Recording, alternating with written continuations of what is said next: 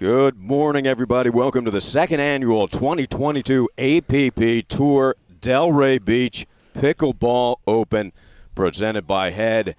This year's tournament hosted by JJ, Julie Johnson, and Mircea Merariu. APP Tour CEO Ken Herman and Foster Events Group bringing it to you. Hello, everybody. Championship Court number 2, Ari Shannock, along with John Davison, former pro pickleball player, race car driver. This guy does it all. John, glad you're here. Beautiful day. Yeah, I'm very happy to be here, Ari. Thank you.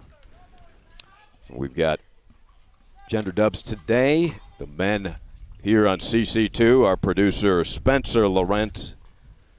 CC2 production brought to you by Pickleball TV. And a good one here to start us off this morning.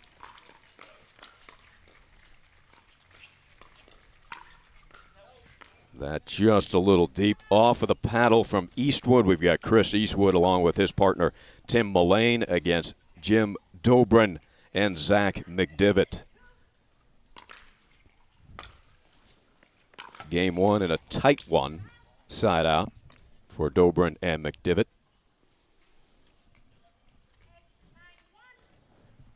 Yeah, tight one, 8-9-1. You know, we had a little bit of controversy right before we went live on a tight line call. But it's been pretty evenly contested so far, this match. Yep, and that was settled. Good sportsmanship on both sides. Good the exchange here and the point put away by McDivitt. All set up by Jim Dobrin, just applying a lot of pressure and getting one to lay up for McDivitt to put it away. That bangs right off of the tape of the net, and they will take it.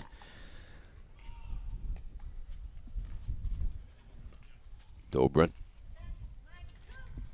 serving for game one. Tried to drive that one in, didn't clear it, John. Yeah, you know, he went for the win there and came up a little short. Mullane serving.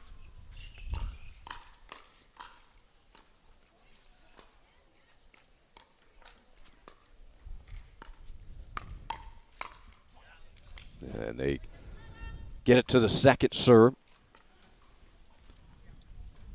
Will be Eastwood, the southpaw.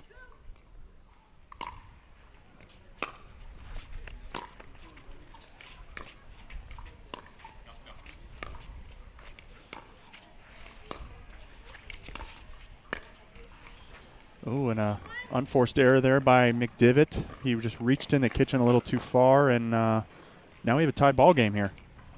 Eastwood, 10-all, second serve. Deep, heavy serve, good return. Backhand swinging volley for Chris Eastwood. Puts them up one here and gives them a game one point.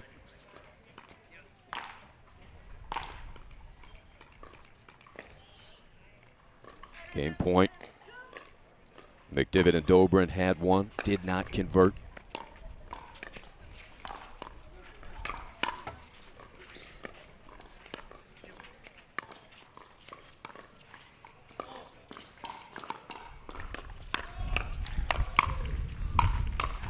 And watch it, you get it upstairs to the left-hander who's covering the middle of the court there, John. Yeah, and he finds the easy put away. So game one, highly contested, goes to Chris Eastwood and Tim Mullane. Well, John,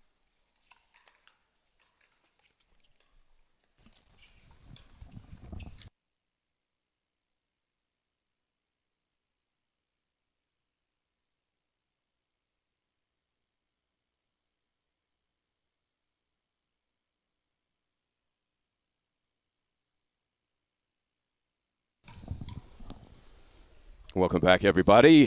2022 APP Tour Delray Pickleball Open here at the beautiful Delray Beach Tennis Center, home to the Delray Beach Tennis Open, which occurs every February. Just a gorgeous venue, beautiful weather, John. A little slight breeze, can get breezy this time of year here in this area, so close to the ocean, but perfect conditions, really. Yeah, I mean, it's beautiful weather today. Yeah, you know, you do have a little bit of breeze. It's kind of swirling in the bowl here, but it'll be interesting to see how the players adapt to that as well. But I can't complain about the weather today. May get a little sticky later in the day Yeah. with these guys, but highly contested. Game 1 goes to Eastwood and Mullane, 12-10. That drops a bit wide. Now you're looking at Mullane and Eastwood. They've both got good length. It's going to be tough to get the ball over their head. For sure, and, you know, it's hard to dink with them, too, because they have such a good reach into the kitchen, and they're able to start a lot of attacks and apply a lot of pressure.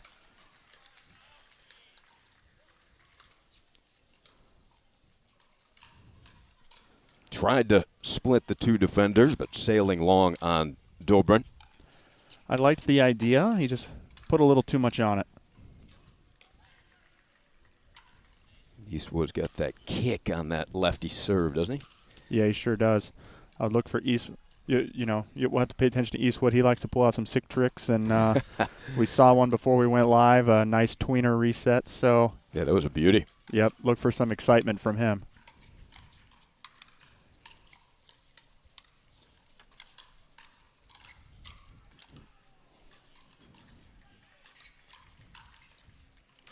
Upstairs, and good hops there from McDivitt. Yeah, Mullane did not lift that lob up high enough for sure. McDivitt ate that one all up. Quick bounce for there from Zach.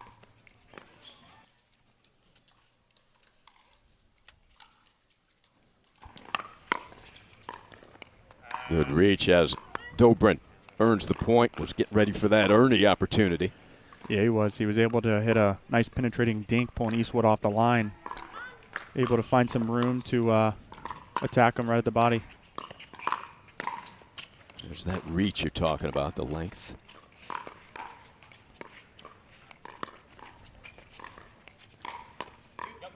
No tweener that time, but he put it between the defense.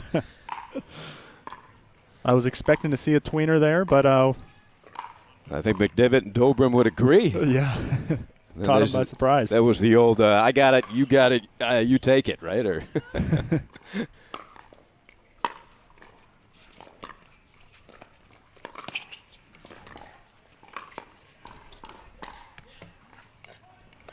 we saw that a couple times in game 1. McDivitt, you know, hitting a couple dinks into the net. So if they want to come out on top of this one, he needs to, you know, really find his groove and start becoming more consistent in those dinks. nice dink approach there. Eastwood, quick hands. Great defense. So that swinging two-hander by the lefty. Eastwood, too much to handle.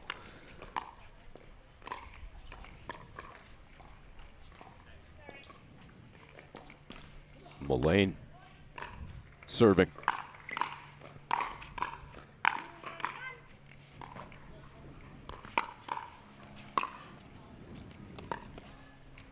Nice little slice on that backhand return, wasn't it, John?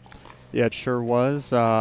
Mullane didn't really get low enough to get underneath the ball because it had such a good slice on it. Wasn't able to lift it up. Staying back and now moving forward.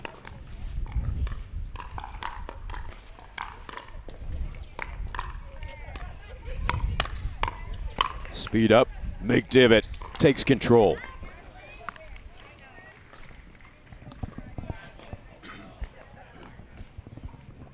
Good quality here, John. These doubles teams, whoever advances will face the third seed, Thomas Wilson and A.J. Kohler. So they will have their hands full, but hoping for that opportunity. Yeah, you know, you can't look past either team right now. That's a problem with knowing who you're going to play ahead of time if you win, right? You know, you can look past who you're playing, and it might not go your way. That's why sometimes people feel like it's better not to even look at the draw. Just go out and play them. I've had to do that myself in the past. Everyone here in this bracket is a very good player, so you can't look past anybody, especially with the growth of pickleball right now. Everybody's just getting better and better every single tournament. Nice 1-2 punch by Eastwood. Earns another point for Eastwood Mullane.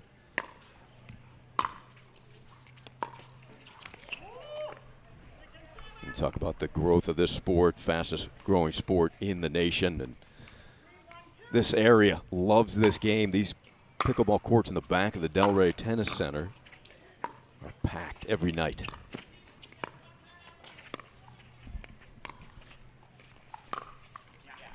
ATP for Jim Dobrin. Yeah, great patience by Dobrin, allowing that ball to come a little more wide so we can get a better angle.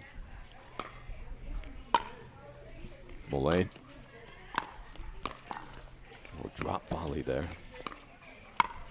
That one got up for Eastwood. Chris, he makes it look easy. Very fluid player, isn't he? Yeah, you know, very nice, beautiful strokes. He really does make the game look easy. Very graceful. Yes. That one just a little short, so a side out, quick side out for the Eastwood Mullane combo.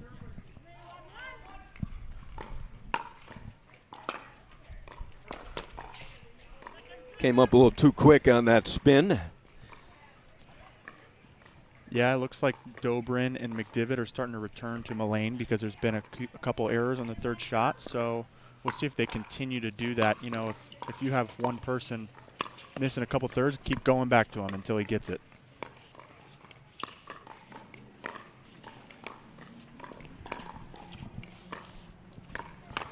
Redirect and right at him. Good quick hands from Dobrin.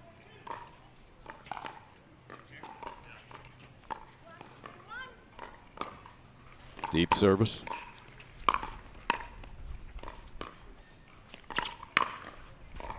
And that just missing deep.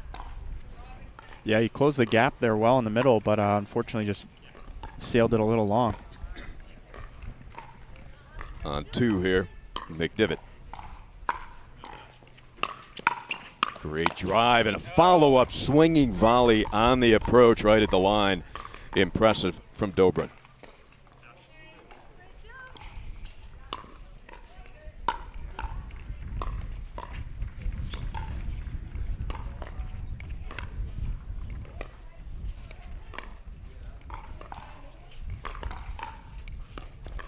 Good rally here. Yeah, good patient play. Looking to find the right opportunity. There it is. There it is. You called it. That's the patience. You wait for your ball. Well, especially when you're a tall player like Eastwood, you're just waiting for that dink to sit a little high to where you can go in and just speed up at the body of the guy in front of you. Good pickup there by Mullane because McDivitt's sliced return is a nasty one. Yes, it is. It doesn't come up off the court at all, does it? No, it really doesn't. And that catches line, I believe. Nice swipe there with a backhand volley by Zach. Did you get a score there, John? I believe it's 4-2-2. We're having a little difficulty hearing the official. We apologize.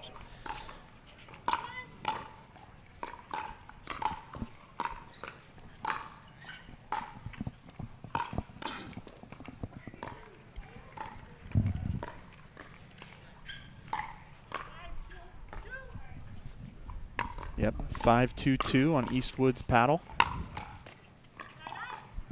Eastwood questioning himself there. It went for the big inside out forehand.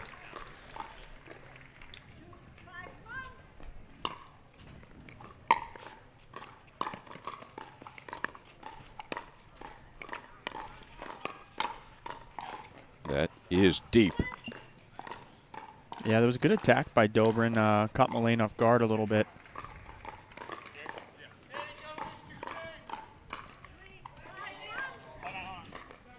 A ball on court. Championship court number 2 here on APP TV, on YouTube and Facebook.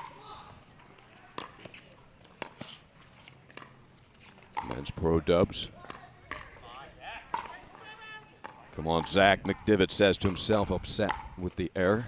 Yeah, you know, he's had a couple of those so far this game, so it's definitely in his head. If I'm Mullane, I want to stay in that cross-court dink with him. That ball gets upstairs to the lengthy Tim Mullane. And you were talking about Tim's ability before this match. John, familiar with his background? Yeah, very high-level tennis player. I've played him a couple times, and very solid, good hands, good presence at the net.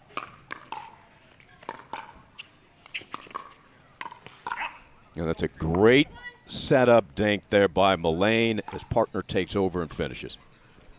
Yeah, good little inside-out forehand there.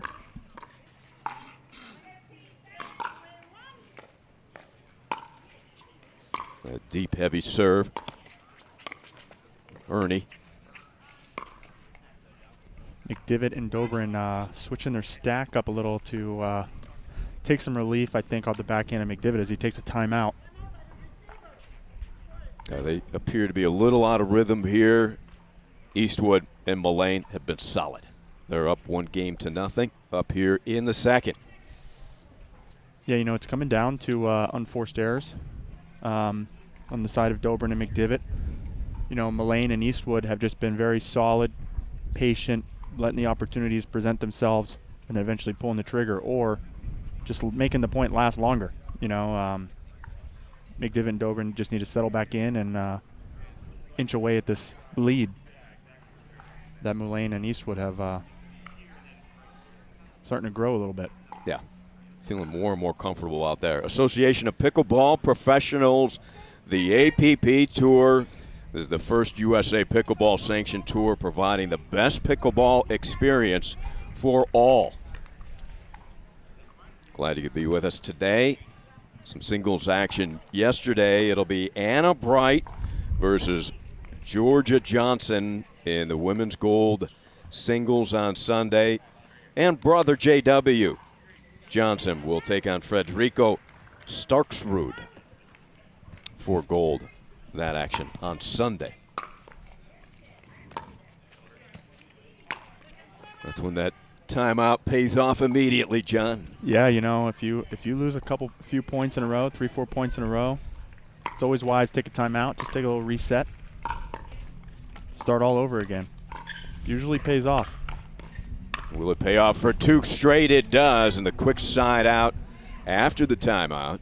So not only to regroup your side, John, but also break a little momentum on the other side, correct? Yeah, of course. You know, make the other team overthink what they're doing instead of just being in the groove that they're in, right? They want to take advantage here. The side of Dobrin McDivitt, and now on a second serve. Score 2-7-2.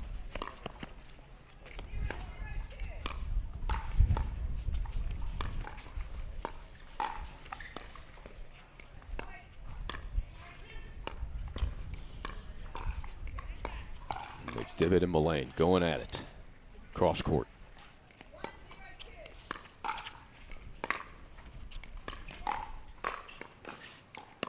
There's the switch. That doesn't pay as Eastwood. You got to be careful. That southpaw John, he's got the forehand right up the middle, right? Yep. When you get the lefty-righty, both forehands in the middle, it's not always the best decision to throw at middle, is it?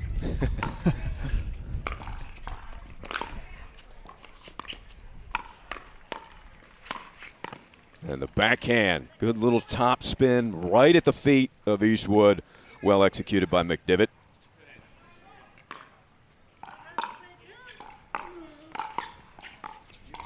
7-2-2.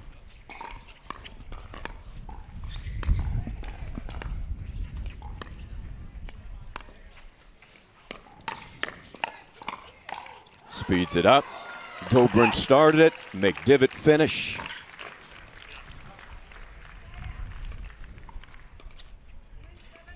They really need to make up some ground here, Ari. But unfortunately, they'll have to wait on another serve.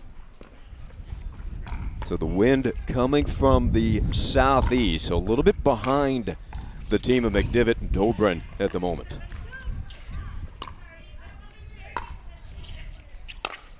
Nice drive. Picked up, though.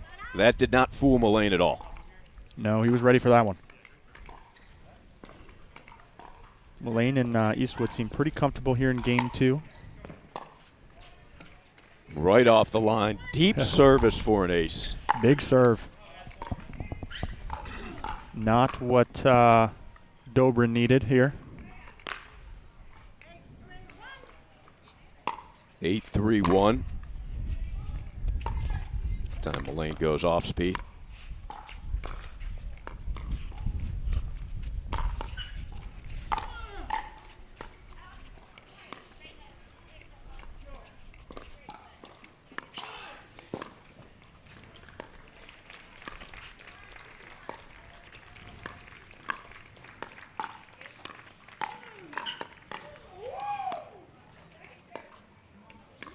Long rally here.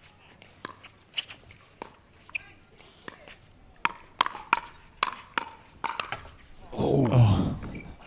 Set up so nicely. Yes, it was.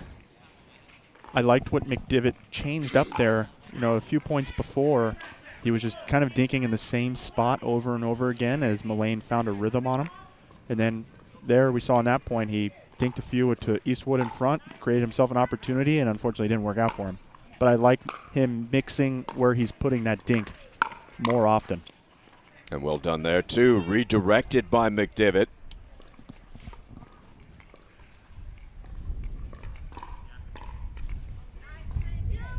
Nine, 3, 2. They need a side out here. And a good drive, follow-up volley by Mullane, and we have a match point on the paddle of Chris Eastwood.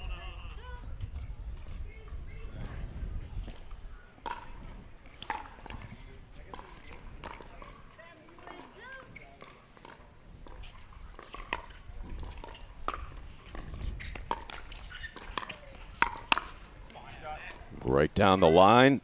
Very nice hands there by McDivitt. They are alive here, and they need a run right now, John. They really do. You know, you got to string a couple. You know, they've just had a hard time executing when they have the ball, right? So when you're not scoring on your side outs, the other team inching away at the lead.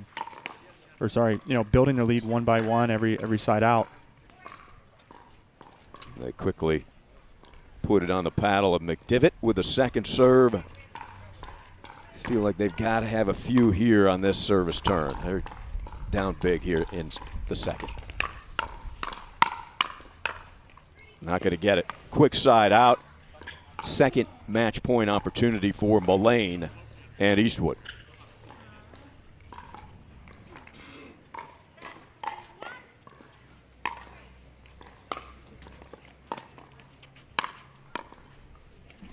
Nice drop volley. Yep.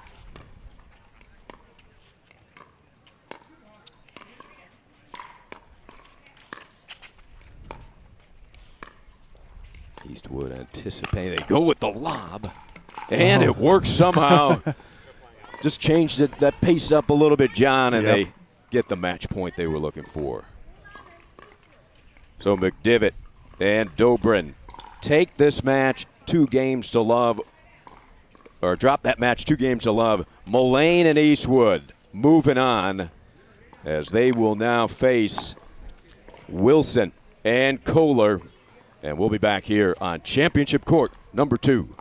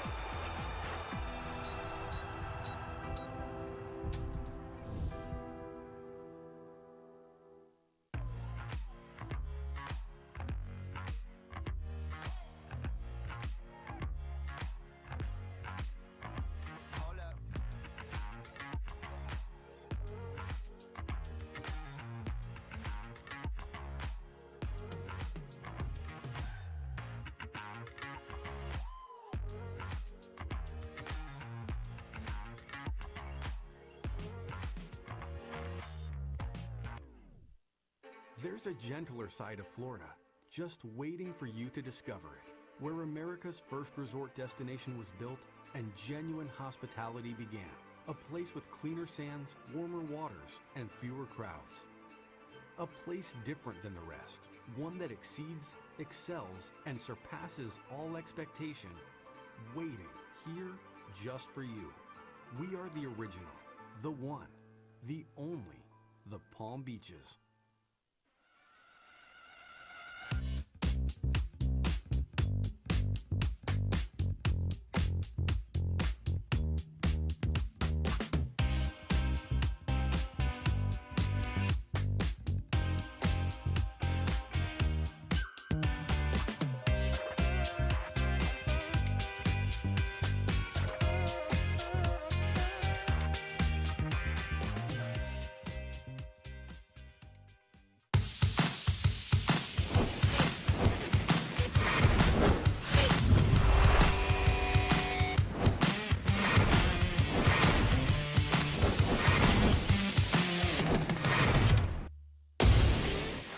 So ready for Next Gen. This is Next Gen Pickleball. I'm so ready for the Next Gen Tour.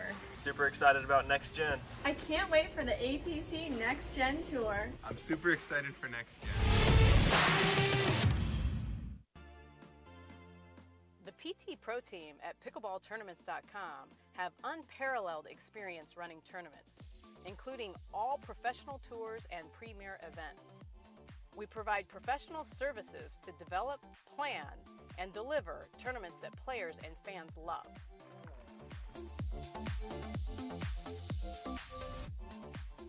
Pickleballtournaments.com, powering pickleball tournaments worldwide.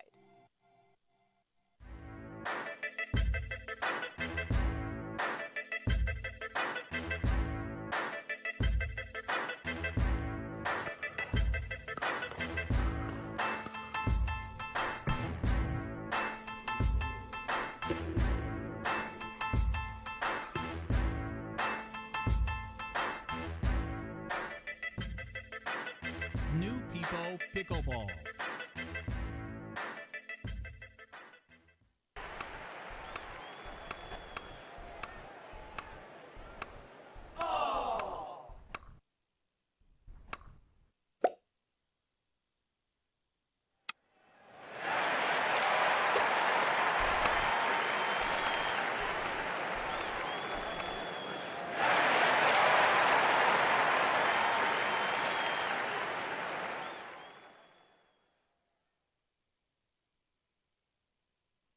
At Coulter Homes, the rules are simple. Grab your paddle and always dink in the kitchen. Remember where you are. Coulter Homes is the home of pickling. Smash and poach on dedicated courts in resort-style and active adult new home communities across the Southeast, including PGA Village Verano and Port St. Lucie, home of the World Pickleball Open.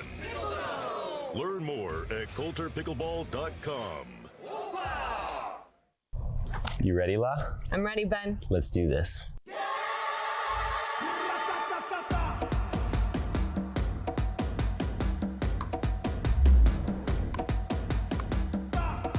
Sorry, Ben. Come on, La.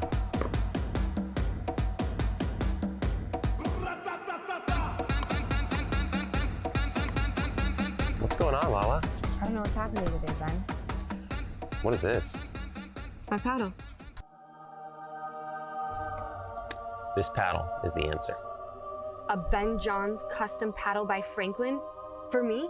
Yeah, let's crush it.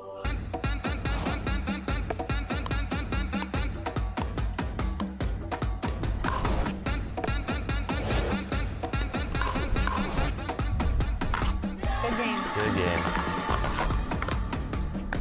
Thank you, Ben Johns. Way to go, Lala.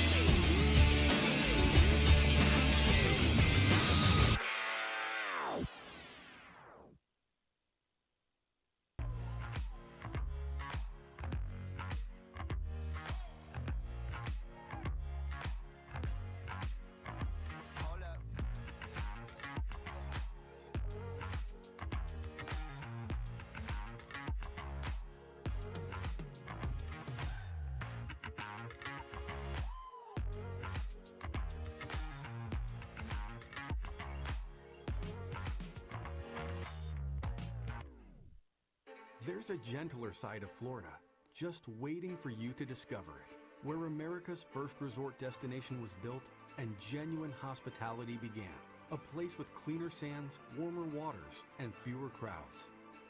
A place different than the rest, one that exceeds, excels, and surpasses all expectation, waiting here just for you. We are the original, the one, the only, the Palm Beaches.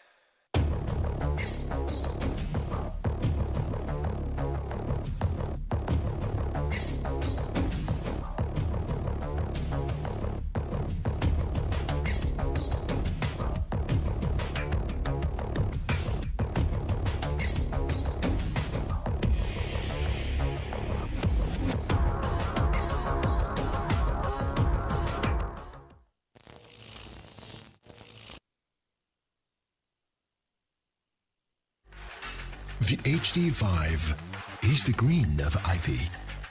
It represents hope, tenacity, the spirit of life and growth. It also reminds us of the Ivy League. The HD5 features a good rotation, an excellent sweet spot, thicker core, and super power.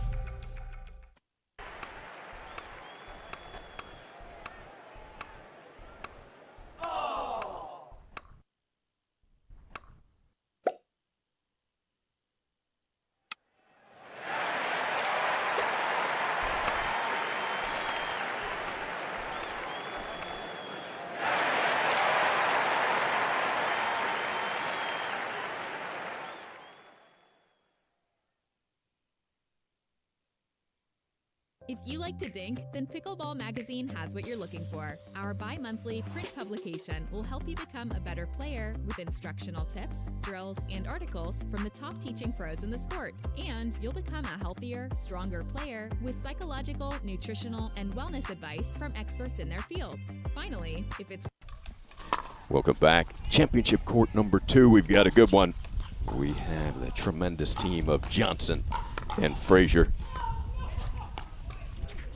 as they take on Eric Gilbert and Jay Campbell. Yeah, it's a tall order for Gilbert and Campbell here, but two solid pickleball players. Going to try to upset this number 2 seed. 0-0-1. J.W. Johnson has the most wins in men's doubles on the APP Tour with 71 wins. And his partner, Dylan Frazier, number 5 on the list with 51. Wow. 71 wins. That sounds like a lifetime of wins. For most pickleball players, that would be true.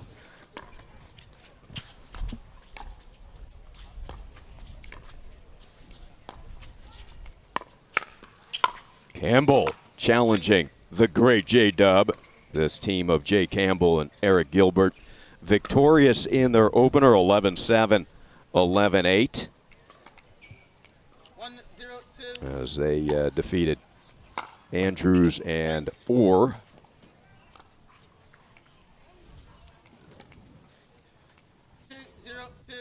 Good start, 2-0-2. Can hear Derek Prince, our official in this one. Side out, down to Frazier and Johnson. It'll be Dylan serving first.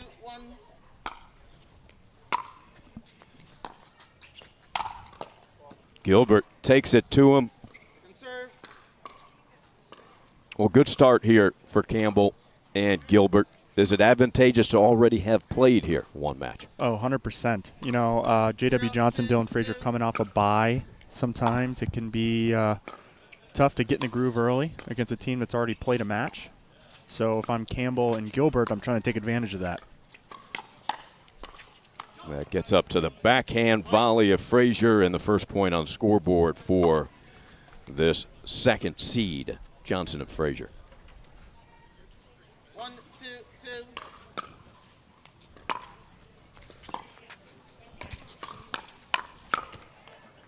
They get the side out. Any intimidation factor when you're facing these guys?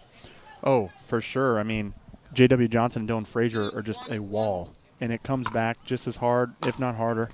So you really have to be confident in your ability, but be on your toes and get ready for the next ball to come back.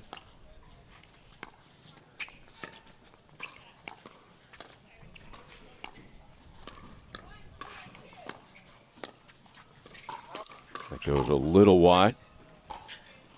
So a 3-1.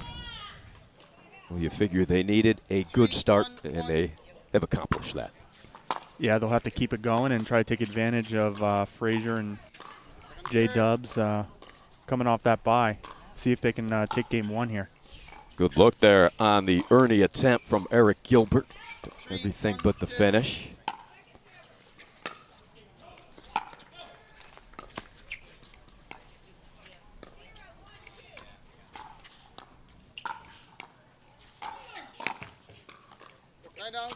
Side out. 1-3.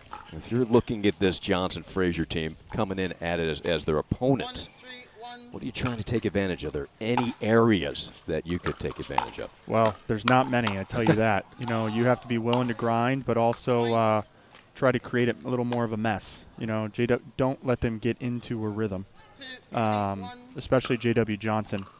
Move that dink around a lot. Try to make it messy for them. And be able to apply some pressure right back to them. Upstairs, JW, or take your pick. They both had a paddle on it.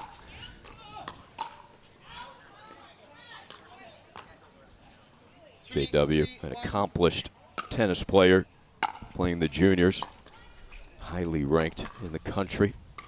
Before that ultimate switch to pickleball, I think you have to say he's made the right move. He's doing well so far, and he's still got a lot of years to go.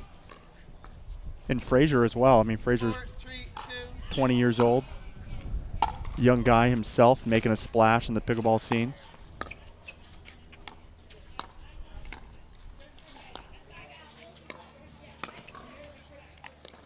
Very similar style on the volleys with these two players. How do you break down their form? Well, JW especially has a very solid base. He's very well balanced, and Frazier can be as well. But JW is just always really loaded down on his legs, and it makes his volleys always so precise when he is just so well balanced and low. So you really have to be able to change the pace of the ball, change where you're putting the ball, because once they get in that groove, you know, it's tough. Yeah. And they reach in very well, their weight's forward. Deep service, 4-4-2. Watch out. Gilbert almost played it back on the court, but JW, those strong hands. And John said that tremendous base.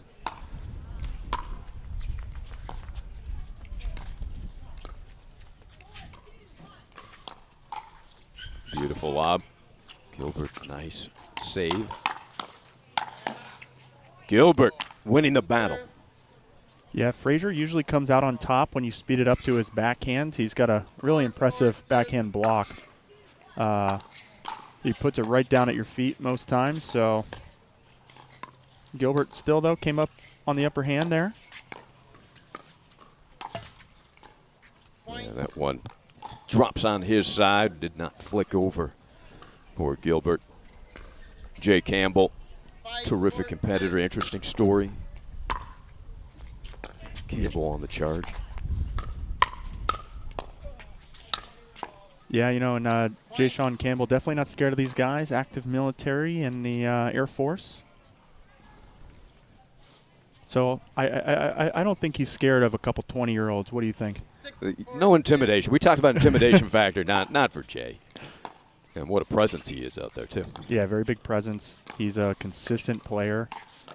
He'll be looking for Gilbert to do what he's doing right there, starting a lot of the attacks, making it messy for Frazier and JW. 4-6-1. 4-6-1. They had led it 3-1 to open it up. Good drive there by Campbell.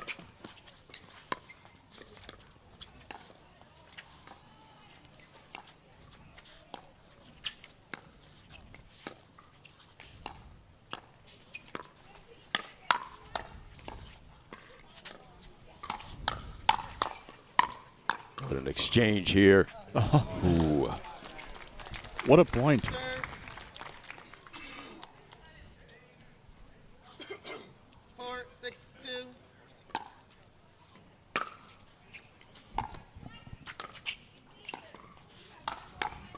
There's that backhand volley you're speaking of. Excellent defense, but Frazier in the end on top.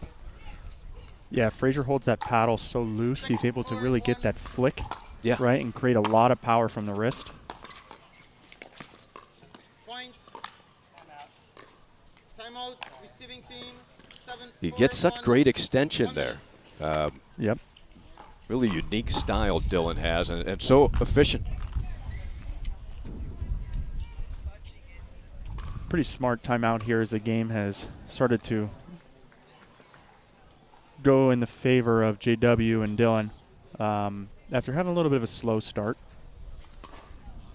Yeah, they are completely warm now. It didn't take long in these upper 80 temperatures. They had the bye in the first round, as we've discussed. As the 2 seed, Campbell and Gilbert winning their first 11-7 to 11-8.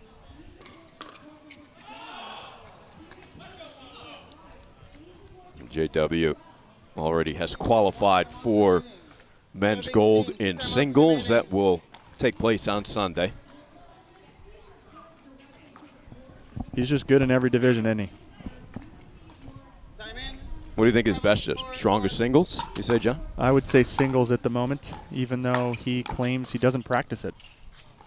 Interesting. Well, that's where the tennis comes in, I guess, with the movement, and certainly you're not going to wear him out. 7-4-2. Second serve.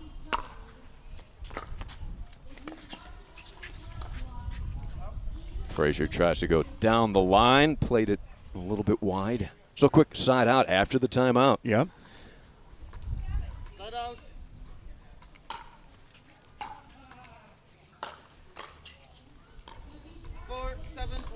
4-7-1 in a game one that you really feel is critical to Campbell and Gilbert. Yeah, definitely. You know, you really have to take advantage of that first game against a team that has a bye. And they did at first, up to a 3-1 lead, but now they're down 4-7, or 5-7, sorry.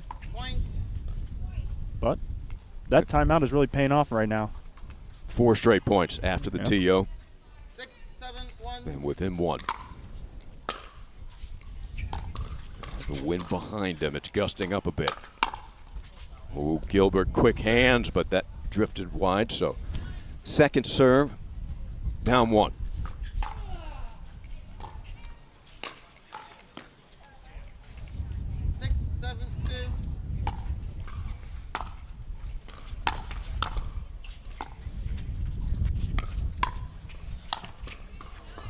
Well, JW able to turn that volley over. Frazier attempted the same maneuver, came up a little bit shy. 7-7-2. Great drive. Great drive. Campbell with some pace.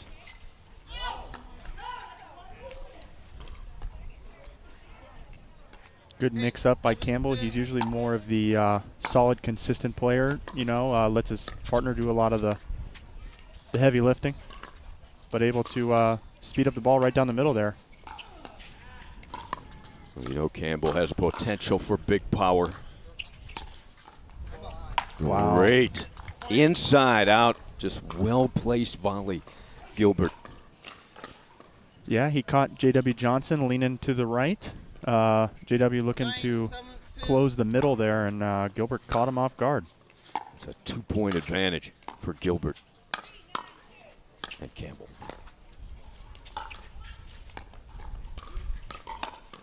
Speed up. Gilbert was prepared. And look at what that timeout has produced. Yeah, you know, it really turns the tables, doesn't it? 10-7-2. Have game point.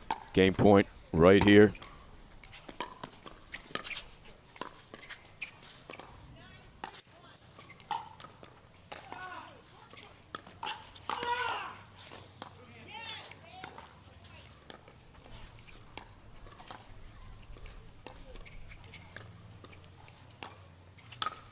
Speed up right into the body. Well executed by J-Dub.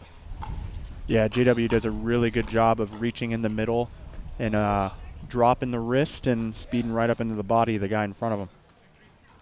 They get the side out, remain alive here in game one. They had led 7-4. It is 6 straight points.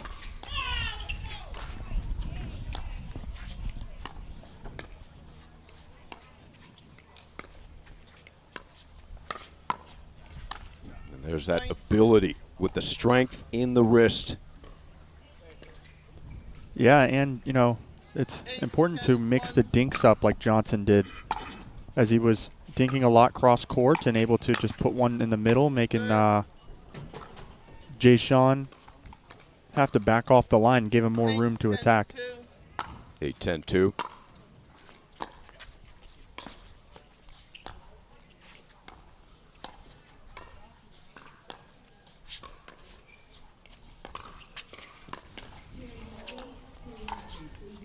Wow. Right on the line. Sensational shot by Eric Gilbert. They have another opportunity here. Close out game one. 10-8-1. Second opportunity for game point.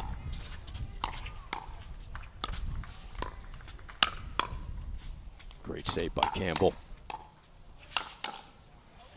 And that one wide. Excellent action. On 2. 10-8-2. Third attempt at game one.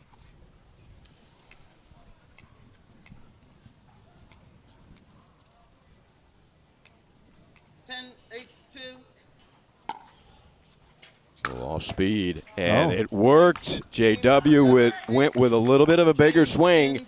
Sometimes that change of speed, John. Yep. And a good game one. So 11-8, Campbell and Gilbert lead the 2 seed of Johnson and Frazier. Will be back for game 2 here on CC2.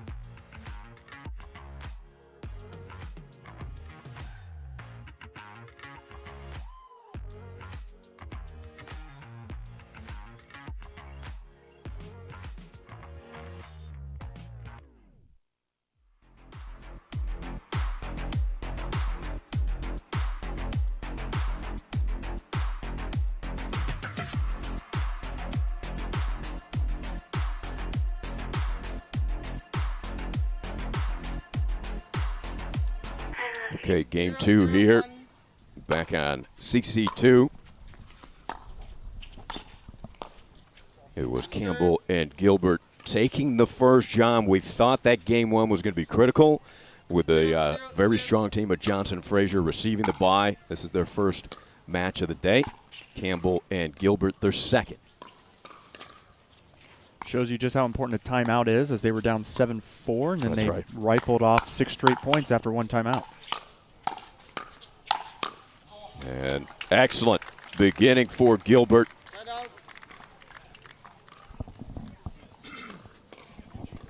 Yeah, the timeout got a quick side out, so that's 2 points, and then ran off 6 consecutive on their service. And they have started out nicely here in game 2. I believe Sean Campbell now 2 for 2 on the third shot drive.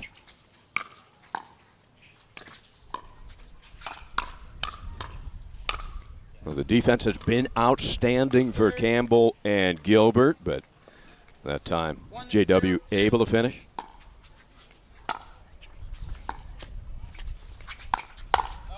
Oh, he catches him. Got him. Dylan tried to duck out of the way. The two-hander running approach from Gilbert. Effective. 2-0-2.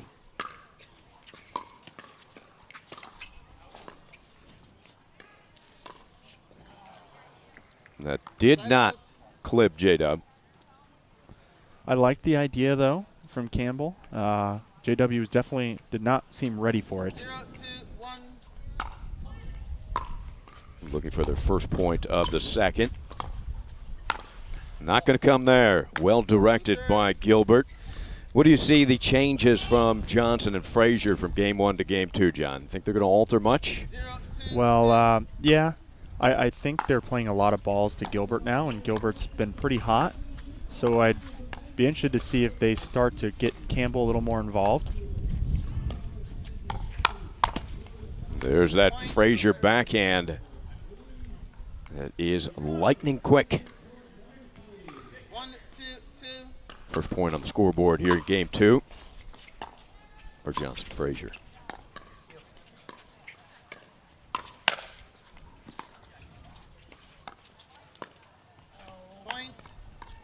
We're tied at 2. Game 2.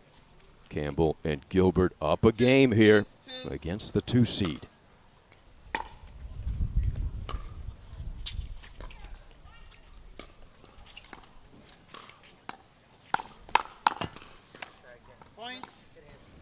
I think JW Johnson and Frazier starting to find their groove here a little bit. 3, 2, 2. They run off 3 straight.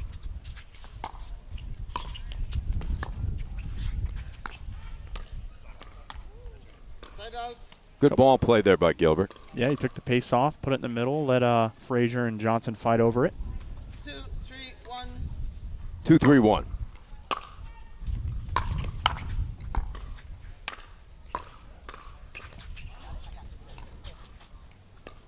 Gilbert and Campbell able to switch.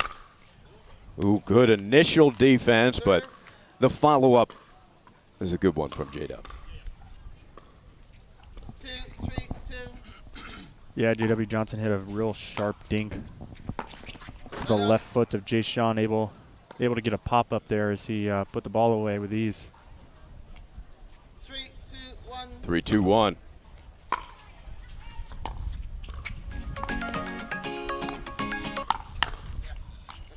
And Gilbert up to the task again with that forehand volley. They're finding a lot of success attacking in the middle. You know, we've seen a couple clashes of paddles from Frazier and Johnson. So it seems to be the target that they're going for. 2, 2.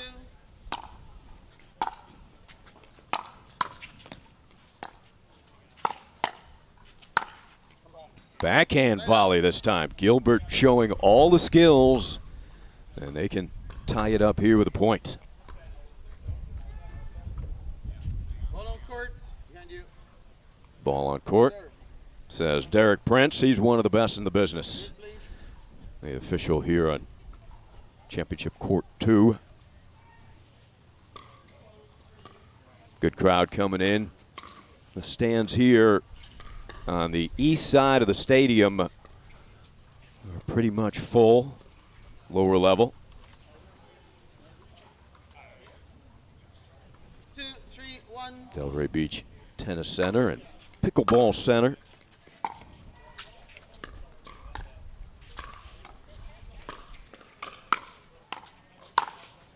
Hey, well done. The defense from Campbell setting the offense up. You know, it's important to note as well, Frazier has had some lingering injuries. So he may not be 100% right now.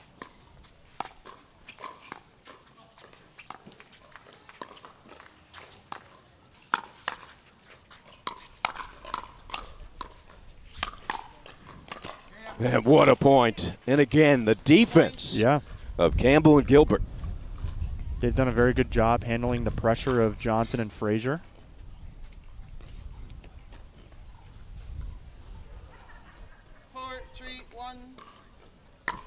And they are back on top, 4-3-1. Oh, the Ernie. Here's Eric say no, because he read it well, didn't he, John? He really did. He just got a little excited, pushed it out. Good heads-up play by Gilbert, though, recognizing that the Ernie was there for the taking. A deep return by Dylan.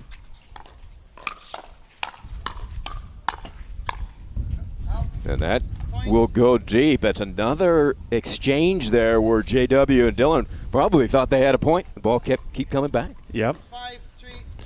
It can be very annoying when playing a team like Campbell and Gilbert right now, and no matter what you do, every ball comes right back.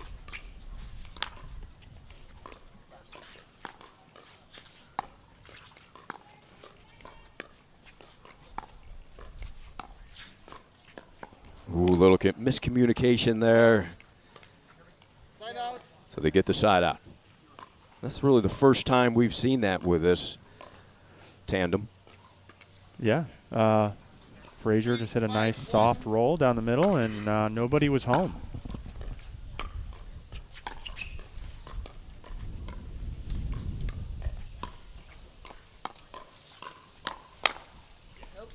Yeah, too good from J.W. Johnson.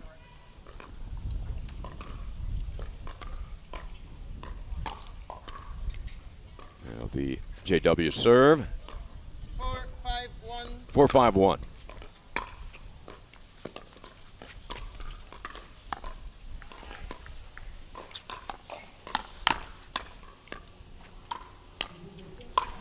Goodbye.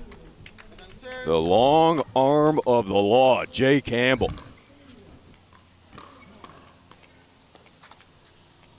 Jay Campbell, a great player, one of the nicest guys on the tour. Puts it right at the feet of Johnson. Very uncomfortable position. Even the skill of JW struggled with that one. 5-4-1. Side out with a 1-point advantage. Two-hander. Frazier again splitting that defense. And Jay Sean Campbell calls a timeout on that. Interesting. Just a breather here, you think, John? Well, you know, they've had a couple balls go down the middle, and maybe just take a timeout here and regroup and start all over again. They're definitely in this match playing well. So, yeah. Yeah, go ahead. Oh, you know, just sometimes if you have a couple bad points, all right, you know, we'll just take the time and forget about it. And they are up a point here, 5-4-2, up a game, winning the first 11-8 against the 2-seed Johnson and Frazier. They try to pull the upset. There's been a solid performance all day long from this duel, Campbell and Gilbert, winning the first match 11-7, 11-8. 15 seconds. Serving team, 1 timeout remaining. Receiving team, 2 timeouts remaining.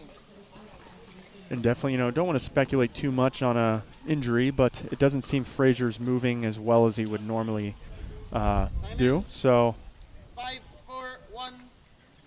interesting to see if that has any impact on the game here. 5-4-2. They're going to correct that call. It is 5-4-2. Side out. They get a side out. Frazier serve looking to tie. 4-5-1. 1.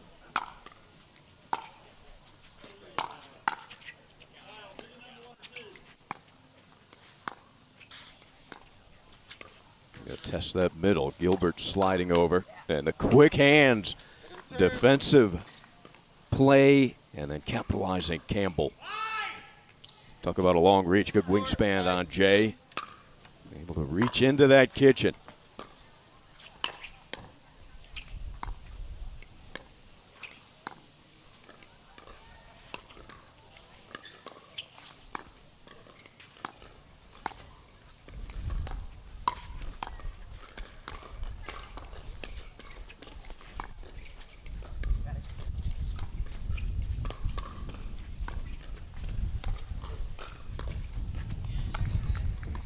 Campbell has some wind to hit into from that side. May have altered that shot a bit. Yeah, it was good placement on the dink from Frazier, finding the inside foot. That two-hander, wicked. Yeah, he took just enough pace off for that ball to land in. I think Frazier and J.W. Johnson thought that was going to sail long, but good change of pace. 5-5-1. 5-5-1. Second.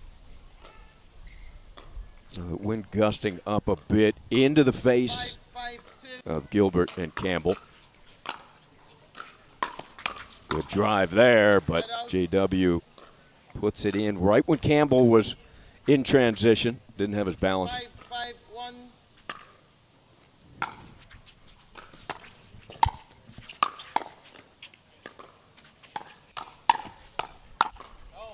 And that is deep.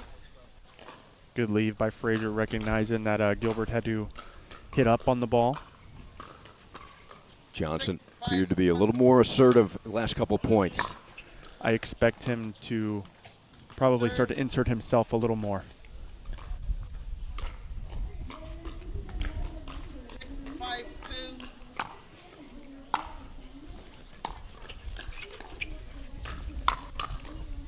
Campbell up to the task, taking on the great JW. Yeah, there's good recognition from Campbell there. 5-6-1. Seeing JW dropping the tip of the paddle, knowing that JW was going to pull the trigger, Jay Sean backed up off the line and able to hit it down at JW's feet. Point.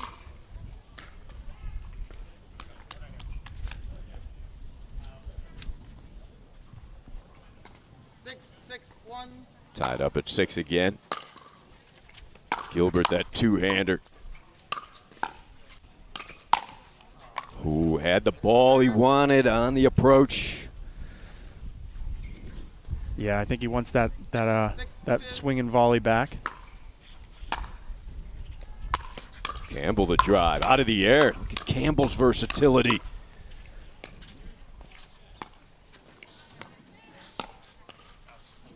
Just wide. Gilbert going for that top spin angle.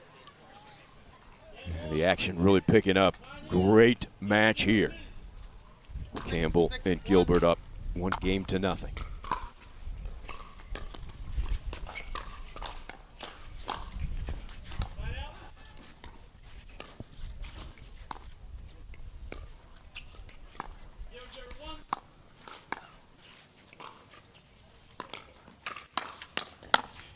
Gilbert again.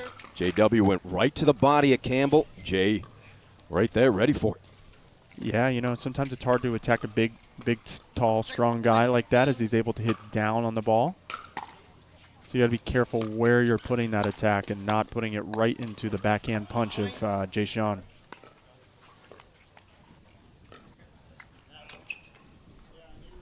Seven, 6-2. 7-6-2. Johnson and Frazier need this game to stay alive. And there is the reach. Campbell earns the side out. 6-7-1. Good serve by Campbell. That snuck up on Johnson a bit. Johnson looking at the paddle. It was the paddle's fault, right? I think so.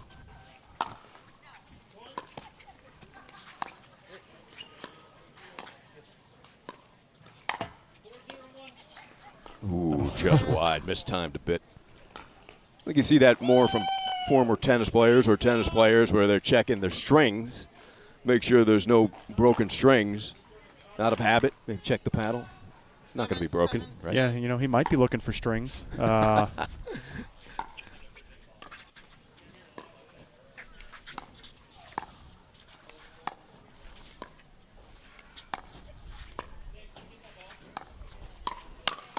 Pulling some strings there, JW.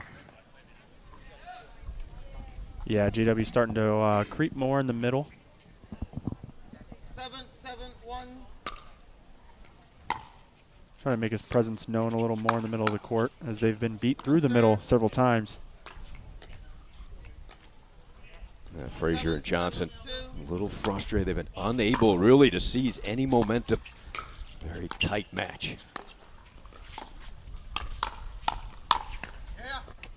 And a lot of it because of that ability to defend, turn that into offense. Yeah, you know, and we're seeing Gilbert and Campbell do a great job at that. 7-7-1. Looking for the lead. Love to wrap it up here in game 2.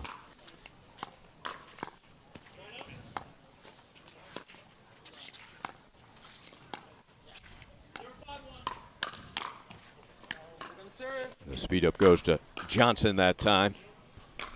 Yep. Caught Gilbert in the chicken wing there in the right armpit. 7-7-2. Deep service. And clips the tape. Gilbert apologizes, but they'll gladly accept that point. Timeout, receiving team 8-7-2.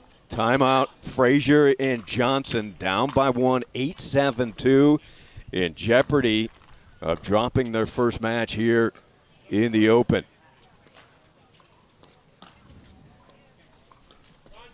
Not coming quite as fluidly as the talented team and the heavy favorite, J.W. Johnson and Dylan Frazier, hoped. Got to credit Campbell and Gilbert. Yeah, you know, they've played well. They've played solid. Jay Sean playing high percentage pickleball and letting Eric Gilbert fly around the court and put a lot of pressure on JW and Dylan. 1 timeout remaining. Serving team, 1 timeout remaining.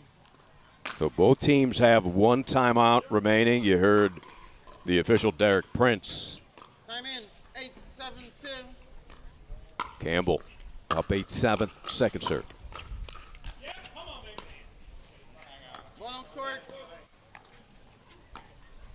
We have a let ball on court. Serve it again. We're calling the score. 8-7-2.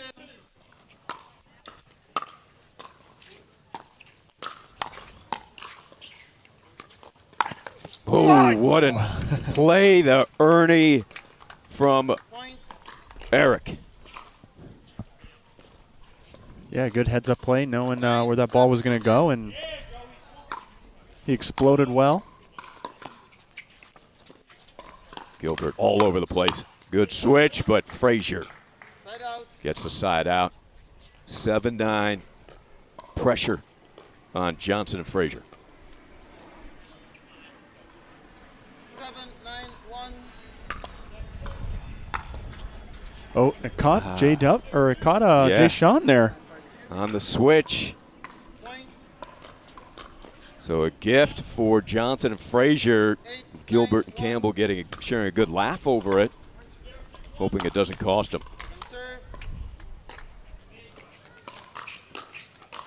Frazier not able to capitalize on that short return.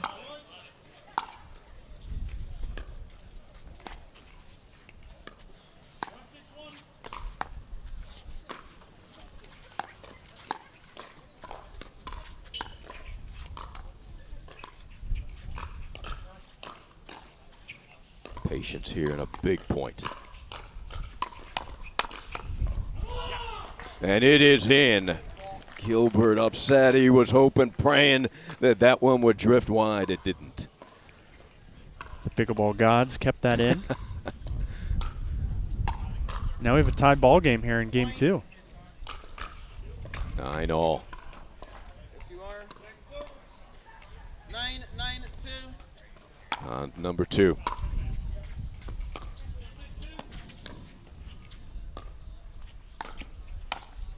Frazier grabs the lead. Let's see if we get a timeout here. We've got a game point. Johnson, Frazier. Both teams have 1 left, and there it is. 10, 9, 2, 1 minute. Yeah, it just got away from there a little bit. So good timeout. Well, we saw in the first game, the timeout paid off for them. That's right. They trailed 7-4. They wrapped it up 11-8 after that huge turnaround. And can they do it again?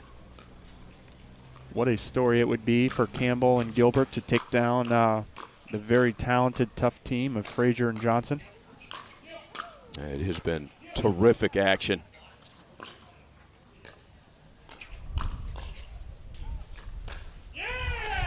Strategy here for Campbell and Gilbert. What do you see, John?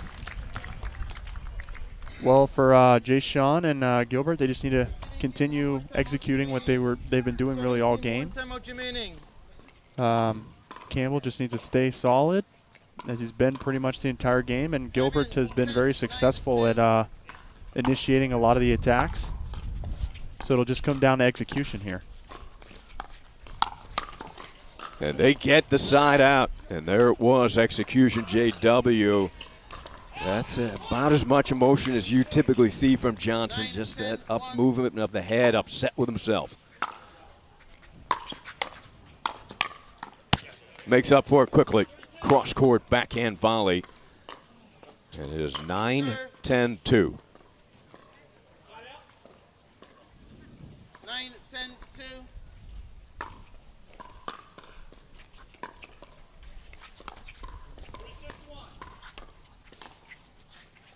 Right on the line. He saved them. He saved Frazier with that volley and ended up losing the side out on it. Second game point opportunity. Frazier to serve.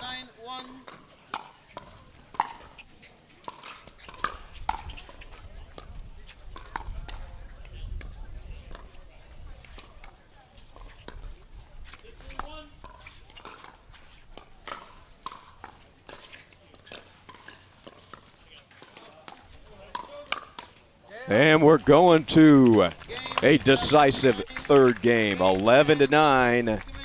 Frazier and Johnson survive after being down 9-8. We'll be back on championship court number 2 for the deciding game.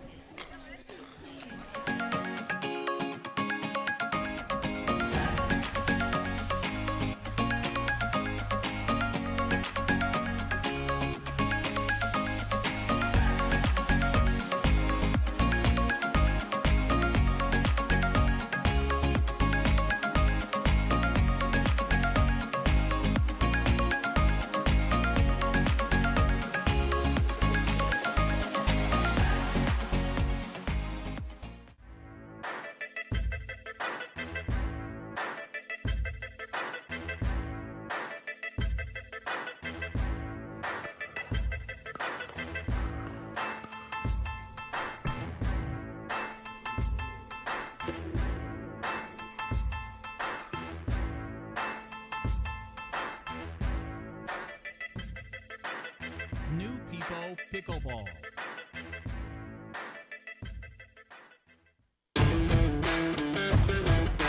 Hey, I'm Ben Johns, and I'm here to tell you why the pros prefer the Franklin X40 pickleball.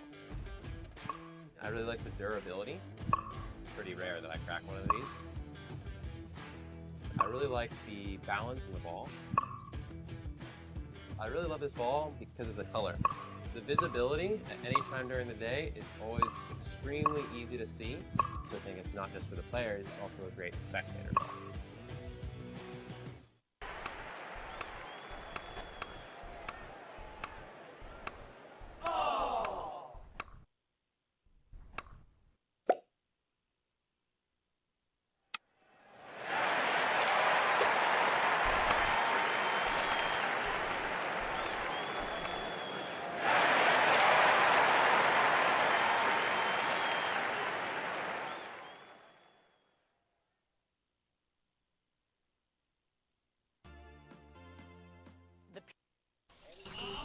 And what a way to begin our coverage here on Championship Court 2. We had a near upset.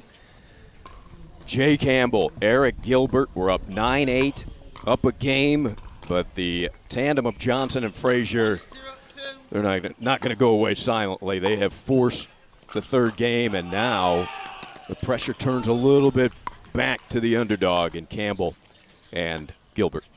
Yeah, it's always in the back of your mind, knowing, putting yourself in the shoes of Campbell and Gilbert, knowing that the Vegas odds are against you. And, when you're unable to close out that game too, you definitely start to feel the pressure just a little bit more.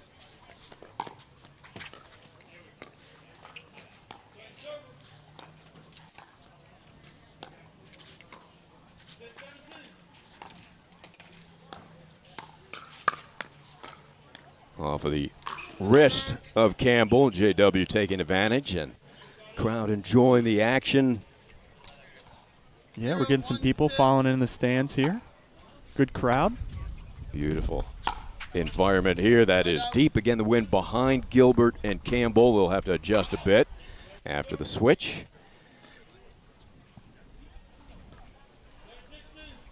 One zero one.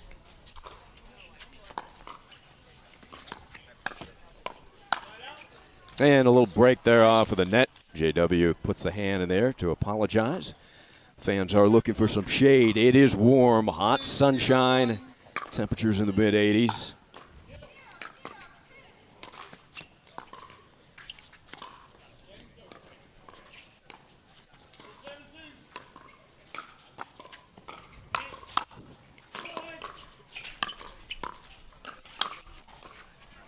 It was a beautiful retreating backhand overhead to Campbell to keep that point continuing, but couldn't survive it.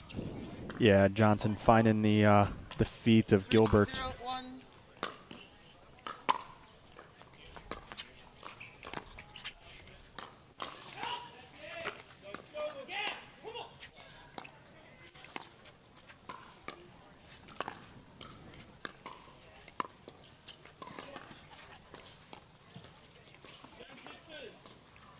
Pick up.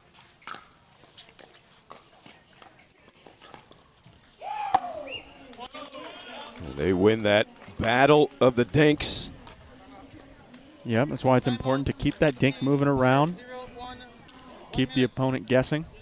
Get them off balance on one, and you might get one dumped into the net. So a quick timeout, probably a wise move, as Johnson and Frazier appear to be the loosest we've seen them. They're both smiling, now have that momentum they've been searching for all day long. They pick up where they left off to finish game two. Yeah, they definitely have a sense of relief on their faces. Frazier's starting to smile a little bit more with JW now. I don't think we saw a lot of smiles from either one of them in game one or two. I don't think we saw one.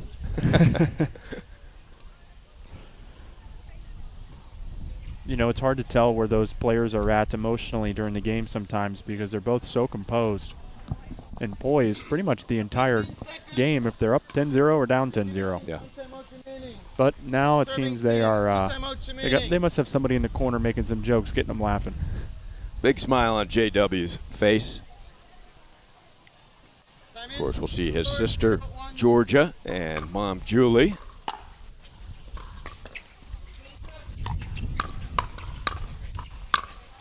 And JW feeling it now. Yes.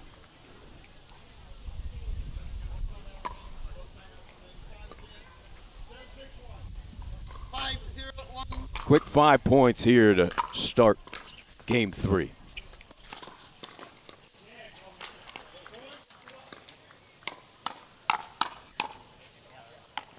And Gilbert threads one through. Big point there. Let's see if they can get the side out. And they do.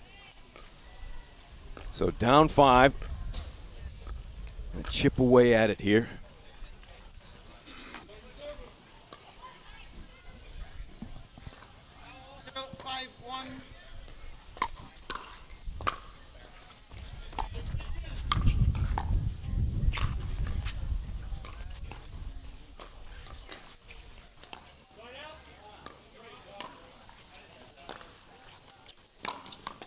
And again, Gilbert finds that little gap, able to penetrate the middle of the court.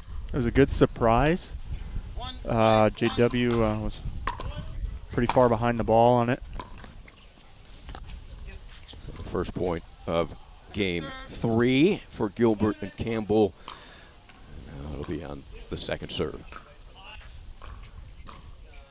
1-5-2.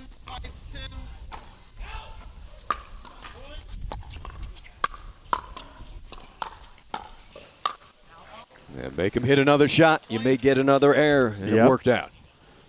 Keep getting that ball back, even if it's a little high. You're still in the point, and they might even make the mistake.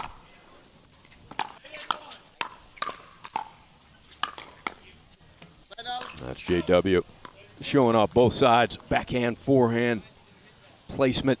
It's all there. Not a lot of holes in his game.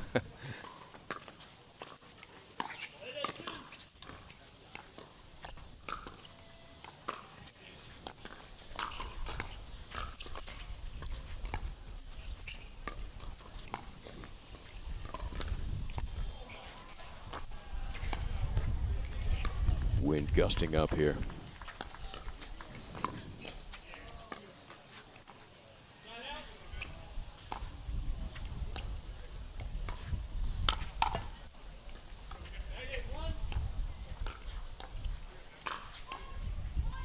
Long rally. Campbell attacking. And JW coming up on top, as he typically does, but great rally. Yeah, and we get the side switch here at 6-1. J.W. Johnson was able to push Jay Sean back off the line, create a little more space for him, make it harder for Jay Sean to hit a good ball back. So the side change, it appears that the team on the south side has had a little more success. That is going into the wind, John.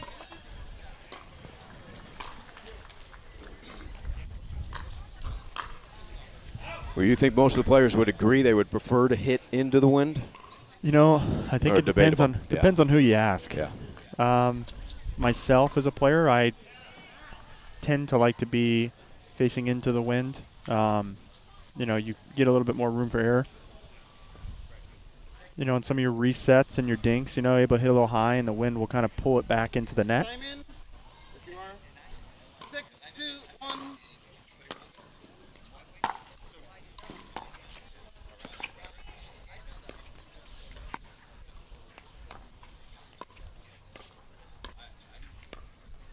Campbell, that long reach right into the kitchen.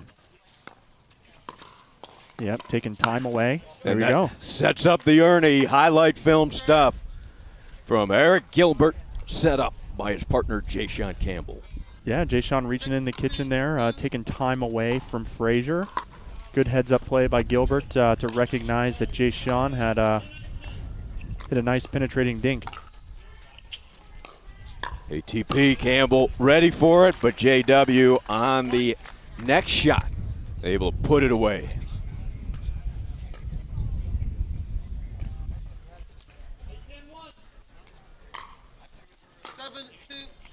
7-2-2.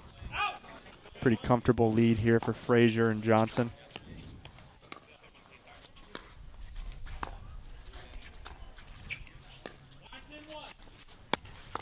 ATP, Gilbert, he's got quite a repertoire, doesn't he?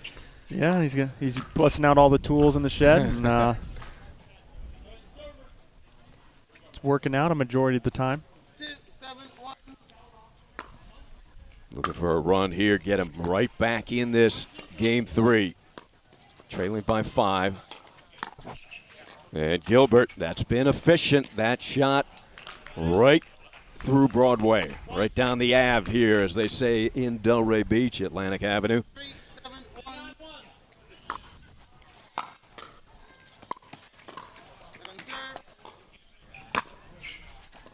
3-7-2.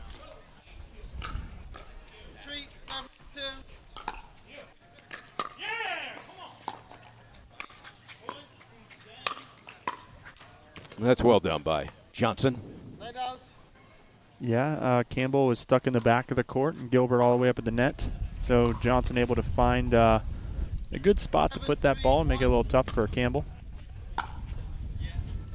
Deep return.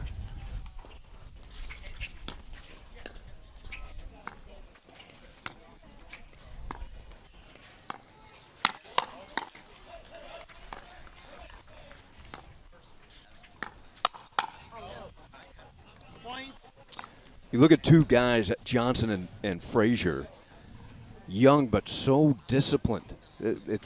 They're not itching to make something happen. So patient for two young players. Yeah, and it comes from the experience that they have on the tour. The #1 and #5 most wins in men's doubles. They have the experience to get it done.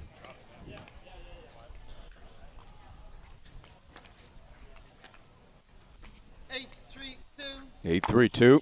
We can wrap this one up. Tied at a game apiece.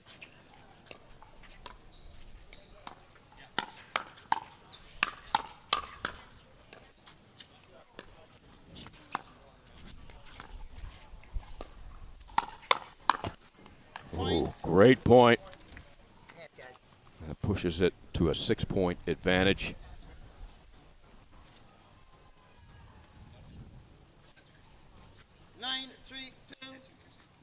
Just a couple points away from closing this match out on Johnson's paddle. And too much speed there. That is quickness. Able to generate such pace, John, with just a tiny flick of that paddle. Yep, and now we have match point. And the Ernie from Eric. Again, he's pulled off a few of them. Human highlight film in this match, Eric Gilbert. What a way to stay alive in the match. Yeah. You might as well go for it, down 3-10.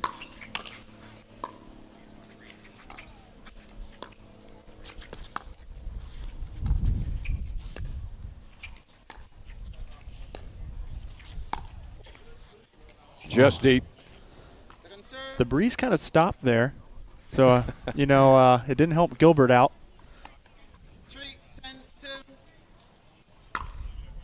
Need a run down, a touchdown. Not going to get it, side out. As Johnson and Frazier will serve for the match again. Second opportunity here. Dylan puts it in play.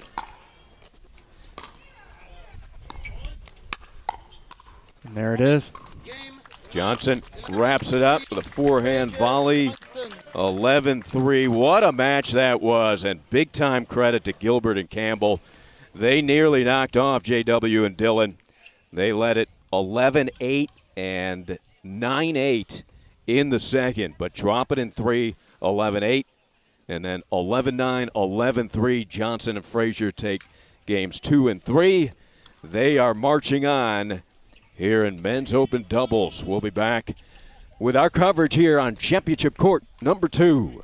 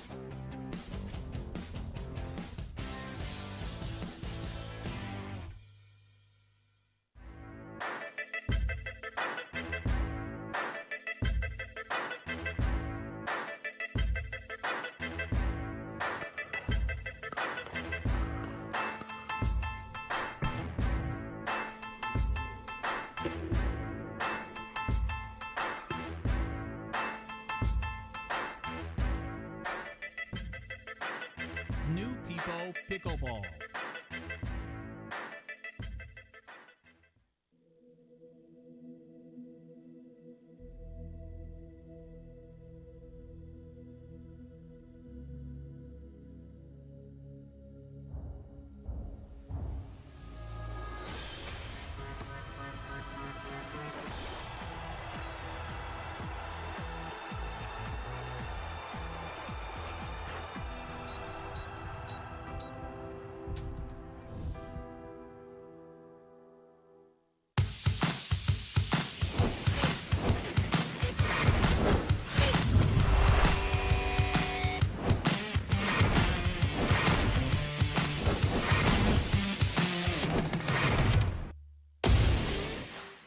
ready for next gen. This is Next Gen Pickleball. I'm so ready for the Next Gen Tour. Super excited about next gen. I can't wait for the APP Next Gen Tour. I'm super excited for next gen.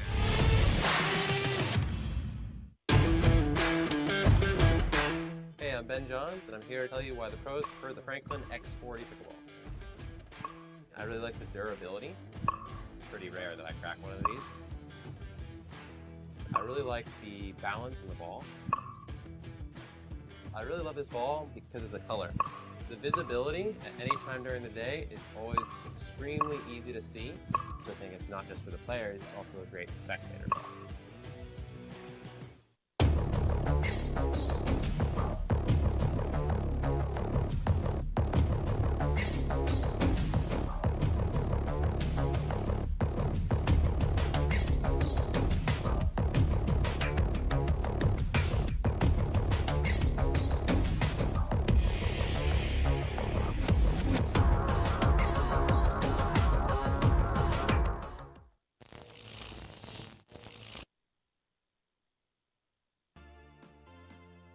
The PT Pro team at pickleballtournaments.com have unparalleled experience running tournaments, including all professional tours and premier events.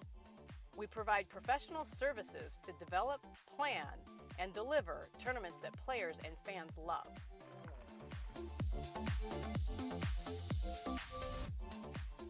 Pickleballtournaments.com, powering pickleball tournaments worldwide.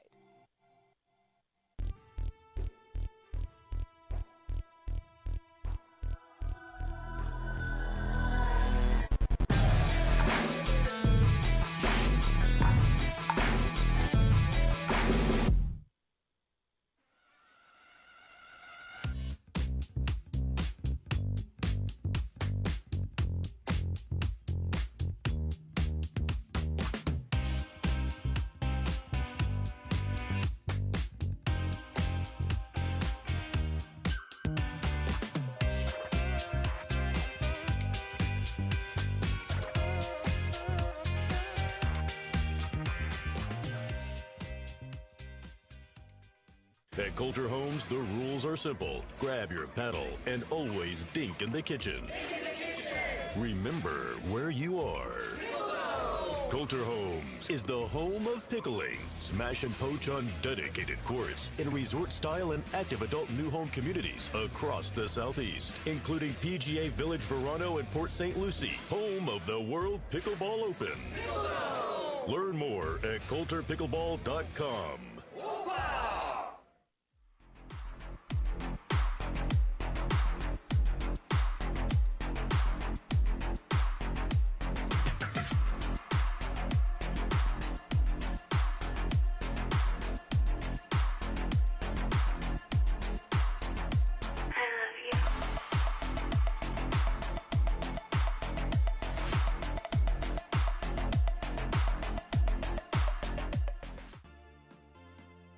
The PT Pro team at pickleballtournaments.com have unparalleled experience running tournaments, including all professional tours and premier events. We provide professional services to develop, plan, and deliver tournaments that players and fans love.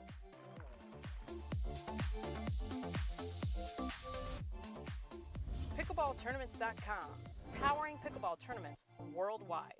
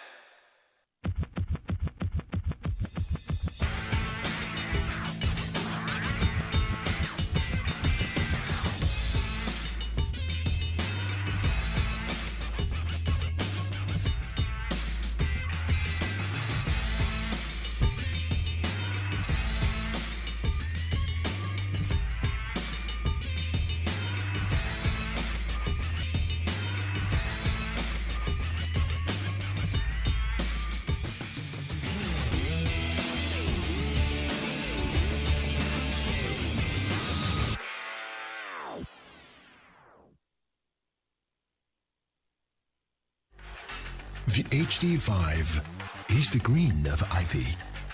It represents hope, tenacity, the spirit of life and growth. It also reminds us of the Ivy League.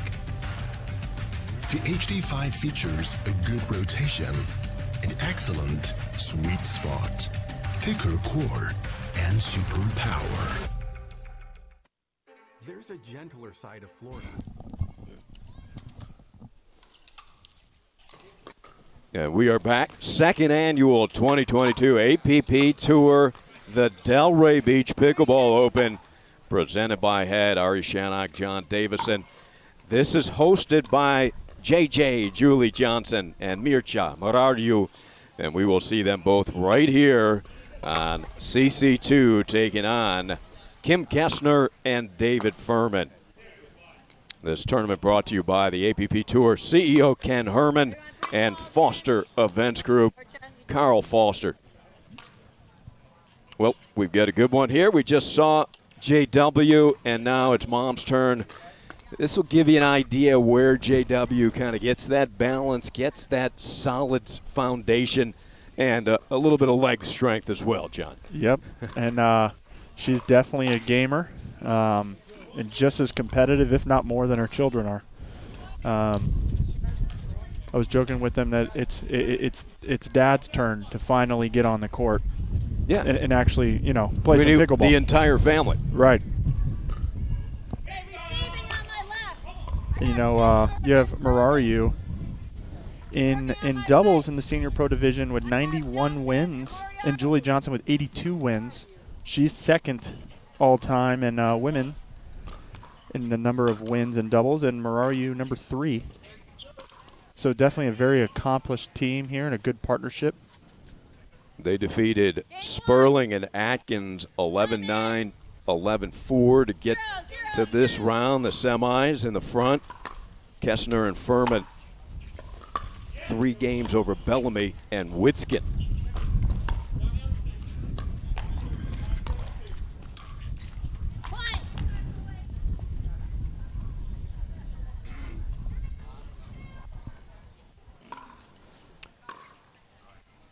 So Johnson and Marariu, they play locally here at Delray, Patch Park. See them out practicing. What makes this such a strong team? Well, they do have a very solid partnership. They both kind of came up together when they started playing. Marariu also, when he first started playing men's doubles, he played with JW Johnson. So very tight-knit partnership here. They feed off each other well. Marariu with this big forehand in the middle creates a lot of problems. Julie Johnson with her backhand can be just as dangerous.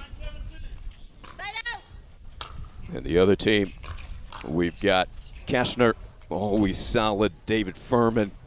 What does this combination really bring to the court? Well, they do have a lot of experience. Furman was playing, in the pro division for quite some time up until recently. He got promoted to senior pro. And, they have a lot of experience, a lot of time on the tours. So, but, I have not seen them play together. But both Onyx players.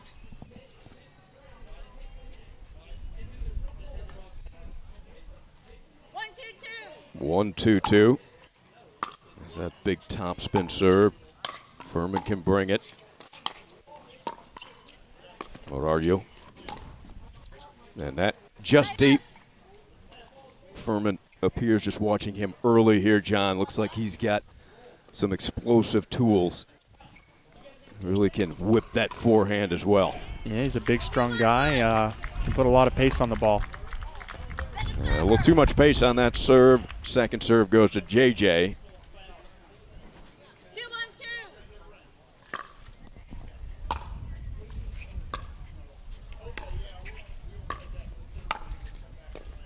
Furman, nice little top spin volley into the opening and the side out. Furman definitely, making his presence known in the middle as he straddles that middle line of the court.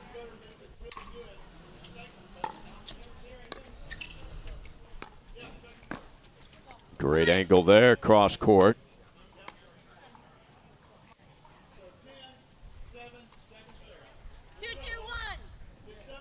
Tied at 2. Kessner.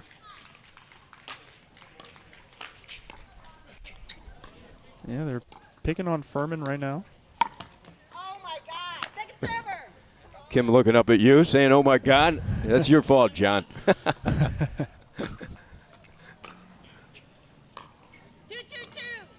I guess I'll take the blame. We're tied at 2. Deuces wild. Mircha tried to whoop that through, but didn't get clearance. Yeah, Kessner's a real solid player. Very consistent. Doesn't make a lot of mistakes, you know, with a good drop shot in there. Nice and low. Oh, Furman wants that one back. He got the look he was hoping for.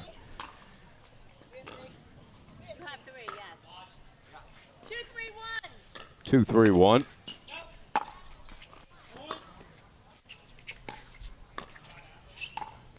Yeah, good reach by Furman. Puts it away. Yeah, he does a really good job of using his size to his advantage. So Muraru and Johnson are going to need to keep that in mind when they're dinking the ball to him, that he's going to reach in and speed up when he can. Yeah, kind of imposing type athlete out there, Furman is.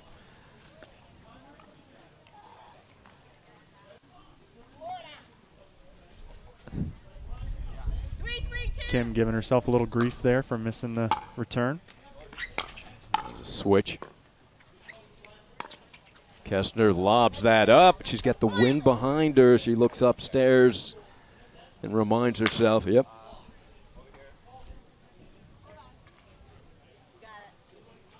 Yeah, you know, on the other side of the court, that might have landed in and been a perfect lob, but I think she had to remind herself where the wind was going. Oh, great cross court, one-handed backhand. Compared to Angelique Kerber on the Women's Tennis Pro Tour, her style of game. I think Julie will take that. Big ball there from Furman, and a ball for a lucky fan. He just needs to get it autographed. Surprised he didn't keep it. Yeah, but right in the pocket. Souvenir from the Delray Open. Yeah, well done. Good exchange there from Johnson and Kessner.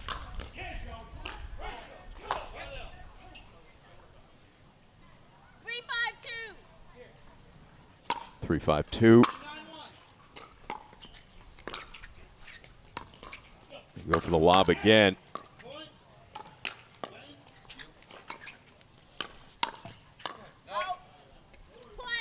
A little help from the net. Always appreciated. Yeah, you know, and a couple lobs so far from Kim. She's 1 for 2. So see if she keeps going back to that. It's pretty common in the senior pro division more often to see some lobs.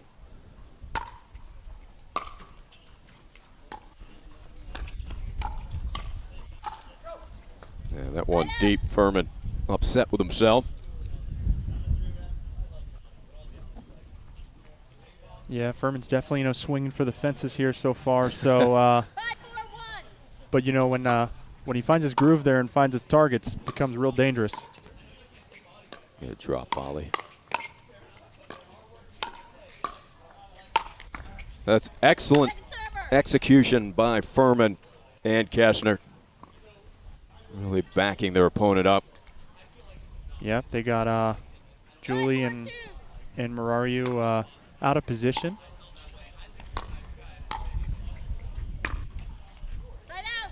Yeah, Mircha can bring it on his forehand, but that one didn't get the height he needed.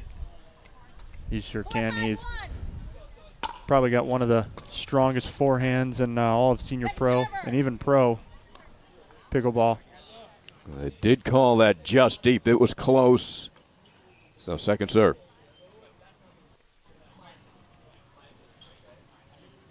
Yeah, get my tennis comparison for Mircha is David Ferrer.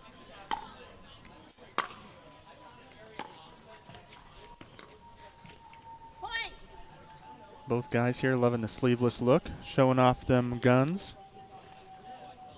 These guys look like they're in their 20s. They got bigger guns than me, Ari. Me too. But I'm in that next age group, so.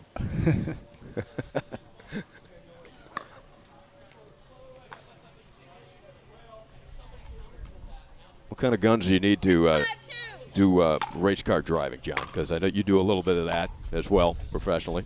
Yeah, you know, if you ask the Formula car guys, they need some strong necks, as there's a lot of G-forces in Formula One. But I race Miatas. We don't really need guns. Yeah. You know, they're pretty slow.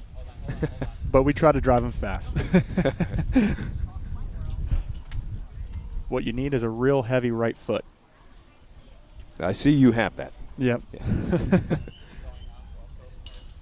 All gas.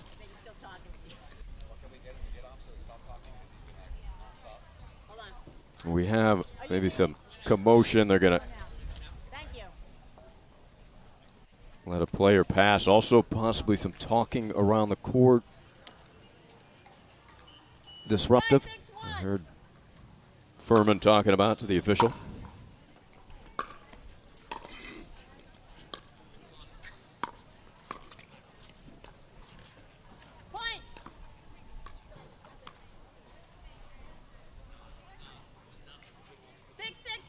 Six, 6-1. Competitive first game here in the semis. Furman, gorgeous.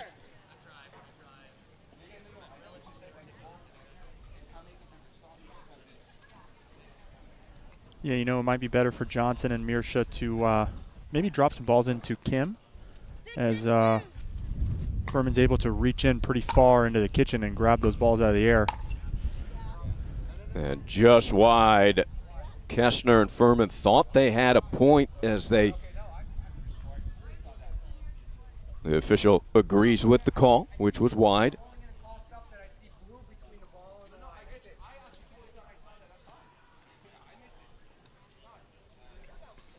Players all agree. Okay, everybody friendly. Deep serve.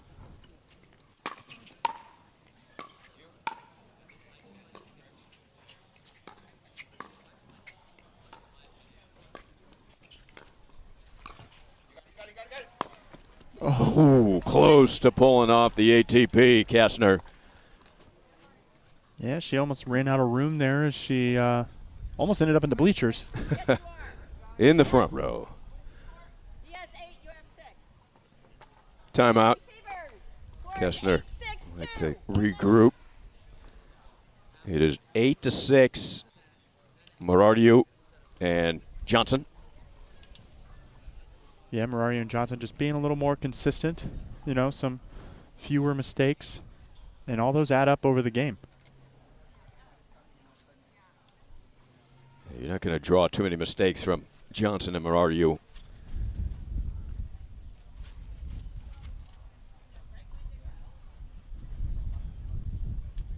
Would love to see the family practices, right? You got Julie running them. You've got Georgia, who's just outstanding now. Yep. And, of course, JW, maybe the best in the world, arguably. The highest duper rating singles player now. There you go. It's the family affair. Servers, you still have 2 timeouts remaining. Time in. Spencer Laurent, our producer, adjusting the camera for us. Championship court number 2.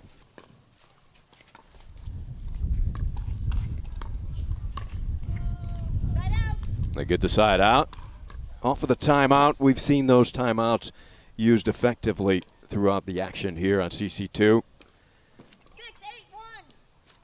Yeah, it's worked out pretty much every single time we've seen one so far today.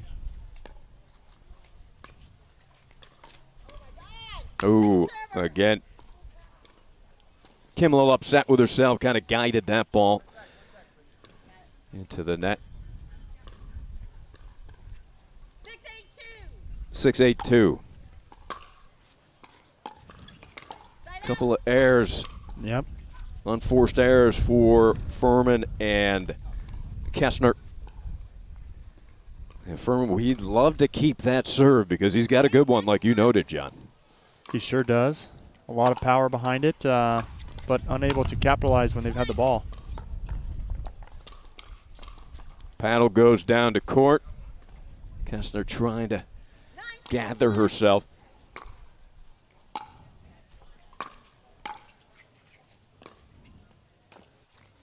Yeah, well placed by Furman. Yeah, he took the pace off, made Julie reach for it. I don't think Johnson was expecting it to come that soft off of his paddle as he's been whacking it so far this morning. Where are you? There's that forehand. Watch out. It is sneaky quick.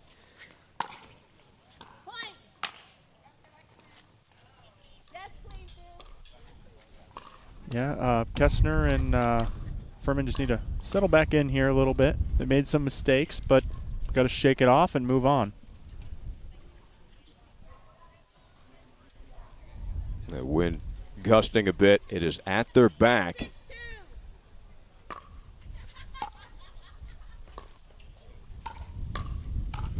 And that's a well-played point there for the side out. Yep, set up by Kessner. Able to make Johnson pop the ball up to help the partner out, and Furman put it away. They're able to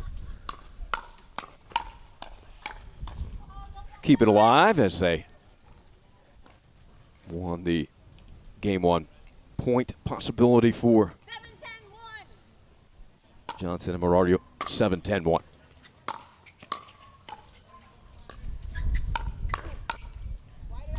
Mircha getting Kessner to ask herself, why did I do that? Yeah, well, you know, she came out on top of the hands battle just previously, so maybe she thought she could do it again. Deep return. Oh, Merario called into the kitchen.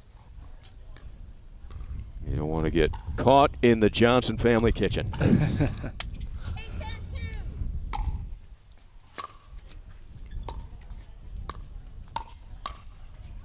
And that's just a little deep off of the paddle of Julie. So they're making a run here. Yeah, good run. And there is the timeout. Mircha and Julie. They had a game point at 10-6, John. And all of a sudden, they are in a pressure-packed game here coming down the stretch. Yeah, you know, Kessner has come out on top of a few hands battles, and they're really bringing the fight to Johnson and Merario and just executing really well.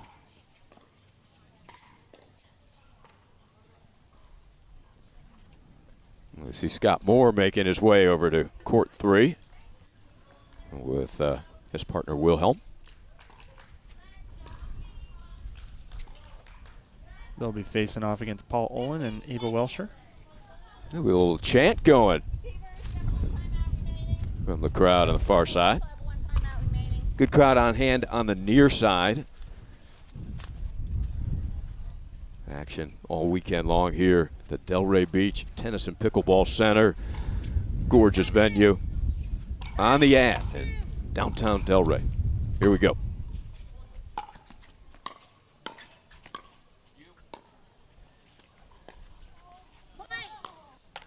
Stabbed at it a bit. Yep, Johnson smiles that one off as now we have a tie ball game here. 4 straight and looking for the lead. Change of events. And they have a game point. Would not have foreseen that. They were a little bit down, John, trailing 10-6. Yep. Had really no momentum. Yeah, you know, they were able to settle in, and there it is. There it is, just like that. What a comeback. 12-10. They come back after trailing 6-10. Faced a game point. Got a timeout. Regrouped. And all of a sudden, all the momentum on their side. We'll be back on CC2.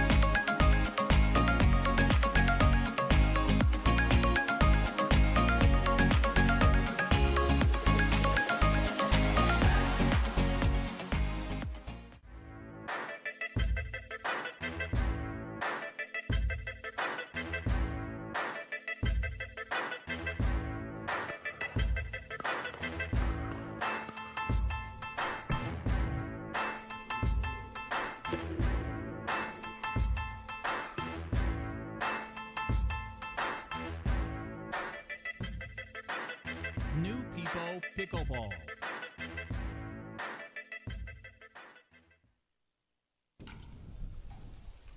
The APP Tour Delray Beach Pickleball Open presented by Head, as we had a comeback in game one of this match. Kim Kessner and David Furman facing a game point, 6-10. They come back, take 6 points in a row, and they are now in the driver's seat, hitting into the wind, which has been an advantage for most of the teams we've seen today, John, as they are able to put up point one here in game two. Yeah, you know, Marario and Johnson just making a few too many mistakes at the end of the game. And it quickly gave Kessner and Furman the win.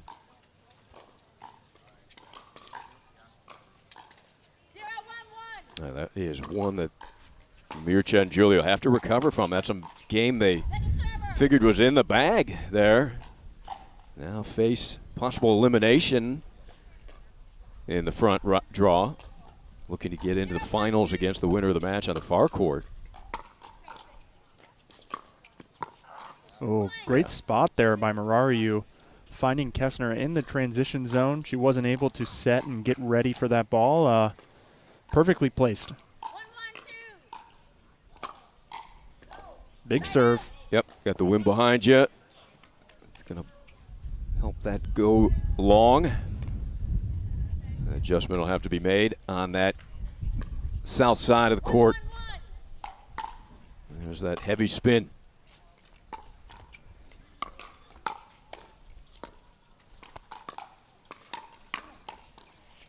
Where are you? Backhand goes to forehand. Foot fault called there, John. Mircea thought he was clear.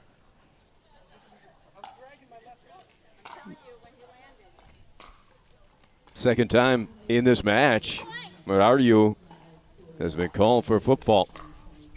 And it's always disheartening after you have a big point like that where you insert your dominance, only to be told that you had a foot fault.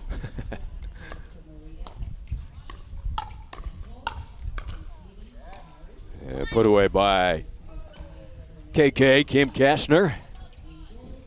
I like the hat Kim's got, that orange and black. Yeah, she rocks it well.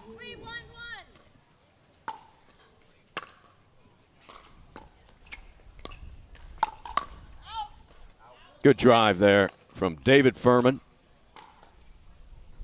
Yep, Furman putting the pressure on Julie Johnson there and able to come out on top. 4-1-1.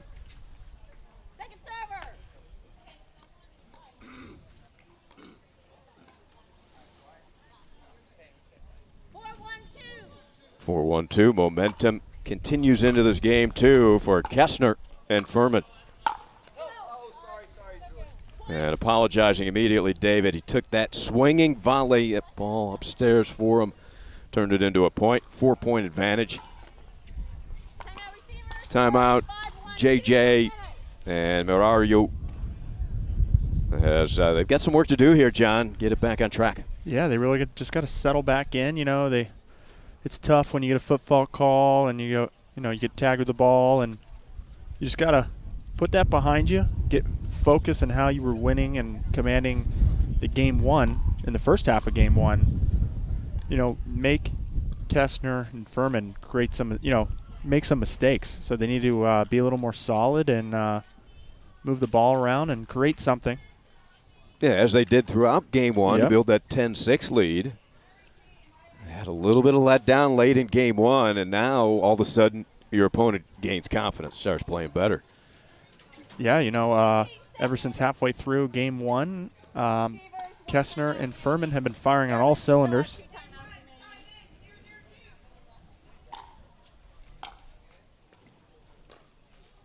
Seem to be quite comfortable in this game too. We'll see if the timeout pays dividends instantly. Trying to get the side out, deep return from Mircea. And it does. Yep. Like to see Julie move that dink around like she did there. Creating an unforced error by Kim Kessner.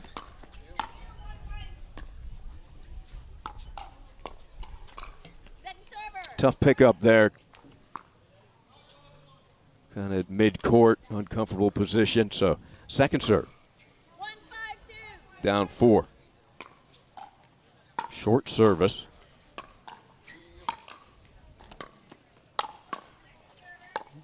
Great resets. Yeah. They're back in it. Oh, Kessner. Terrific point played by Kim, start to finish. And she has the finish, side out. Yeah, good recognition by Kessner, seeing Mirsha was trying to crash middle and able to slip it right behind him.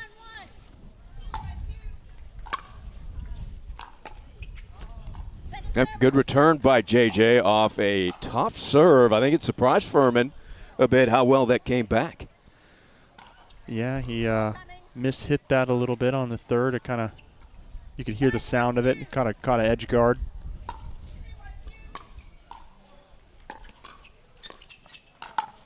Yeah, good reach, that ball there for the taking. Furman converting. Yeah, Murario and Johnson need to get the ball away from Furman at the moment. Furman's creating a lot of problems. A big O from KK, Kim Kessner. She has been rolling. 1-6-1. Time for a run for this side. They want to get back into this one.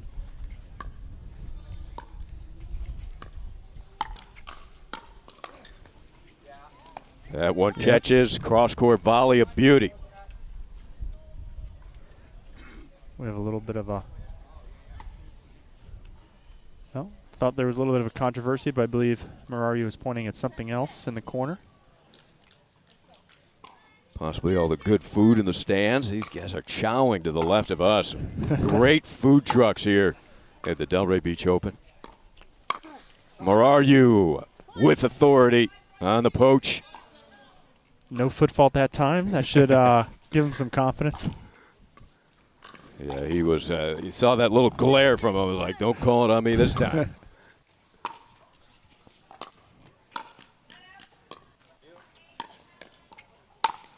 Easy put away for Furman. Yeah, what if that ball gets up shoulder height or higher from to Furman? Just don't expect that one to be an easy ball to get back in. Just duck. Is that what you're saying, John? Yes. Great angle. Wow. A little help from the net on top of it. Kessner with some touch. Yeah, that was very nice. Making Julie run all the way up to the net. I think even without the help of the net, I think she still would have been successful.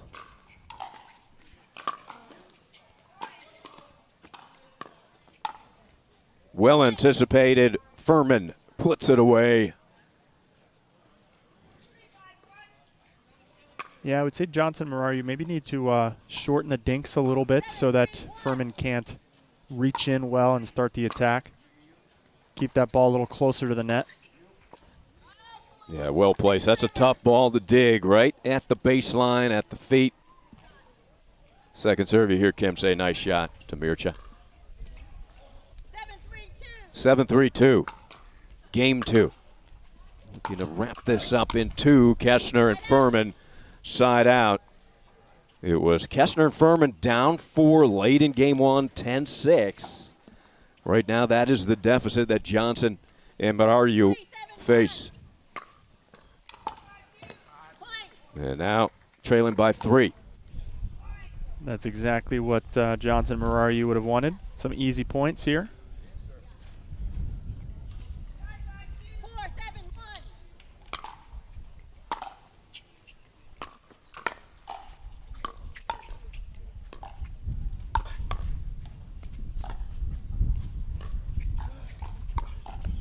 Good redirect, Kessner. JJ didn't see that coming, I don't think. No. Well done. It was pretty amazing to see Julie get the one before that. I don't even know how she did it. Yeah, good point. I think it hit her paddle like 3 times.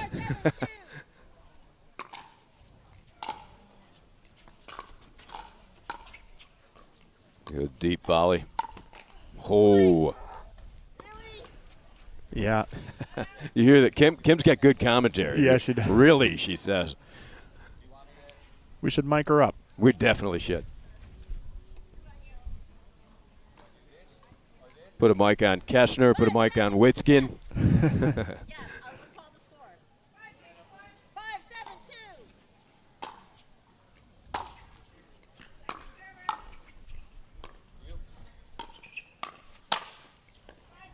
Paddles Clyde, but result is good. Yeah, you know, I kind of like the change of pace here by Johnson and Murray. They're bringing some heat from their side of the court. 7-5-1. Kessner puts it away. When you have forehand, the ability of guys like Furman or Muraru, ability to strike it with such force, how tempting is it to bring that pace more often? Well, yeah, you know, when you have such a big weapon with that forehand, you definitely want to use it, right? And then on the opposite side of the court, you're trying to take it away from them. You know, maybe mix it up by playing some balls to Furman's backhand here. Take that weapon away.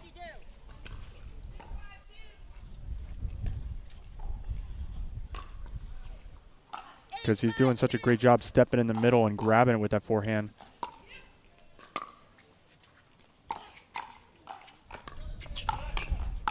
Oh, quick hands from Mircea. Furman thought he had that point one, and he was tight roping that kitchen line. It's always comical to see, you know, when you lose the point, but you still get called on the foot fault. Adding insult to injury there. Yes.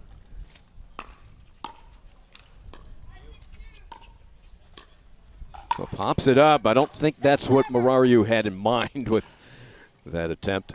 It definitely looked like he second-guessed himself. I thought he was going to come in there and slap it away.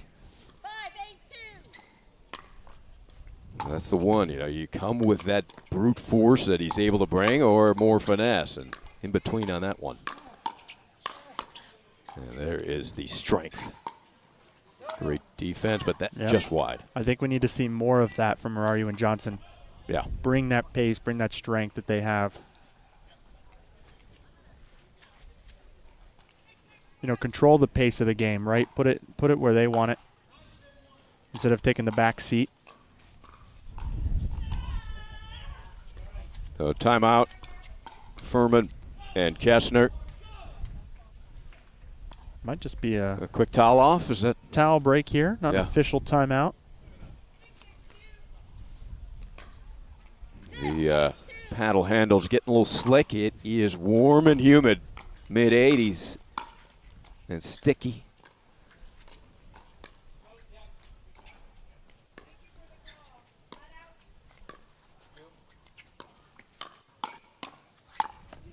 Oh, good rally. Furman comes out on top. Yeah, you know, you're not going to win them all, but they've had some success lately bringing that fight, right? So if you're above 50% there, I would say keep it going.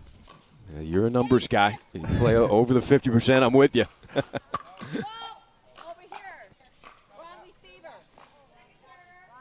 Wrong receiver is the call here. Not ideal at this point of the match.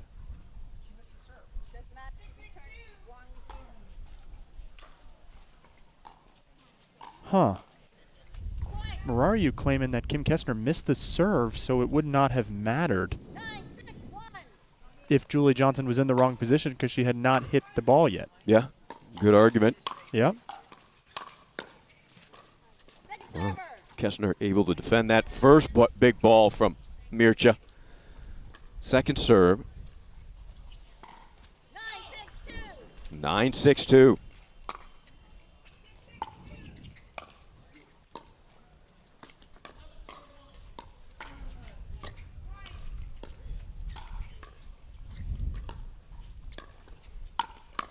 Good battle, and Kessner on top, and it is match point. 10-6. Mircea and Julia call the timeout. Will we see an exact reversal of what we saw in game one? This was the score, 10-6. Timeout at that time by Furman and Kessner, they ran off 6 straight. It's pickleball. Anything can happen. It's never over till it's over. I love it. That's just a good way to describe some matches sometimes. You know, it's pickleball. Can't explain it, but stuff happens. You know, crazy stuff happens. You get paid for the explanation, John. Yes.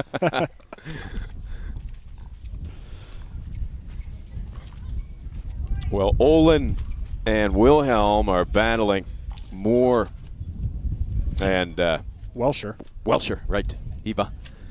So that's a good one. The winner of that one on court 3 will face the winner here. Rivers, still have 2 timeouts remaining. Time in. 10-6-2. Here it is. Match point. Johnson.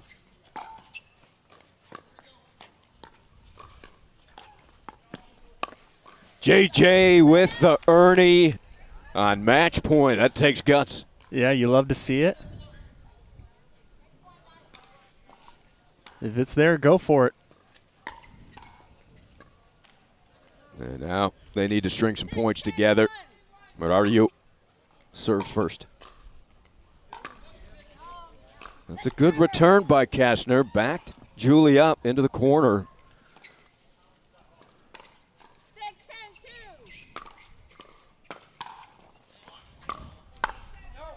That's deep. Good call. You hear Mircha call out no. Yep, good leave.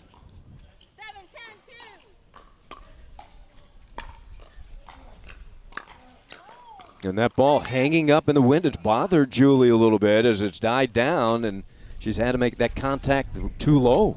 Yep. The ball's pulling away from her as she's getting set ready to hit it. Now another opportunity for the match. It will not come on that dink attempt. Another opportunity here.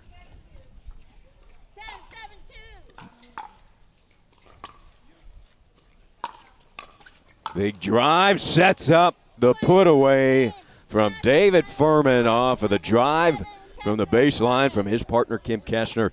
Impressive victory as they take it 12-10, 11-7, and they are marching on. So for the tournament hosts, Mircha Murario and Julie Johnson, they will have to do it from the backdrop, but it wouldn't be a surprise to anybody if they came through. Yeah, you know, they're taking the scenic route, but I would not be surprised if we get to see them again.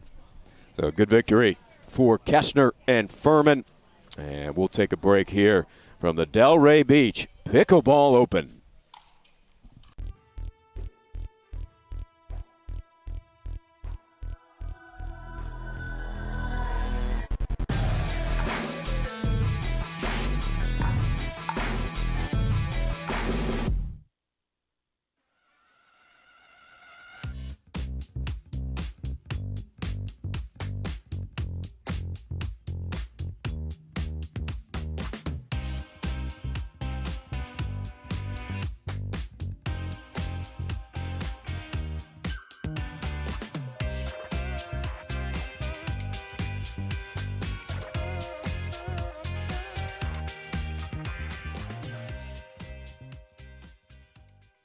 At Coulter Homes, the rules are simple. Grab your paddle and always dink in the kitchen.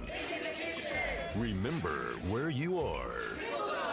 Coulter Homes is the home of pickling. Smash and poach on dedicated courts in resort-style and active adult new home communities across the Southeast, including PGA Village Verano and Port St. Lucie, home of the World Pickleball Open. Learn more at coulterpickleball.com.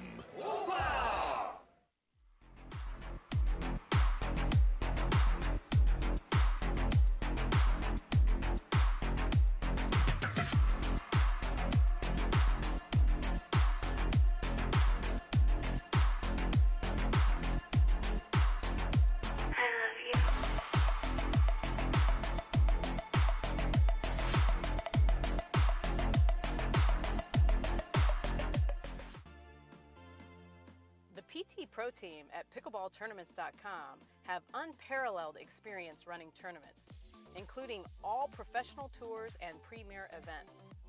We provide professional services to develop, plan, and deliver tournaments that players and fans love.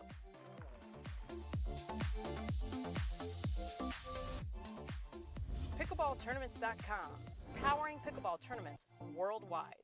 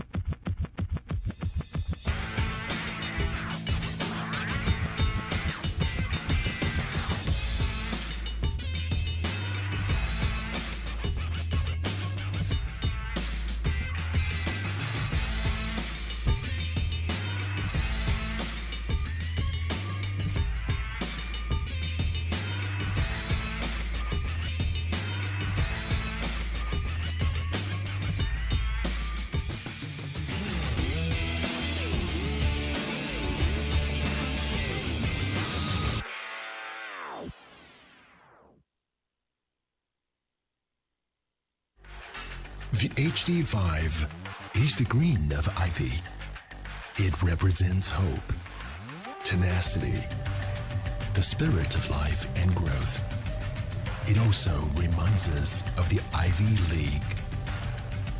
The HD5 features a good rotation, an excellent sweet spot, thicker core, and super power. There's a gentler side of Florida, just waiting for you to discover it, where America's first resort destination was built and genuine hospitality began. A place with cleaner sands, warmer waters, and fewer crowds. A place different than the rest, one that exceeds, excels, and surpasses all expectation, waiting here just for you. We are the original, the one, the only, the Palm Beaches. If you like to dink, then Pickleball Magazine has what you're looking for. Our bi-monthly print publication will help you become a better player with instructional tips, drills, and articles from the top teaching pros in the sport. And you'll become a healthier, stronger player with psychological, nutritional, and wellness advice from experts in their fields. Finally, if it's product reviews or the latest news, we have that too. To learn more or to subscribe today, go to pickleballmagazine.com.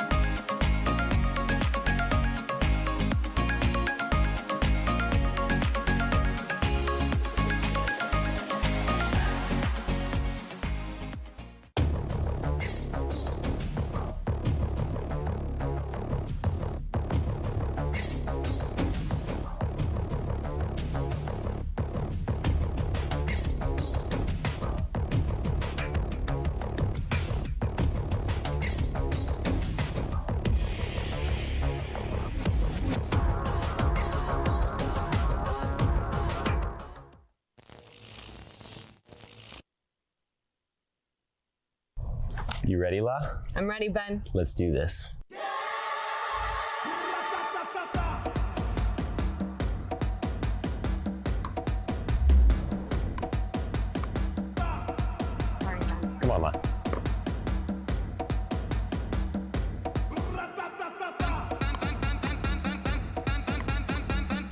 going on, Lala? I don't know what's happening today, Ben. What is this? It's my paddle. This paddle is the answer. A Ben Johns custom paddle by Franklin? For me? Yeah, let's crush it.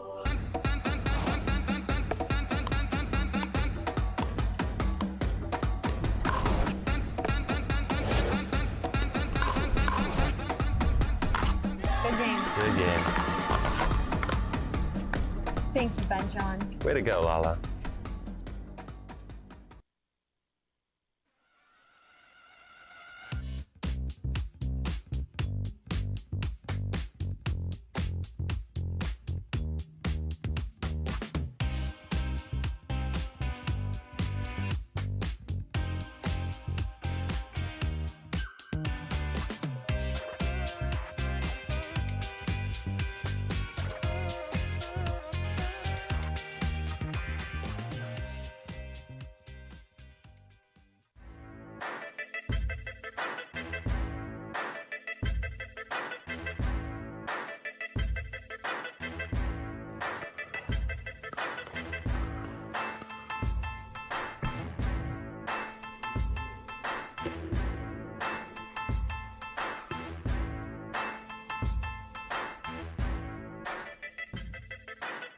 New People Pickleball.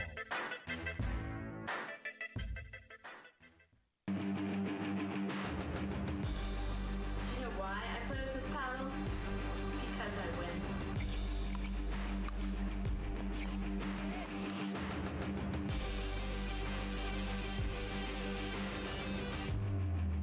You know why I like this paddle? Because I win with it.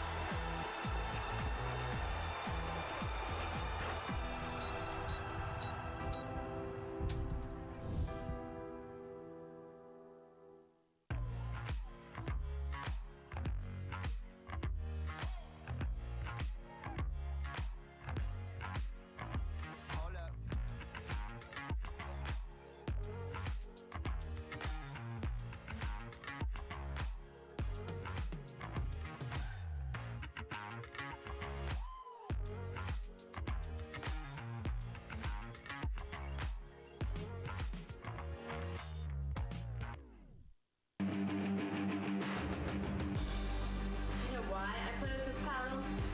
Because I win.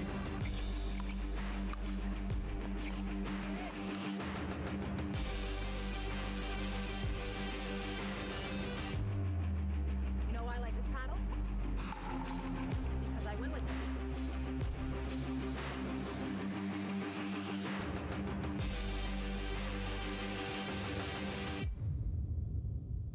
At Coulter Homes, the rules are simple. Grab your paddle and always dink in the kitchen. Remember where you are. Coulter Homes is the home of pickling. Smash and poach on dedicated courts in resort-style and active adult new home communities across the Southeast, including PGA Village Verano and Port St. Lucie, home of the World Pickleball Open. Learn more at coulterpickleball.com.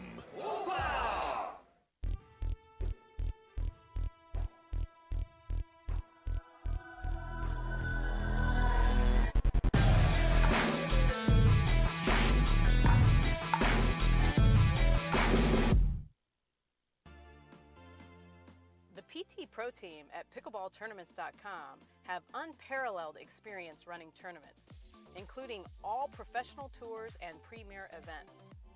We provide professional services to develop, plan, and deliver tournaments that players and fans love. Welcome back, everybody. The second annual APP Tour Delray Beach Pickleball Open. We've got a good one here. It is Zane Navratil and Andre Deescu taking on Thomas Wilson and A.J. Kohler. A lot of ability out here in this one. Navratil right down the Ave. Atlantic Avenue here in Delray Beach, downtown Delray, the beautiful Delray Beach Tennis and Pickleball Center.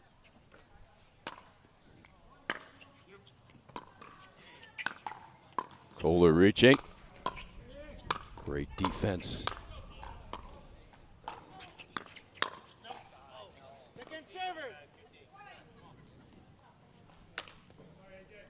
So Kohler and Wilson, they defeated Eastwood and Mullane. We saw them here on CC2 to begin our coverage. Wilson and Kohler 11-5, 11-6 in that one. Diascu and Navratil 11-2, 11-4 against Scarpa and Dow to advance here into the quarters. That just deep. A little bit of breeze behind Diascu and Navratil, blowing south to north. 0-1-1.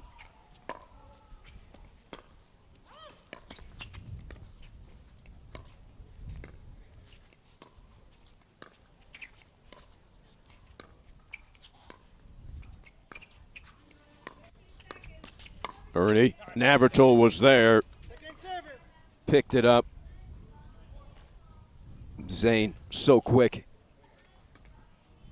Both feet and hands, complete package. Good drive from Kohler.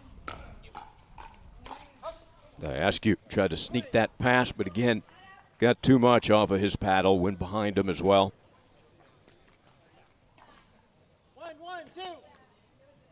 1-1-2.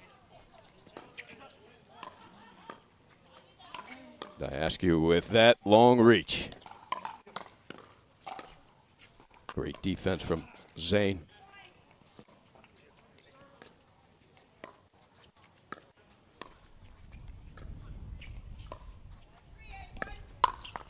Navratil again, this time the Ernie attempt by Wilson. Navratil up to the task on both attempts. Aces wild, 1-all. Zane upset with himself. Second serve to Andre. Or to Zane, excuse me. Wind behind him. Should be a ton of action on this serve by Navratil. 1-1-2.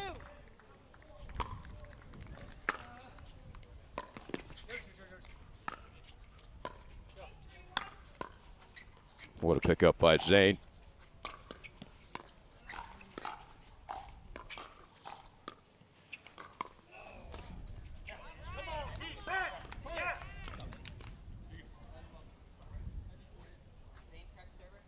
You are the correct server.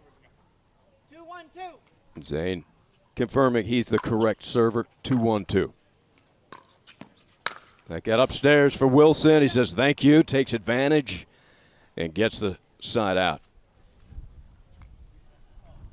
Very colorful court with Wilson in pink, Kohler in bright red, Diascu in the light green.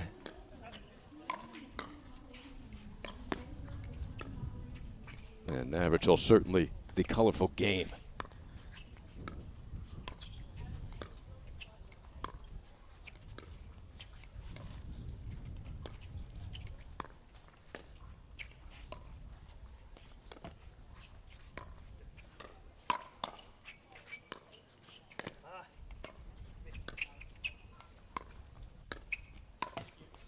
Ooh, Andre reaching over, checking his footing, and came up a little shy there. Kohler, that great ability to reach into the kitchen with that backhanded flick.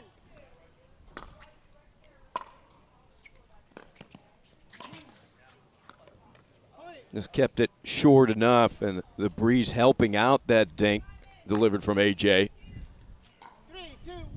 3-2-1. Right off of the line.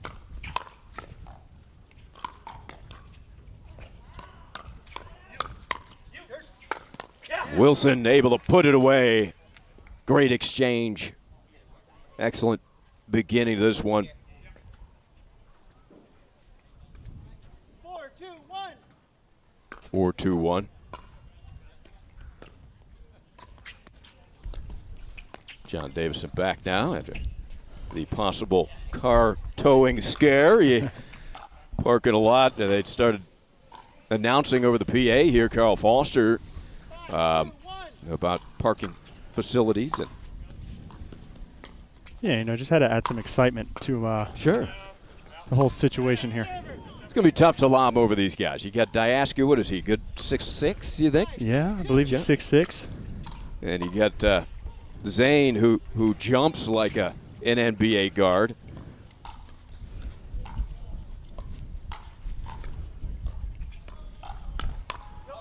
And speaking of NBA, basketball March Madness going on. Brackets already busted, and we've got pickleball March Madness here in Delray all weekend.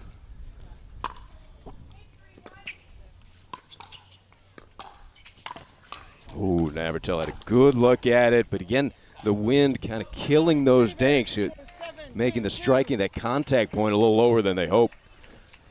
Timeout. So, good start for Kohler and Wilson. Great action here. CC2. The quarterfinals of the men's open. Kohler and Wilson cousins. Okay. So family ties. They've been a pretty good partnership so far. Got to figure they played every sport together then, huh? A couple of good athletes. Yeah, Kohler with a hockey background. How do you transition that hockey? Think of the hockey swing, maybe a little slap shot, a lot of wrist. Yeah, he is very good at using that wrist to his advantage when he's playing pickleball. The drive and then out of the air, kind of caught in between there at midcourt. Wilson a little upset with himself. And the Navratil serve, the formidable. Thing just jumps on you. Ball on court. Do it again. We'll get to see it again here, John. 2-7-1.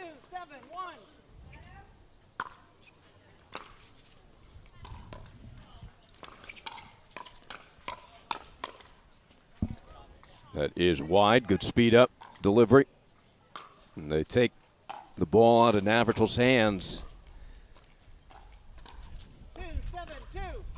2-7-2.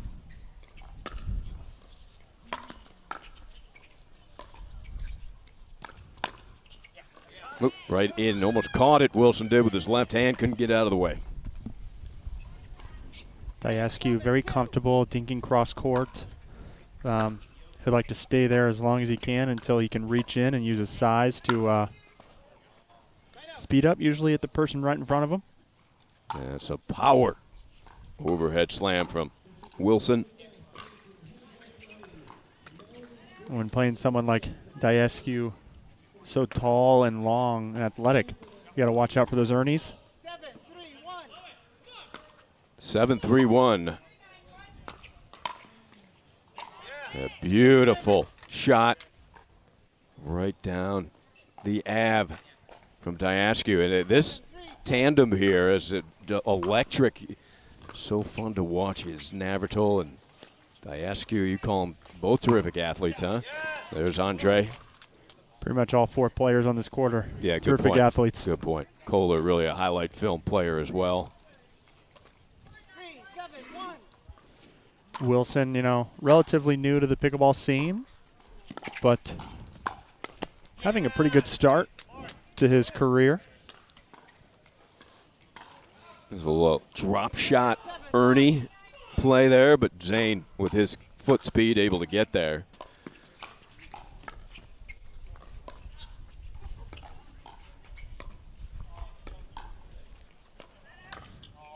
Well read. Kohler, that backhand flick. Yep.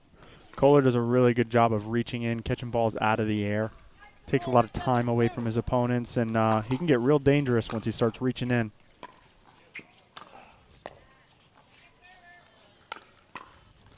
Very well played. A couple of good shots from Kohler Wilson as they continue to be in command here. 7-4-1. Up 3. That well inside the line. Great ball from Andre. 7-4-2.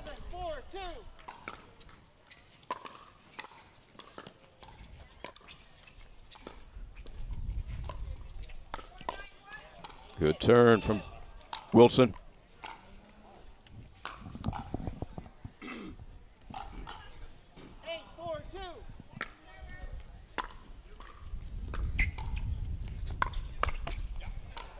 A little bit of in between off balance there. Zane caught AJ.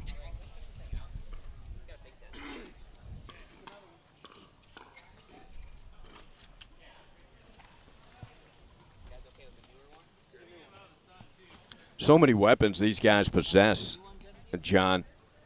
What is critical to kind of keep that composed when you have that kind of artillery out on one court? Well, you know, every player needs to be aware of what those weapons are of their opponents and play a lot of unattackable balls like that one. Because, you know, if you can hit balls just like that, shallow into the kitchen, there's really not much anybody else can do with it, no matter what kind of tools you have.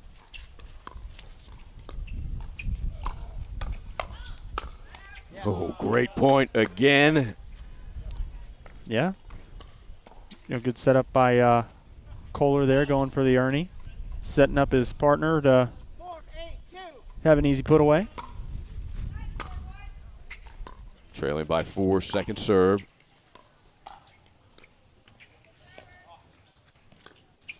The lob's going to work.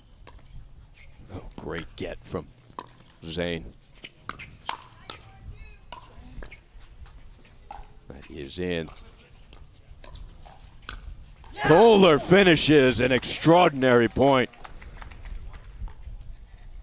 Andre not happy with his decision there. I left that ball a little high for Kohler to come up and create some Kohler magic. Get the serve back up 4.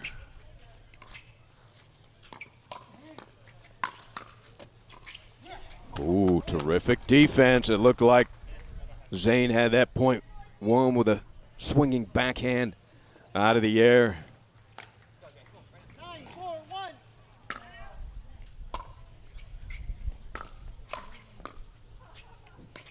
What a volley. That's deep. Yeah, amazing reset by Kohler off of a overhead from Andre. You go back between the legs, that AJ pulled that off? I don't think he pulled the tweener off, but it was pretty close. Looked like it was by him. And that just deep. Very close. Zane having a second and third look. 10-4-2. Game point? Yeah. 10-4-2. Ooh, it was there for the taking. Yeah, it set up nice and high for him. I think he was a little late to read that as the ball dropped a little bit. Deep return. Gorgeous. AJ Kohler, the Ernie in a championship shot. Kohler definitely creates a lot of magic out there.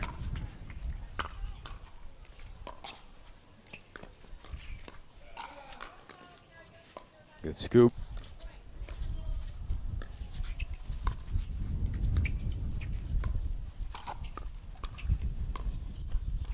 That does not clear it. Cross-court attempt, so good patience. And now for the second time they've got game point. Comfortable lead. Thomas Wilson.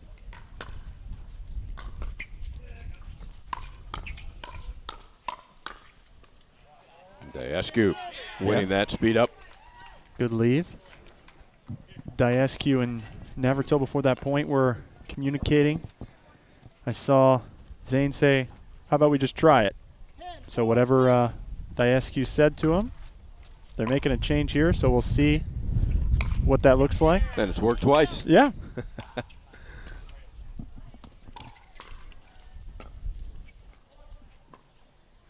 Quick side out. They need 6 to tie this.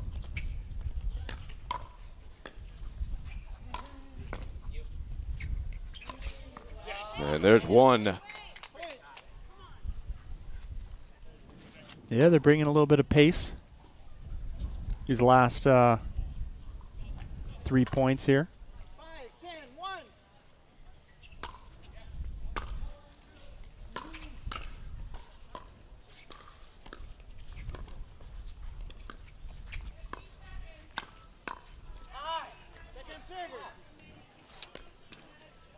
Second serve. Take it out of Zane's hands again without allowing a point. Ooh, Kohler. Thinking, how did I miss that one? Yep.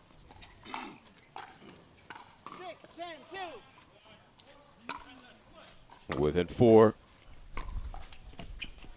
But that one just won't get the friendly roll. Zane trying to gauge that wind. He's got wind behind him. A little too much caution there.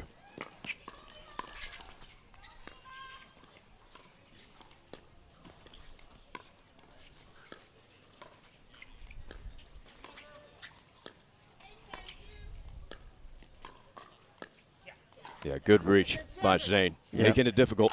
Yeah, Zane loves to do that. He loves to reach in and catch the dink on the volley. Able to move the ball around a little more where he wants to by doing that. 4th attempt at a game point. And there it is, A.J. Kohler over the top. 11-6 in game 1. An exciting ball here on CC2. We'll be back.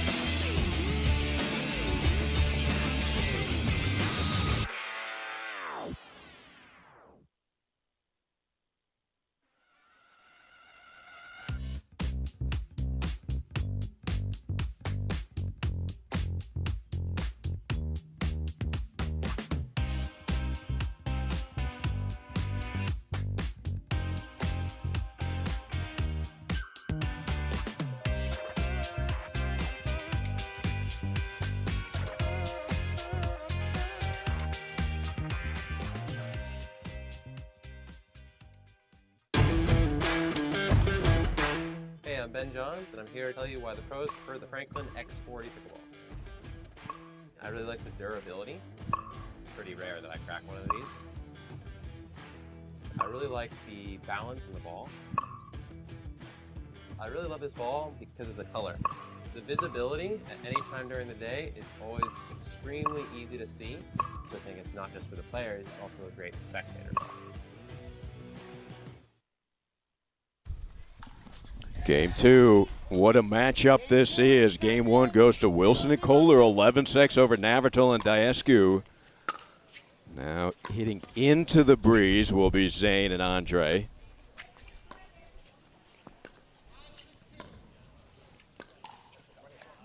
And they've got first one. What are the changes that they make you foresee coming here in game 2, John? Well, I missed the first part of the game, but I would like to see they're probably going to start getting Thomas Wilson more involved and take Kohler out of the game, as Kohler can create something out of nothing, you know, where Wilson's, you know, a very solid player, but a little more predictable, I would say, than Kohler. But, I mean, here you see Kohler just doing what he pleases. The ball they thought was going to roll on the court stayed back by the signage, but was a disruption. 2-0-2, says our official Larry Scott.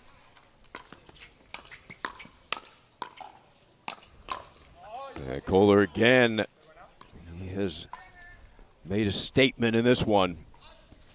Yeah, you know, he does a good job inserting himself when he's not getting the ball.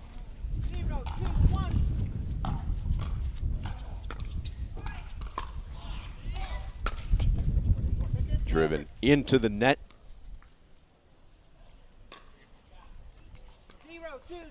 AJ serving 0-2-2.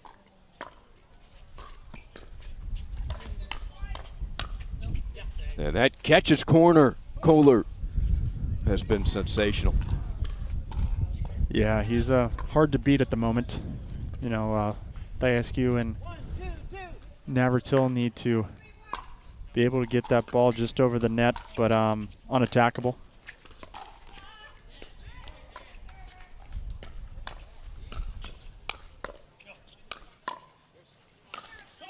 And his cousin, Thomas Wilson, pitching in for sure. Yeah, all set up by Wilson, pulling the trigger right down the middle to start off that hands battle.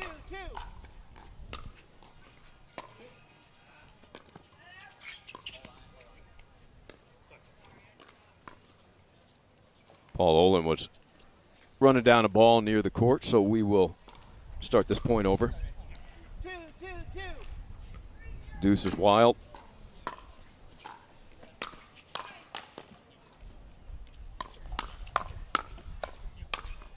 And it's Kohler again, the ability to finish. That's Zane Navratil swinging backhand. One of the prettiest shots in the game. Yeah, Thomas Wilson happily taking a backseat role here, letting Kohler finish off a lot of Wilson's setups. He takes a step back off the line and lets Kohler kind of take over. Yeah, well guided there by Zane on the slice forehand out wide. 2, 3, 1.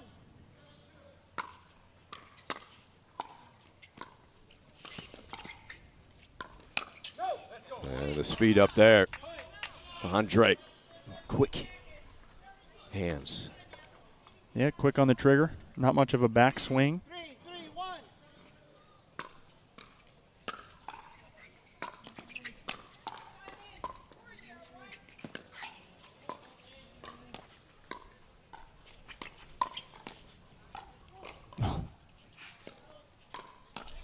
And that is deep. A big come on from Diascu. Andre trying to pump himself up and pump up some people in the stands. 4-3-1. Big serve from Navratil. Ooh, doesn't miss those often. Second serve. Yeah, Zane was sitting nice and pretty on that one. Yeah.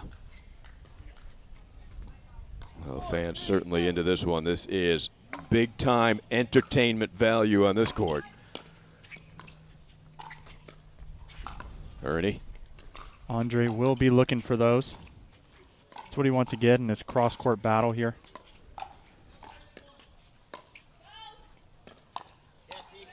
Yeah, well redirected there. Wilson goes up the line, surprise Zane. Yeah, caught Zane with his paddle down and threw it at his right shoulder, and Zane not able to get the forehand on the ball well. Yeah, those are the long reach of Diascu.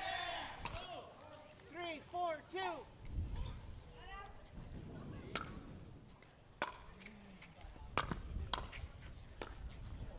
Wilson. Kohler going right at the big man. So just an update for the people watching at home. Our camera is out at the moment, but we got Spencer on the job. So he'll get that camera back to you guys here shortly. Well, if you want anybody on the job, it is Spencer Laurent, our producer. So we'll try to describe the action the best we can for you without help from the camera. The return sent into the net from Daescu. Side out. 3-4-1, Kohler serving. Deep service to Navratil. Action at the kitchen is held up due to a ball on the court again. Kohler not happy with that, as he was in prime position to be in an offensive part of that point, and the ball rolled on the court. Kohler attacking in transition, took the Daescu shot out of the air and hit it for a winner. And a big yeah from AJ and Thomas. We're tied at 4. Kohler attacking again, gets a little help from the net.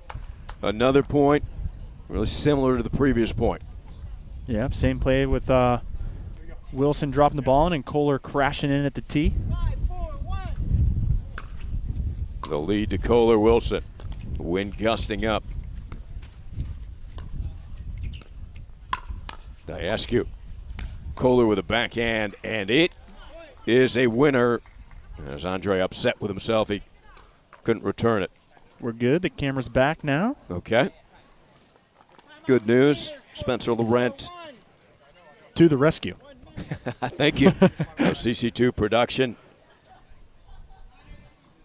And our producer here for the APP. CC2 timeout. Zane and Andre, they felt like they were building momentum there in game 2, and then all of a sudden, AJ Kohler attacking, seizes some points. It is the Kohler show at the moment. And he's the host. He's the host of this talent show, and plenty of it here on Championship Court 2 in this one. And Thomas Wilson, really the man helping him get set up very nicely. Yeah, you know what everyone could not see back at home there. Wilson just doing a good job, dropping the ball in, taking the thirds, and letting Kohler really apply pressure. Kohler sprinting to the top of the tee, and he's got such a big wingspan. And no matter where Andre or Zane were able to put the ball, he was able to put a paddle on it and hit a winner. It's a good point. You think of Daescu's wingspan, Andre at 6'6", but you look at A.J. Kohler, I mean, not the good size, not the tallest guy, but his wingspan got to be a good of a 6'5" guy, you know? Now that you bring it up. Yep. It helps to be long and tall in pickleball.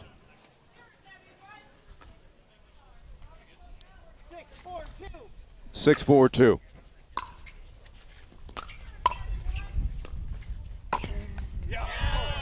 Andre able to find the right spot that time.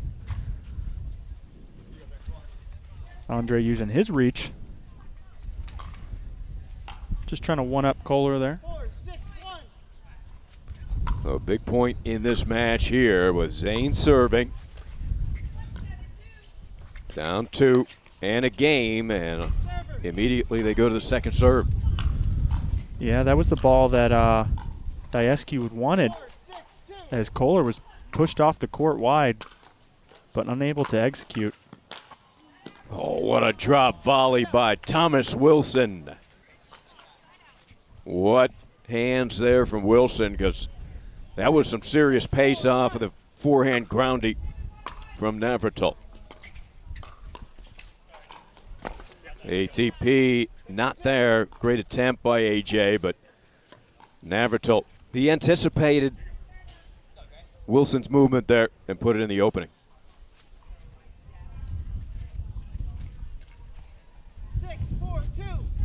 6-4-2.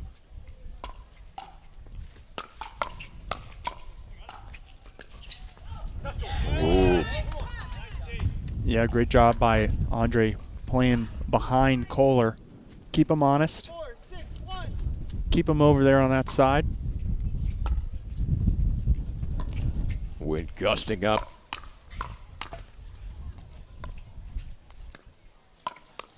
Diascu, the long reach. Diascu, you know, he's a local down here, and he's got his own little cheering section. He keeps looking up at, pointing. Yeah, they're getting vocal. Zane and Andre trying to come back in this match.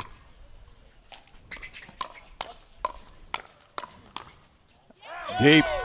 There's some more come-ons and shouting, and you're right. Diascu's cheering section making themselves heard. It always helps to have a cheerleader in the stands rooting just for you. Tied at 6. Certainly doesn't hurt, right? Yep. And 3 in a row. As you can see, the confidence starting to build. And a timeout. Good timeout. Yeah, the momentum definitely swinging back in Diascu and Navratil's favor now. Wise timeout by Kohler and Wilson. So this match will get the winner of the, let's get that bracket up for you. Farias and Goldberg against Frazier and Johnson. Yeah, it looks like that match is about to take place on Championship Court 1 over there as those players are getting loose and warmed up. And Lauren and Dom have that coverage for you on CC1. Ari Shannock, John Davison here on CC2 with Spencer Laurent.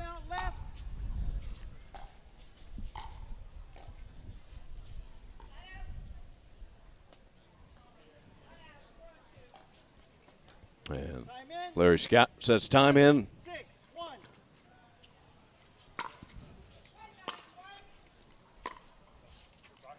Those timeouts have been effective all day long. They sure have. 7-6-2. That's 3 straight points for Navratil Diascu. Ernie Kohler covering his area was Wilson. What a matchup here. Incredible point. The crowd showing their appreciation. Well, this is what you come to see, right, John? Yeah, you know, the fans love the firefight.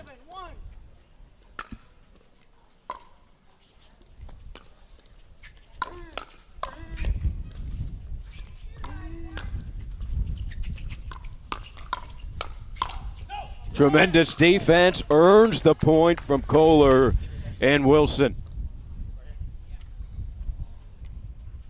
7-7-1. Touchdown apiece. Kohler with a big come on as he is just dominating. He's really taking over the whole court. 8-7-1. And Andre just not able to get it behind him.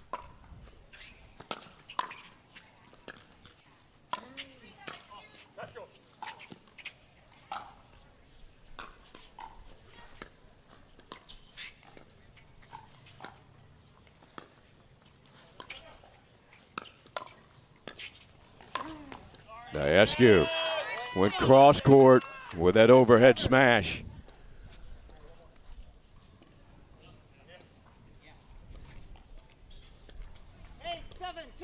8-7-2.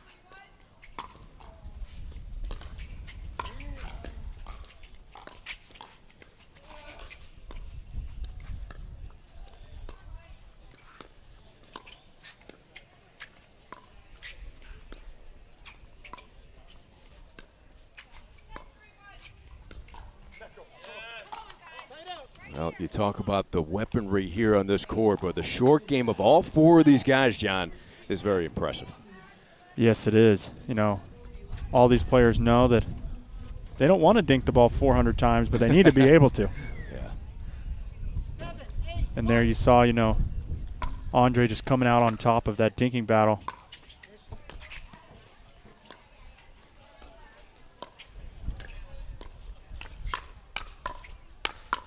Kohler and Wilson. What a tandem they have been here in this match, in this tournament. Looking to wrap this match up. Andre wants to take the free mini timeout here, letting some other players through.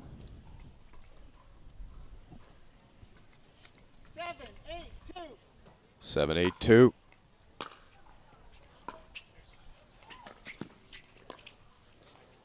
Navratil, arms in the air. Upset with himself, telling him to come on. Trying to fire himself up. Yeah, obviously frustrated. He missed, a relatively easy ball. And there's Kohler. 1-2 punch. So efficient moving forward. They just don't have an answer for Kohler right now. Kohler's just doing what he pleases and really applying a lot of pressure. 2 points away from the match. They took the first game 11-6. Diascu says, let's go. 9-7-2.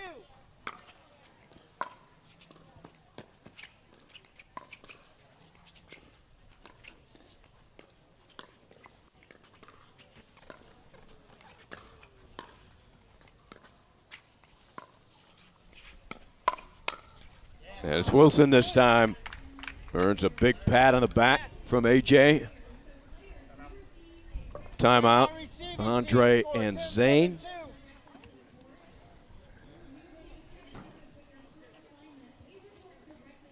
You get an update on the score, John? I was listening to Larry. I didn't catch it. It is 9. 10-7? 10. 10-7. All right. So we got a match point. This is Thomas Wilson telling AJ Kohler to take a little back seat for once in a while.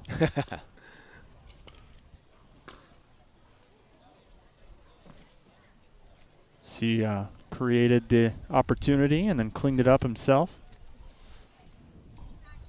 Well, Andre and Zane were rolling there for a while. They got 3 straight points, take the lead. They had the crowd in it. You got the feeling like they were going to have the momentum to take game 2 and force this to 3 games, but then the timeout, AJ and Thomas came back, and it's been all that side again since then. 4 straight. It's amazing what a timeout can do, huh? Well, that's good coaching, isn't it? Yeah.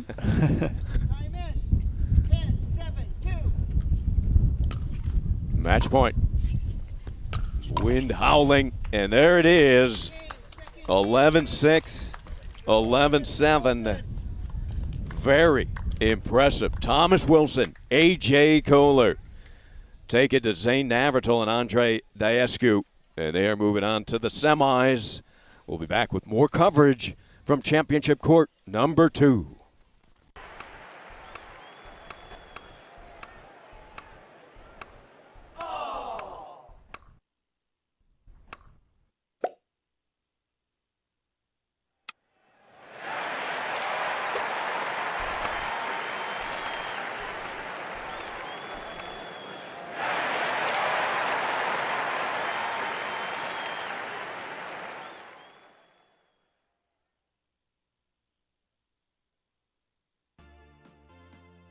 The PT Pro team at pickleballtournaments.com have unparalleled experience running tournaments, including all professional tours and premier events. We provide professional services to develop, plan, and deliver tournaments that players and fans love.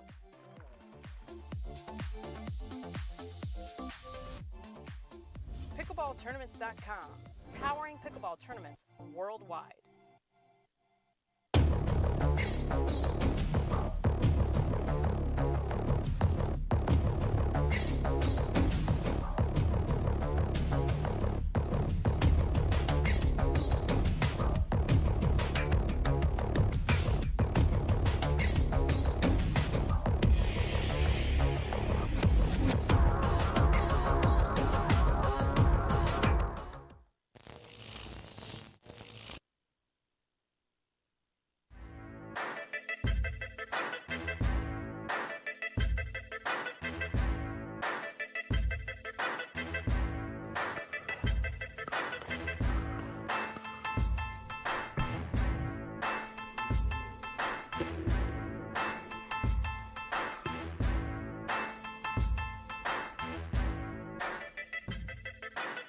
New People Pickleball.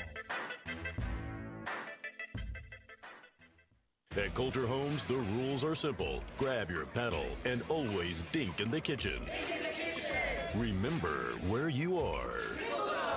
Coulter Homes is the home of pickling. Smash and poach on dedicated courts in resort-style and active adult new home communities across the Southeast, including PGA Village Verano and Port St. Lucie, home of the World Pickleball Open. Learn more at coulterpickleball.com.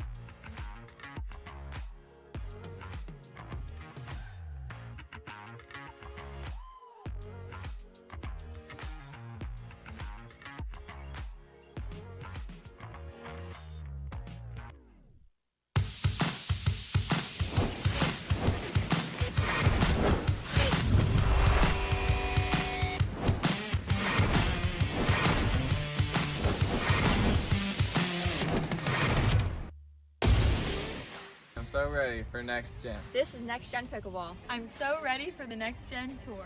Super excited about next gen. I can't wait for the APP Next Gen Tour. I'm super excited for next gen.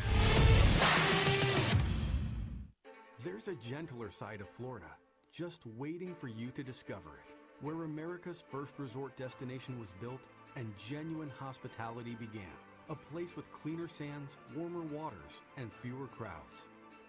A place different than the rest, one that exceeds, excels, and surpasses all expectation, waiting here just for you. We are the original, the one, the only, the Palm Beaches.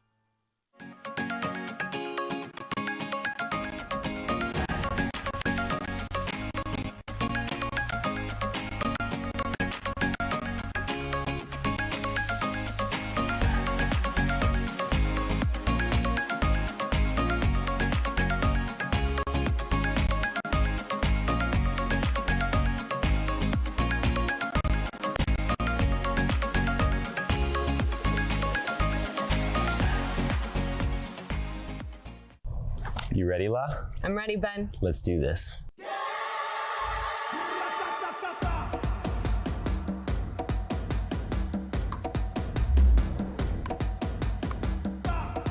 Sorry, Ben. Come on, La.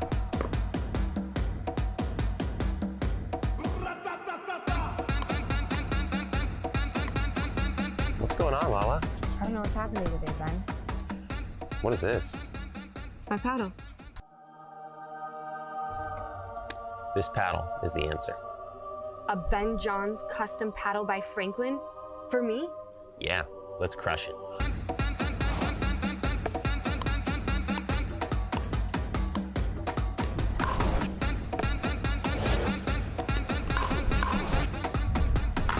Good game. Good game. Thank you, Ben Johns. Way to go, Lala.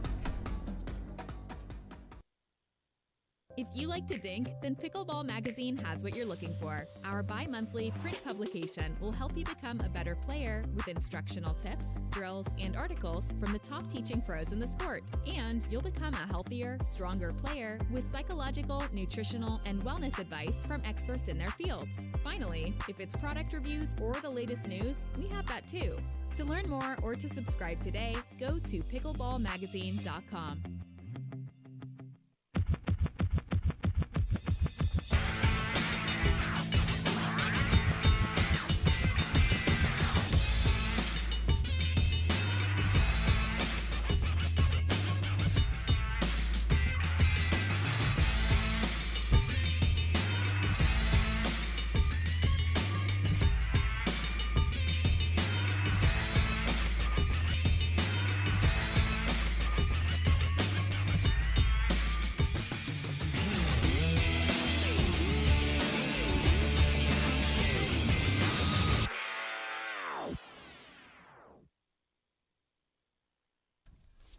Welcome back, everybody. CC2 second annual 2022 APP Tour, the Delray Beach Pickleball Open, presented by Head. Your hosts are Julie Johnson and Mircea Murario. Brought to you by APP Tour CEO Ken Herman and Foster Events Group Carl Foster. We are ready to roll here. Vivian David, Corinne Carr against Lee Whitwell and Michelle Esquivel. This is the back draw. That lands for Michelle, and an early come on from Lee and Michelle. Checking the first round matchups, it was Anna Bright and Regina Franco Goldberg defeating Carr and David 11-4, 11-0. Corinne Carr taking it to him. And on the other side, Esquivel and Whitwell were defeated by Coakley and Fudge in 3 games, 11-7, 1-11, and then 11-8. Yeah, so both teams taking that scenic route. Just wanting to play more games, just like anybody, you know. Fight for their life here. And Esquivel pumped up early on. She's got some fire. Whitwell, big swinging forehand. Carr, who's always smiling, but gets a good smile and laugh out of that one, ducking out of the way just in time. 0-1-1.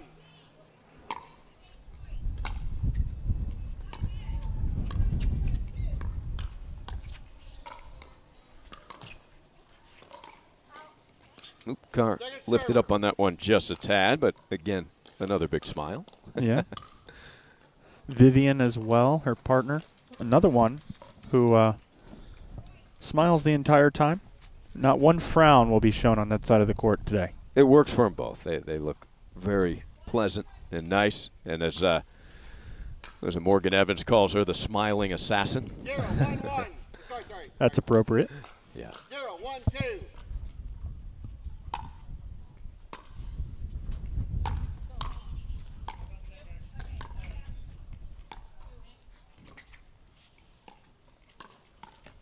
Good reach by the southpaw, Whitwell. Corinne Carr finding her partner in the head on that volley. Are they smiling now? Yes, they still are.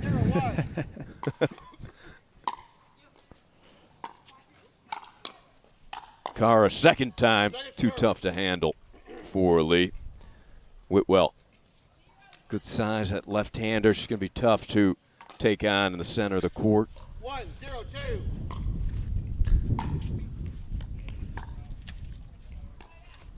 And there it is, the 1-2 punch. Really gets a lot of freedom with that swinging forehand, doesn't she? She sure does. She reaches in the middle very well with that. Yes. And her and Michelle bring a lot of firepower on this side of the court. Look for them to speed up a lot. However, Vivian and Corinne, both really good counterattack players. So it'll be interesting to see who can execute more. 0-2-1. Shouts the official Bob Swisshelm.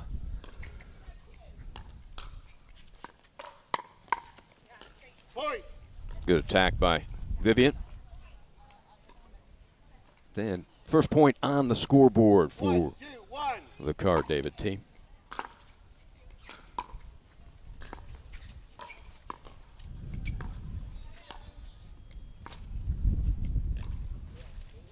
Oh, we know one thing, it's going to be tough to draw errors from David and Carr. They're some of the most steady women in the game. Not a lot of unforced errors comes from that pairing. 2-2-1. And a drive there from David. It's the broadcaster's jinx, which no errors from that side.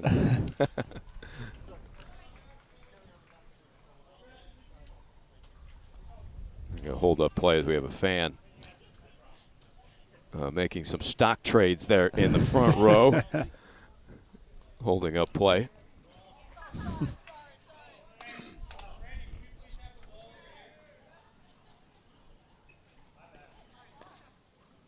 Well, the market is pretty crazy right now, so hopefully it was an important call. Yeah, he may be calling my partner, John Davison, for advice.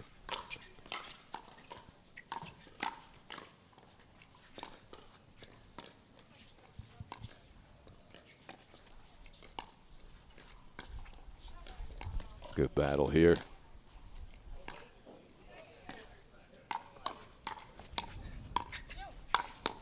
Esquivel able to finish. Great exchange. Yeah, Esquivel will definitely bring the heat. She's not someone that wants to stay in that dink for very long.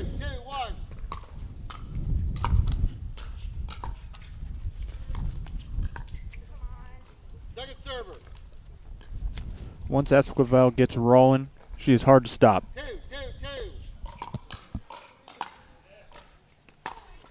Good ball there. Whitwell followed it up. Upset with herself. 1-2 punch was in effect, but got a little too much. Yeah, a little shake and bake pickleball going on. 2-1.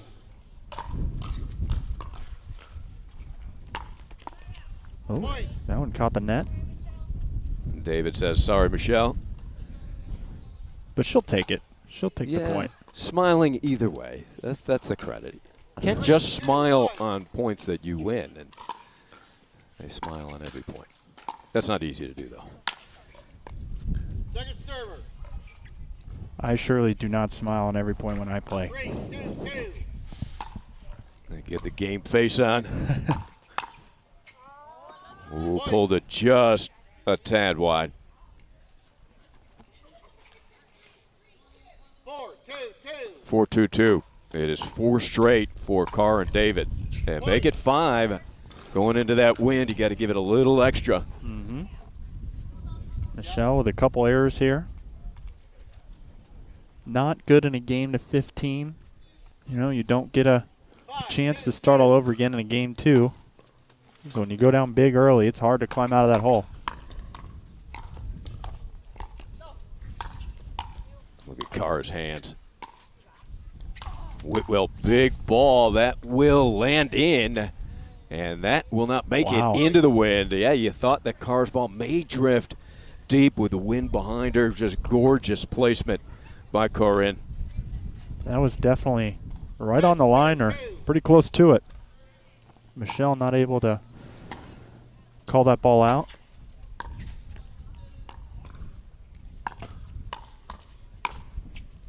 And that one does drift deep, so side out.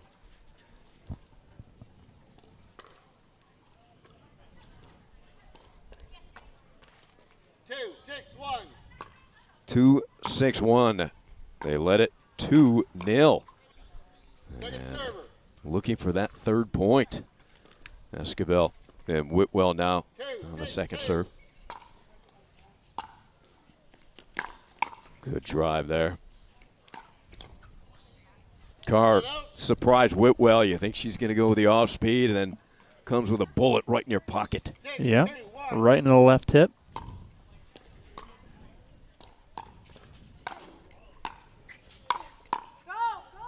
That's in. Wow. Terrific pickup on the short hop. Both Carr and David. The ability to do that. Had that little half volley. David and Carr have to be a very frustrating team to play against, as besides that one, they get pretty much every single thing back. Right, they get you frustrated and then they smile at you too.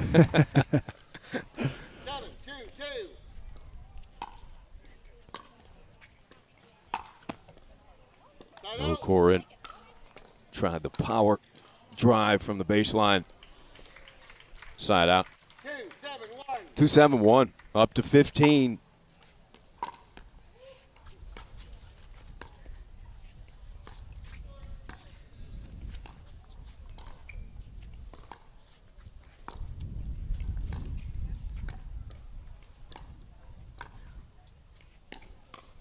Good turn by Carr. Yeah, it's a couple times now we've seen Corinne Carr throw it at the body of Whitwell. Coming out on top. Yeah, Whitwell, we've seen of her volley. She likes to get that extension. Carr going in tight right at the body. That has been effective. 2-7-2.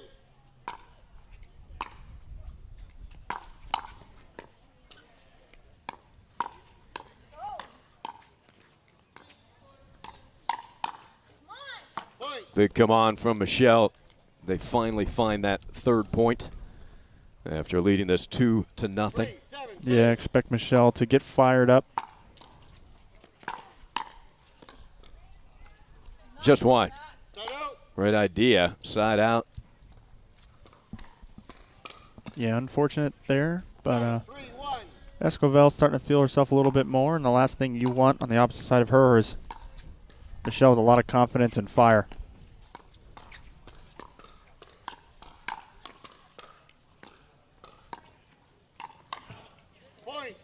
Again, going in tight. Timeout, Esquivel, Whitwell. 8-3-1. This David Carr combination, John. Yeah, they had that tough opening loss to Bright and Franco Goldberg.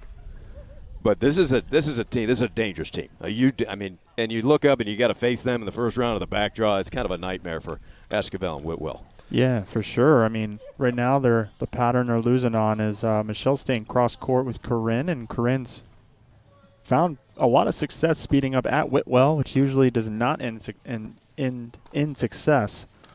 But it's working out for Corinne right now, so maybe they should mix it up, dink a little more to Vivian.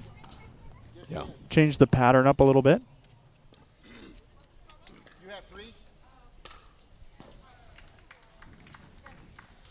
Rob Cassidy coming over to take a seat, watch.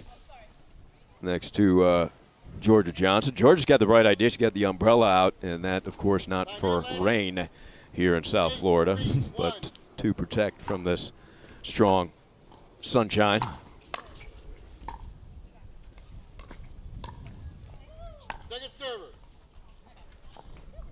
Good ball by Lee Whitwell, keeping that unattackable, but Vivian reached in and tried to make something out of it. Unsuccessfully. You see the tail of the wind. That wind just held Carr's dink up perfectly over the net. And then the return from Whitwell sails long.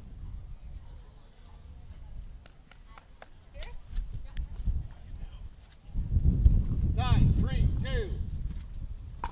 9-3-2. Carr delivers some punch there. Inside in. Corinne displaying some power. And a timeout here from Whitwell. Carr has that ability. She hits you with some velocity right when you least expect it. Yeah. You know, Corinne Carr, usually known for her defensive style of play. Pulling out some offense here. Great athlete. Also golfer, tennis player. She can do it all. And she has that cooking show, right, with Stone. Then they have, I believe, the cooking in the kitchen. Spencer? No? No idea. Okay. Yeah. They were going to take over from the Pioneer women, but it didn't work out. 15 seconds, ladies. Still on YouTube. Receivers, you have Thanks, 1 minute Spencer. timeout. Servers, you have 2. Time in, ladies. 10, 3, 2. Some more power from Carr.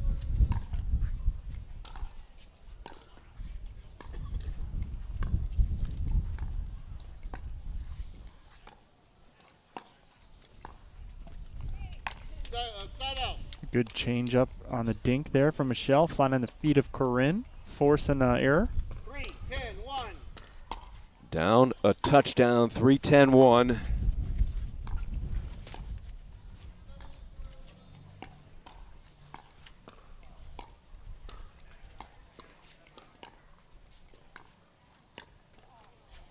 Second server. It's going to be tough to beat Carr and David at that game.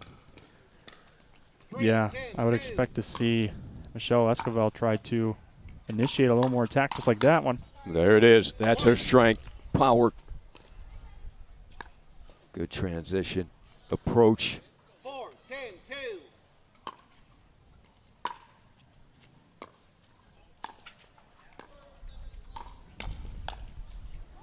2. Ooh, got a break there. Good ball to strike for David. Yeah, a couple times in a row now, though. Michelle going straight up with Vivian.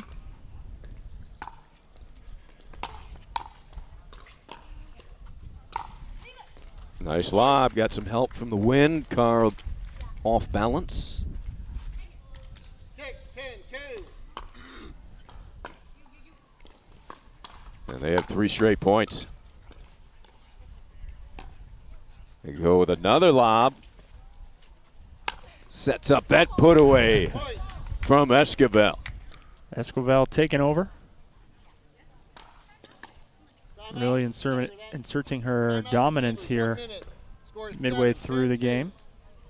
There'll be a timeout. Carr David has 4 straight on the board for Whitwell Esquivel. You called it, John. Esquivel needed to exert herself. Some fire and power, and she's brought both. Yeah, you know, and she's got a lot of experience in pickleball. She's got the second most wins in women's doubles on the APP Tour with 47. So she knows how to pull a game out. Court 1, we've got Frazier, JW going at it.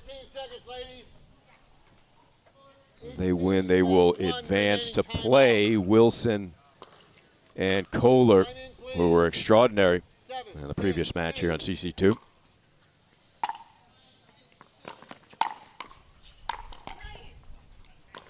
Great pickup by Michelle.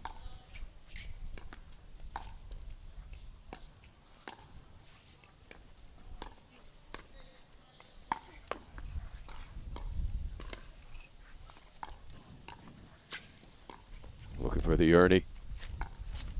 Good team coverage, though. And Carr pulls the trigger at the right moment.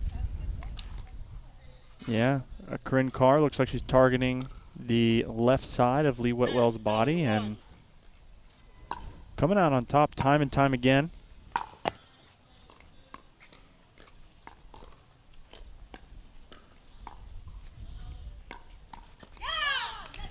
Big yeah from Michelle. Rob Cassidy in the stands cheering Michelle on, getting her pumped up. 10-7-2. This one to 15. Had a good run there, put quite a dent in the lead. That was 7.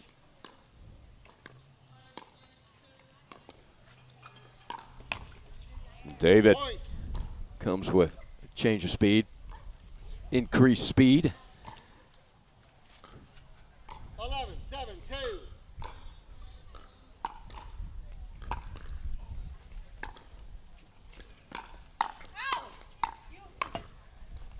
That's going to work off of the tape. You heard Michelle saying it was going to be out. Well, swiped at it anyhow, but they able to earn the side out. 7-11-1.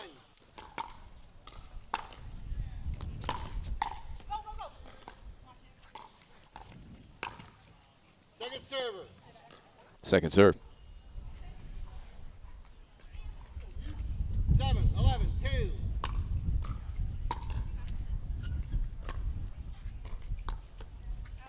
Point. Pulled wide. Corinne, that's about as demonstrative and upset as you'll ever see her. The twirl around, you know. Oh.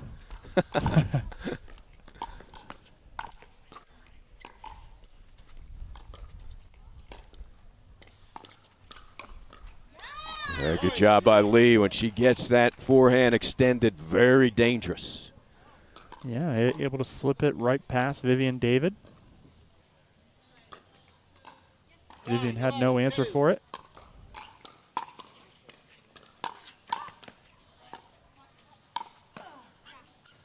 Carr overhead. Oh, wow. Gets it on the next point. It's always the easy one. Right.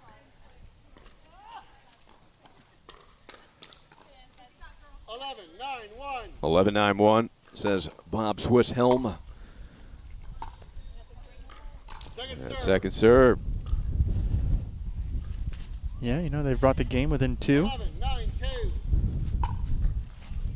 Putting a lot of pressure on the scoreboard for Corinne and Vivian to close this game out. Carr, the leaping two-hander, but Esquivel up to the task. Able to pull it off. Yeah, you know, we're seeing whoever pulls the trigger first is coming out on top most times. When Corinne speeds up at Lee Whitwell, the side of Corinne and David are usually coming out on top. And when Michelle pulls the trigger on Vivian David, they're coming out on top. Whitwell, a force. That left-handed side, the forehand. 10-11-1. And back to within 1. Great surge here.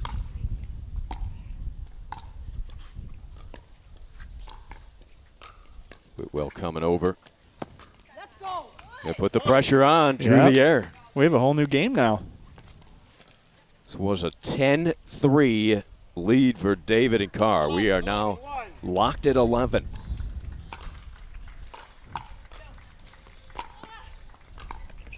That one just barely getting over the net.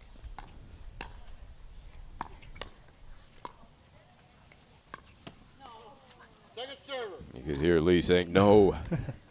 Second serve, still an opportunity to take the lead. 11-11-2. They haven't led since very early in this match. Ooh, a little help from the wind. You hear Lee saying let it bounce. Yeah, that wind is pulling the ball away from the paddle. Better to just be patient, let that ball bounce and step in. 11-11-1. Tied at 11. Point. It's always tough when you fight so hard to get that game back to even and miss a return.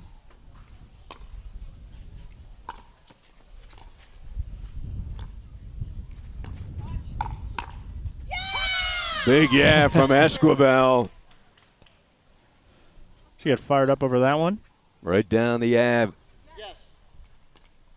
Let's take a look at the return here. Always tempting to start moving before that return. Right, John? Yep. That gets line. And that's when errors can occur on the return.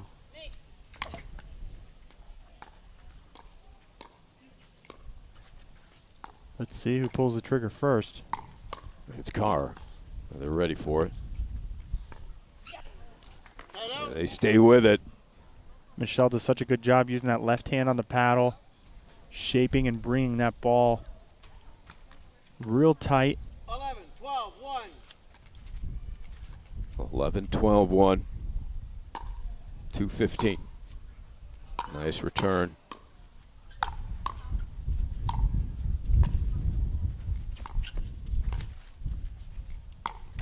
Carr goes back the other way behind Whitwell. Nice surprise contact. 11, 12, 2.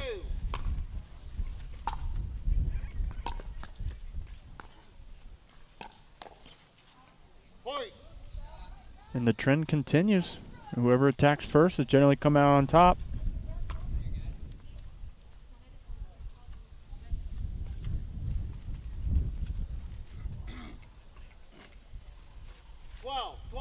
Now we have a tie ball game. Tied at a dozen each.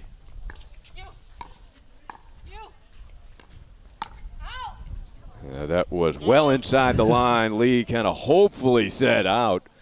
But again, that that wind behind them, Michelle jokingly said way out. 12, 12, 1. Still tied at 12.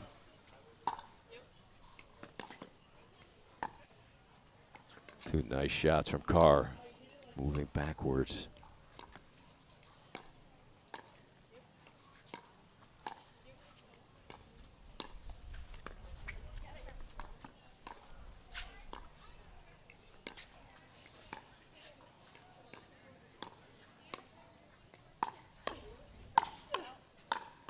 And there it is again, John. You called it.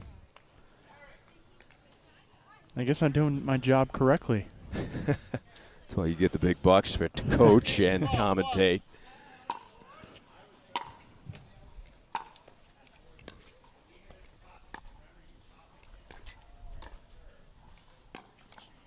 There we are again. Second server.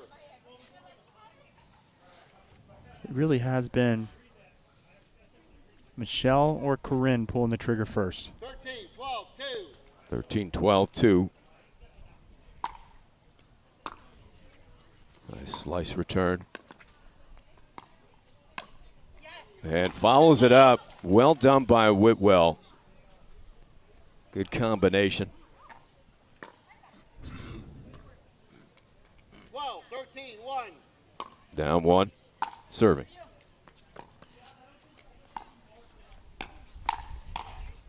And there's Esquivel taking it to him. Tied. Timeout. Carr, David.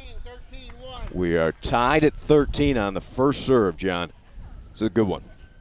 Yeah, it's turned out to be a pretty good match. What was once lopsided in the favor of Corinne and Vivian, but Whitwell and Esquivel bringing the heat right back to him, making this a good pickleball match. We've had some good ones here on CC2 all day in this beautiful venue. Great atmosphere here in Delray. Terrific food trucks right off the Ave. You can make a day and a night of it in Delray Beach. Thanks for joining us here on APP TV, here on YouTube or Facebook. Receivers, that was your last timeout. Last time out there. You have one remaining timeout. One timeout left for Whitwell Esquivel. Time in, ladies. 13, 13, 1. 13, 13, 1.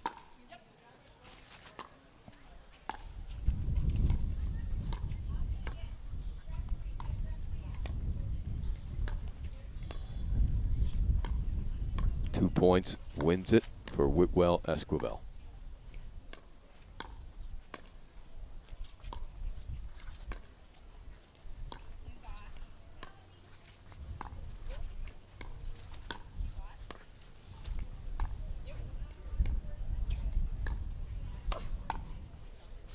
There's the ball. They were looking to set up. Good dink down the middle, which set that ball up high, nice and high for Lee Whitwell to reach in and attack it. 14-13-1. Match point. Trying to complete the comeback right here. It won't be on that serve. Carr alertly going right back to the body. 14-13-2.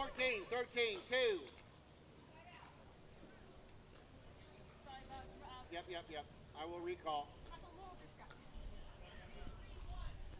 What'd you say? A little disgusting? A little distracting. Okay. 14-13-2. Nothing disgusting on the court. Thank goodness. And just wide, so Carr and David fight off two to stay alive. 13-14-1. And now look for the tie. Ball hangs up there. Esquivel, great angle off the court. Nothing Vivian David could do to get that one. Just well placed by Michelle. Oh. That serve. Yeah, David questioning. She thought that got line. Ruled just wide.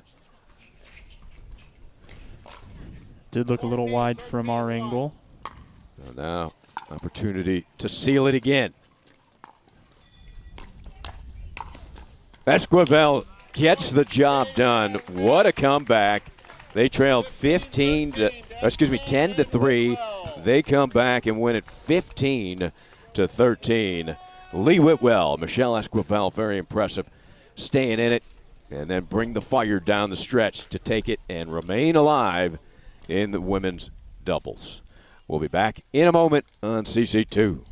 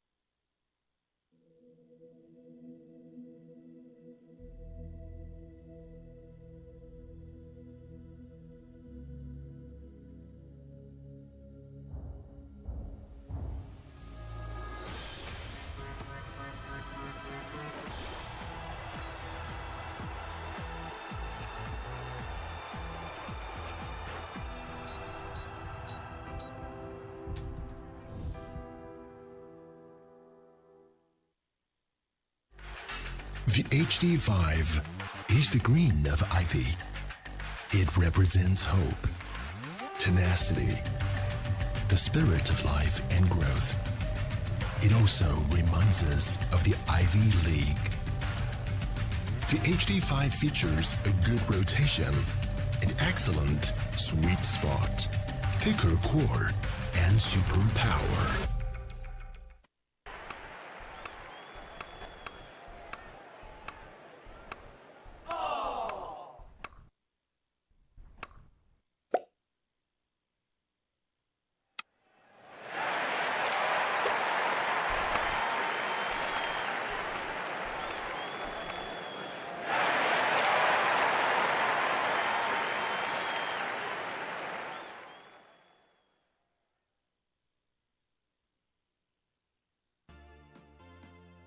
The PT Pro Team at pickleballtournaments.com have unparalleled experience running tournaments, including all professional tours and premier events. We provide professional services to develop, plan, and deliver tournaments that players and fans love.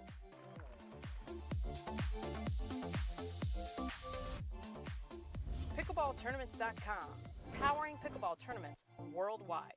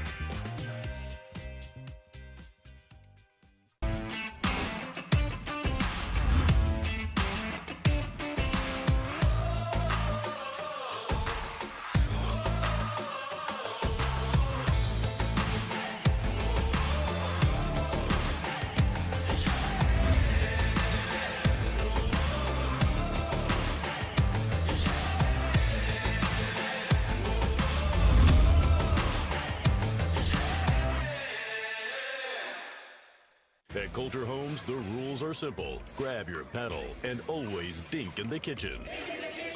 Remember where you are. Coulter Homes is the home of pickling. Smash and poach on dedicated courts in resort-style and active adult new home communities across the Southeast, including PGA Village Verano and Port St. Lucie, home of the World Pickleball Open.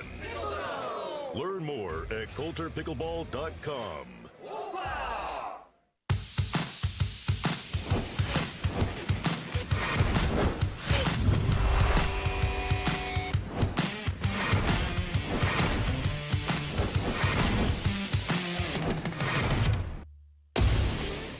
I'm so ready for next gen. This is Next Gen Pickleball. I'm so ready for the Next Gen Tour.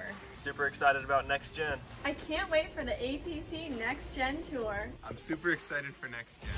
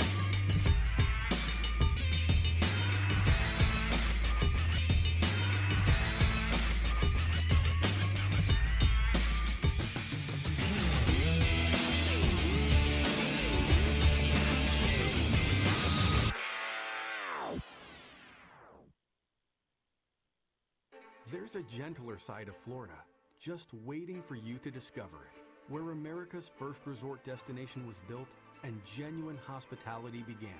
A place with cleaner sands, warmer waters, and fewer crowds. A place different than the rest, one that exceeds, excels, and surpasses all expectation, waiting here just for you. We are the original, the one, the only, the Palm Beaches. You know why I play with this paddle? Because I win.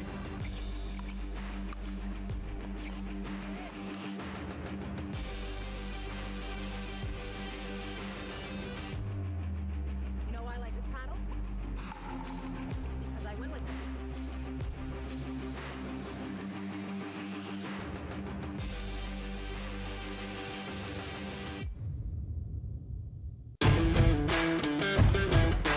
Hey, I'm Ben Johns, and I'm here to tell you why the pros prefer the Franklin X40 pickleball. I really like the durability. It's pretty rare that I crack one of these. I really like the balance in the ball. I really love this ball because of the color. The visibility at any time during the day is always extremely easy to see, so I think it's not just for the players, it's also a great spectator ball.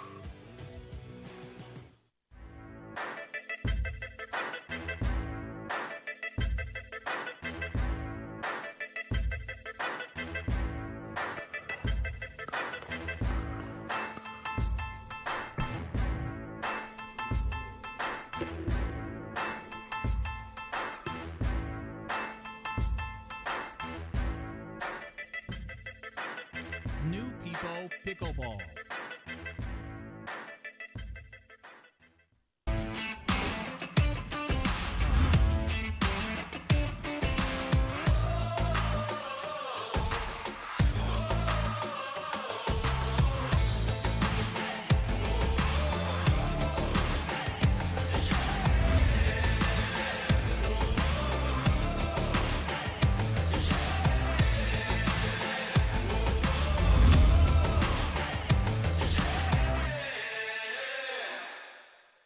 At Coulter Homes, the rules are simple. Grab your paddle and always dink in the kitchen.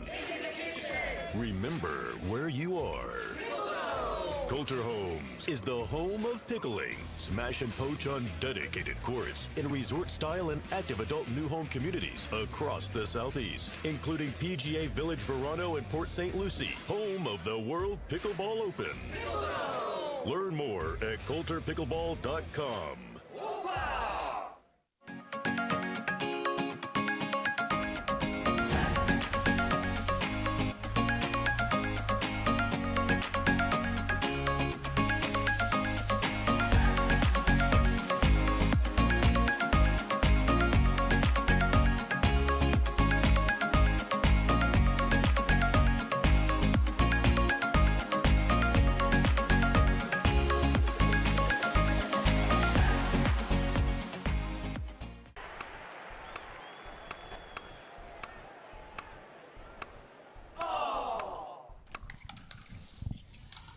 And just underway here. CC2, first point in command. David Furman, we saw quite a bit of that earlier here on CC2 with Furman and Kessner.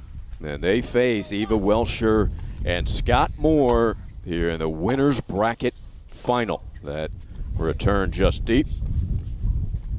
That should be a quality match. Welsher and Moore beating Wilhelm and Olin 7-11 and then 11-8, 11-3. While on the other side, Kessner and Furman 12-10, 11-7. We had that match over Johnson. Where are you?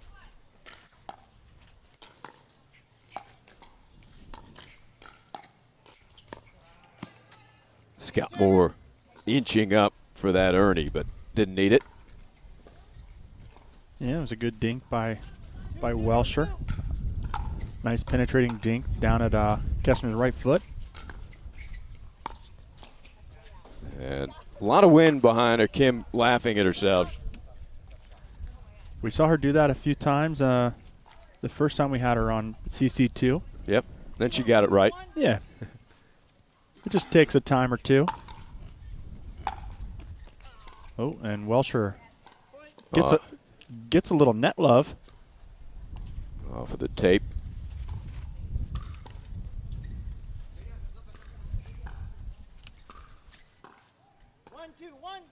One, two, one. Moore driving that. Talk about a long reach. Scott Moore.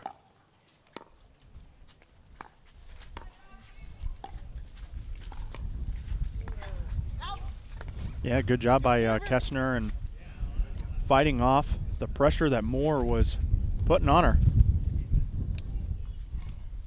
1, 2, 2. Scott going with a backhand slice. Serve. Well placed by KK Kim Kessner. Eva Welsher, very accomplished tennis player. And Scott Moore, one of the most decorated pickleball players.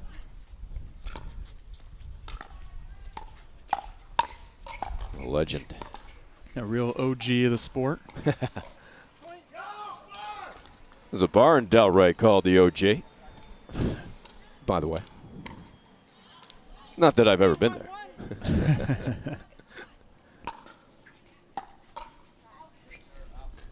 Good serve by Kessner.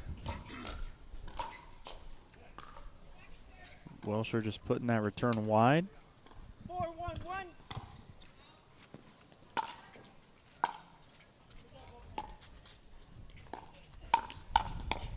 Good attack from KK and draws the air.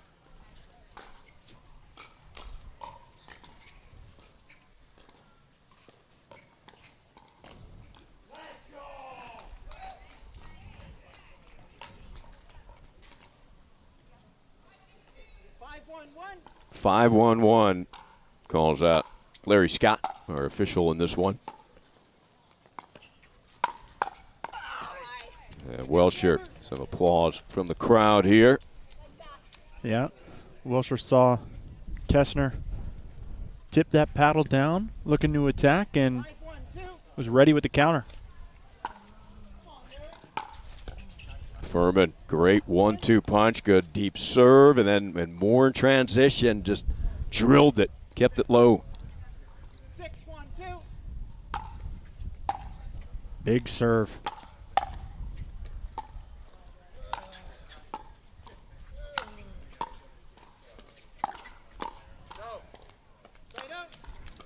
Quality defense, finally getting the side out.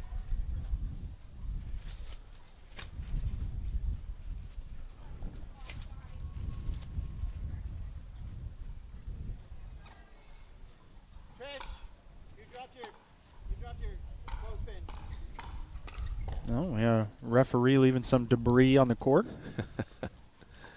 Michelle Escobar found some on the court in the previous match, which was distracting, not disgusting. Yes, we didn't know if it was a dead bug or... Well, thankfully it was just a distracting item.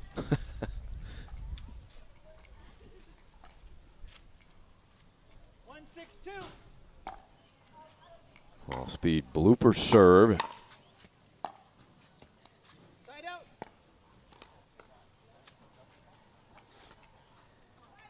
Side out, no harm done for Kessner Furman.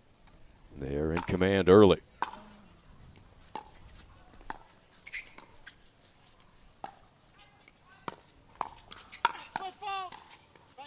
Oh. Footfall on Moore as he looks down. He's got some big shoes, Scott Moore. Pretty easy to step in the kitchen when you're wearing size 13s. Ooh, good idea. Kim thought she had a winner there, just drifted wide.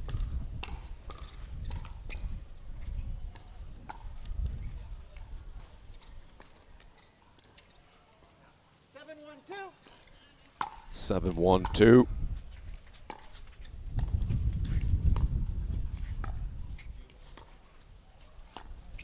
Goes with the lob, and it was effective.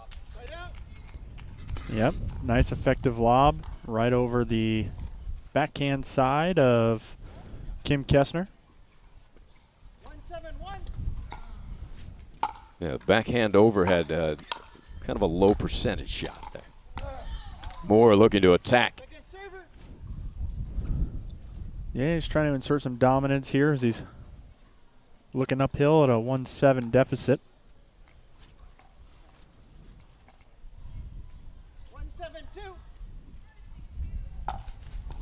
Good serve from Welsher.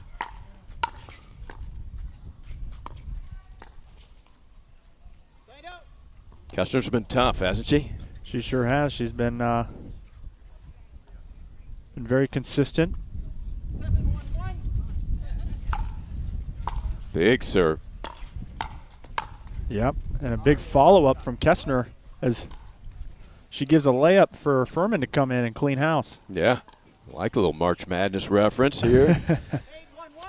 Layup, slam, dunk. And just missing.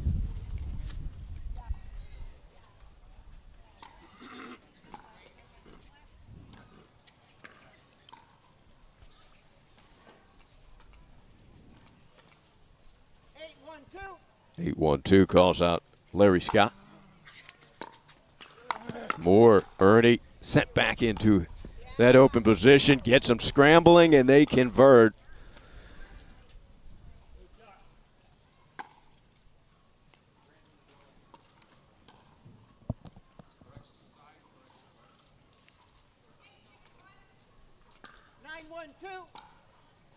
Nine, 1-2. And all Furman and Kessner thus far. Moore so adept with that drop backhand volley, isn't he? Yep.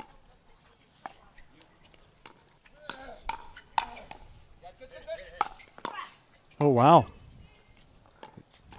Oh, what defense. And then, as you said earlier, John, sometimes it's that easy ball after the phenomenal defense.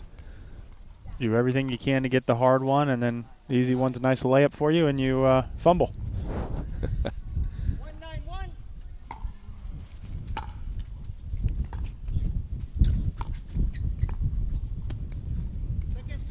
Wynn knocked that down. And second serve already as they're just struggling to find the scoreboard. Moore and Welsher. 192.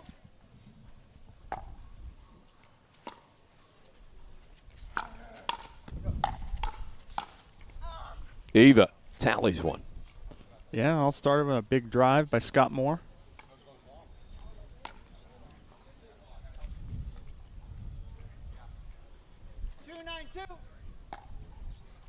Going with a bloop serve.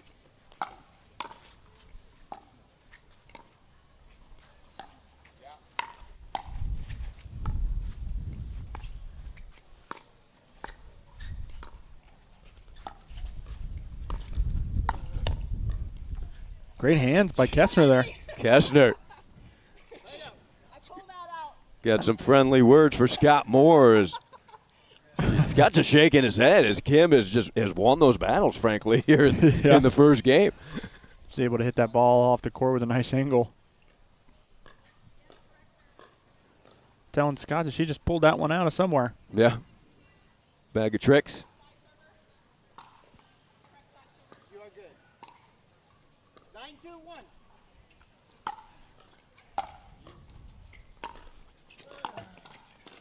9-2-1. Moore a little frustrated. Yeah, you know, he's trying to create a little something for his side of the court and going for just a little too much. Nice return there. Kessner was all over that one. Yes.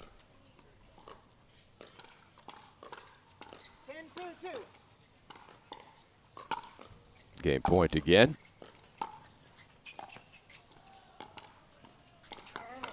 Moore turns on it, and that was just out, so quickly. 11-2.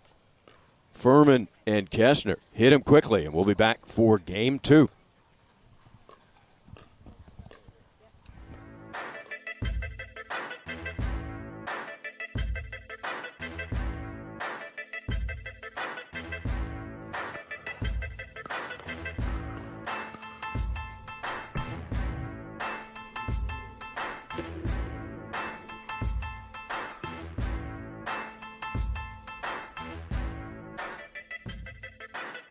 New People Pickleball.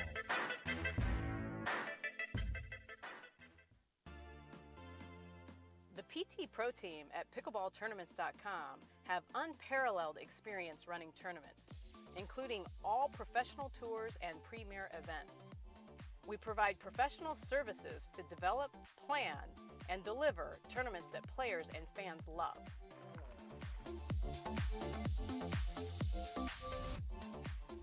Pickleballtournaments.com, powering pickleball tournaments worldwide.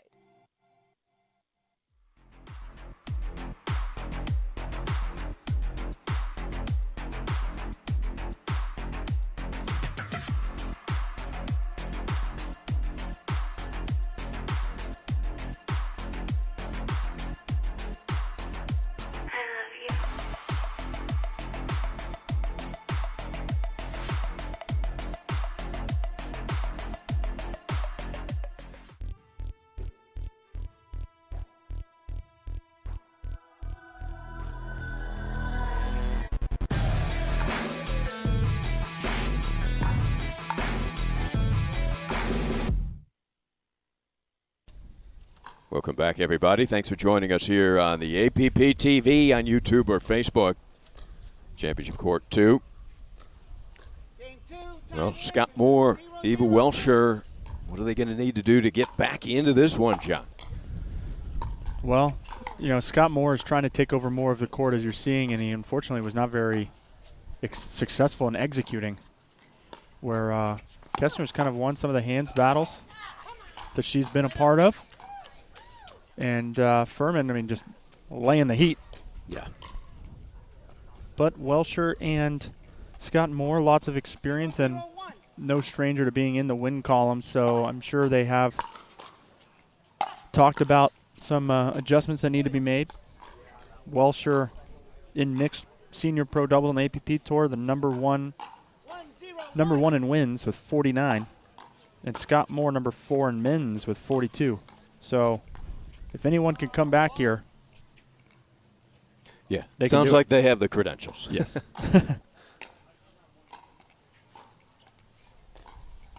Well, 1-0-1, but 2 pretty points already by Welsher and Moore. Now they get an easy one. And up 2 quick ones here. That's all they managed in the first game was 2 points. Moore on the approach. He's looking at the ball. Yeah. But it's getting windy. The paper's blowing all over here, but good catch, John, by the way. Oh. Nobody home there. No. The seas parted.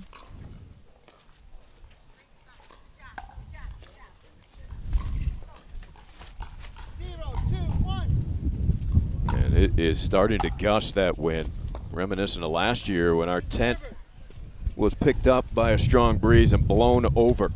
And I think Spencer Laurent went down with the ship and then brought us back to life, though. Luckily, he's a good swimmer. Yeah, beach about a mile away.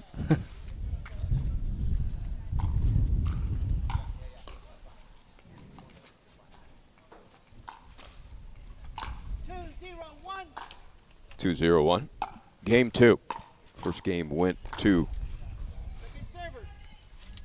Kessner and Furman.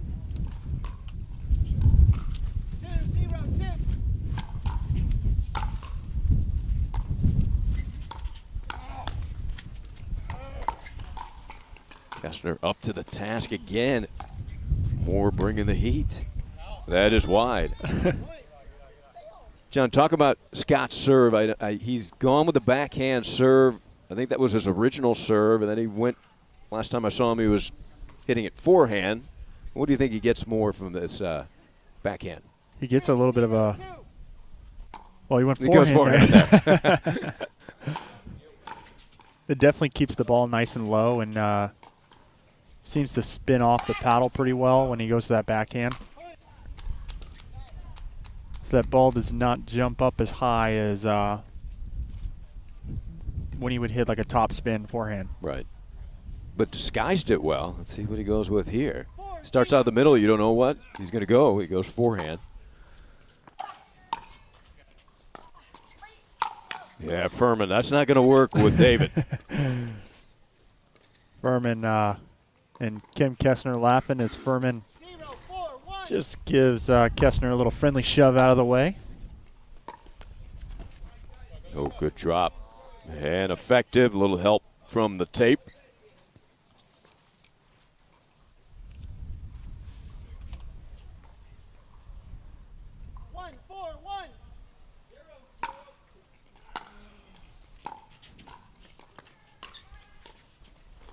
Tough to lob over Moore.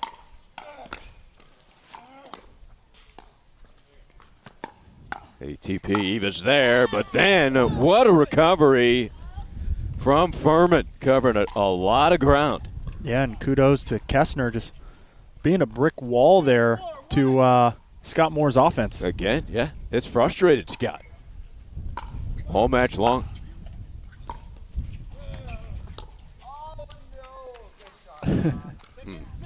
Yeah, Furman tried to poach, and as solid as his partner's been, right? Yep. 2-4-2.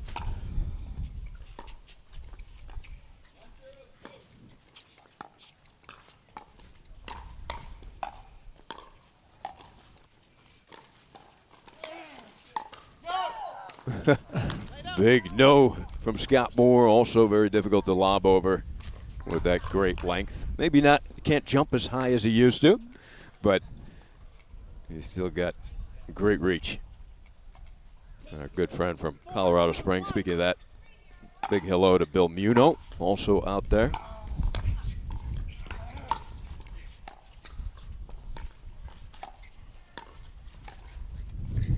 But you're right, John. I mean, Moore coming with direct heat right into the body of KK, and she's just handling it. Yeah, she's doing well. She's not letting anything get by her. She's been pretty solid all match long. It's really been the difference maker in this match.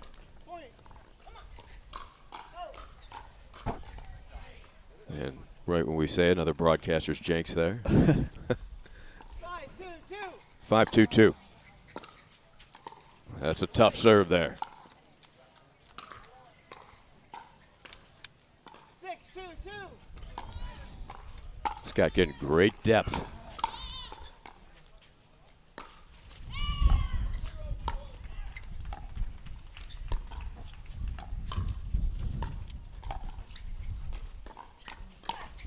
Well, that time Kessner went directly at Moore, and he was the one with a solid D.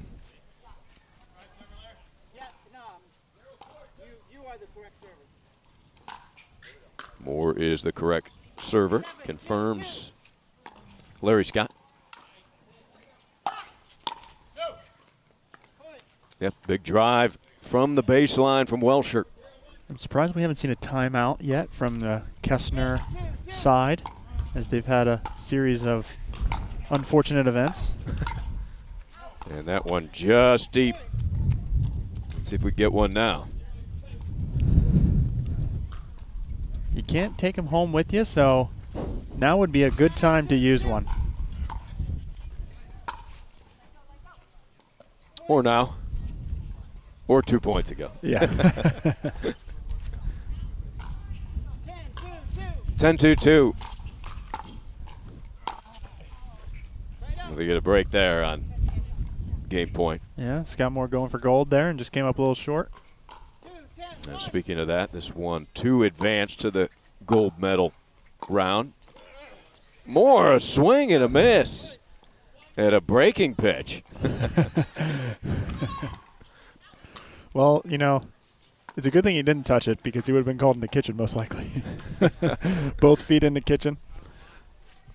3-10-1.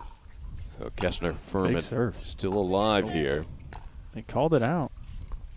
That was a close one. 3-10-2. Second serve.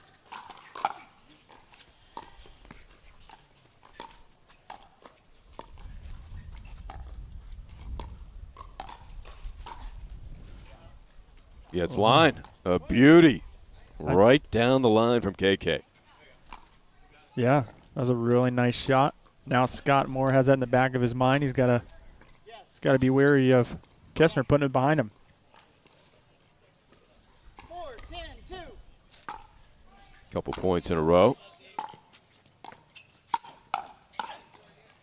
Right into the gut. Kim Kessner. Yeah, she made the mess and cleaned it up herself. 3 straight points. Moore all the way over as they switch. And it will be Moore and Welsher who call the timeout. Did not suspect this. Great job by Kessner regrouping, as now she's been on a roll. Why did we ever question Kessner and Furman not taking the TO? They knew exactly what they were doing. They're just doing it for the fans.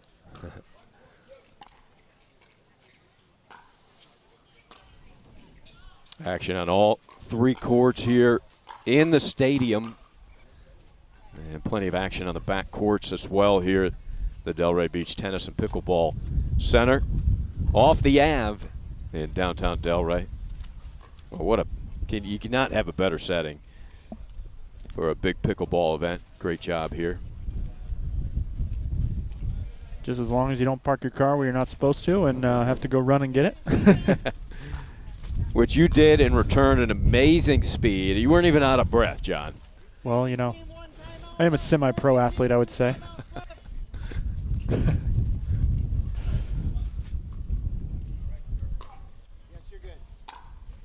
All right, 5-10.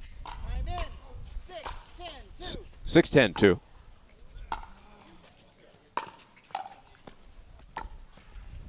Moore puts that one away into the open court. Turned out to be a good timeout. It did, and now another opportunity to seal game 2, which they thought was going to be done some time ago. just deep. The wind picked up and took that for a ride. It'll have to be off Moore's serve. Yeah, you could see the ball speed up midair.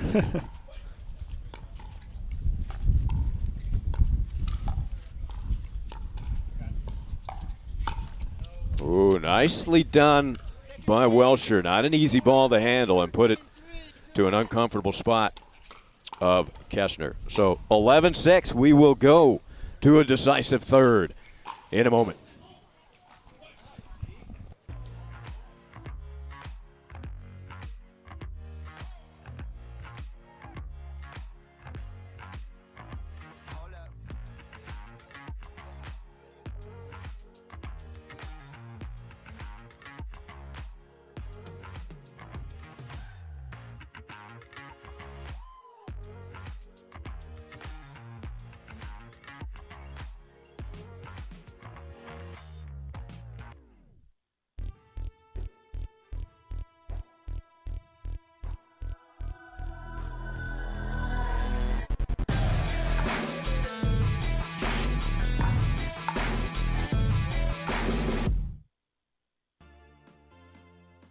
PT Pro Team at pickleballtournaments.com have unparalleled experience running tournaments, including all professional tours and premier events.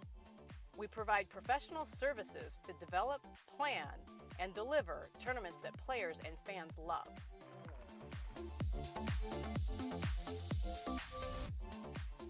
Pickleballtournaments.com, powering pickleball tournaments worldwide.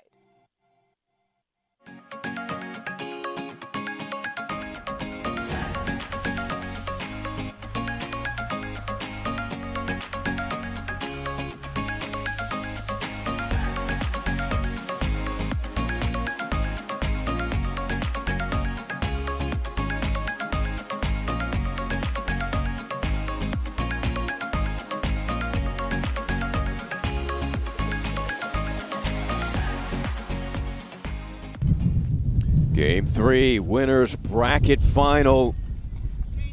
Welsher and Moore and Kessner and Furman, 11-2. Furman and Kessner in the first, 11-6. Moore, Welsher in the second. But there was a comeback in the second. And do you think that momentum will carry over for Kessner and Furman? Possibly. I mean, she just hit a great lob. That was a great shot. Caught the sideline. Gotta love a lob winner. Kessner with authority. Who do you like here in the third, John? You know, it really could go either way. I mean, we've seen safe. That's a safe analysis. You know, we'll have a winner here at the end of this. I don't know. It depends on who's. You know, both teams have been a little streaky so far this match, so it'll be interesting to see who's the less streaky team. Well, right now it appears that Furman and Kessner are on that streak, and they have been since they were down 10-2 in the second. They came back to 10-6, made it a battle.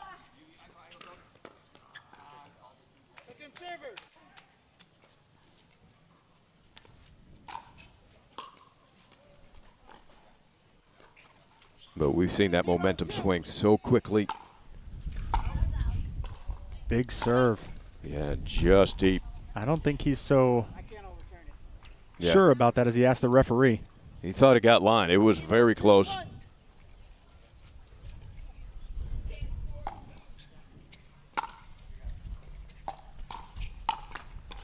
Furman right through the 5-hole of Moore and very nicely saying to executed. himself, the ball never lies? Probably.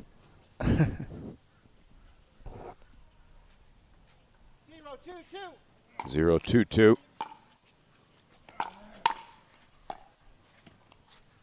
And again, Kessner, like you said, John, you called it a wall up there. Everything's coming back. Yeah, we'll see if she can stay as consistent as she was in game 1.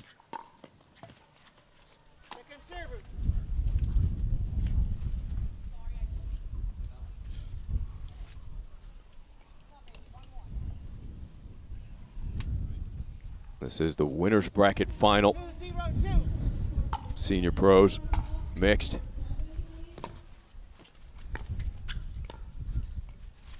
So the wind can be a factor. You know, you got to adjust.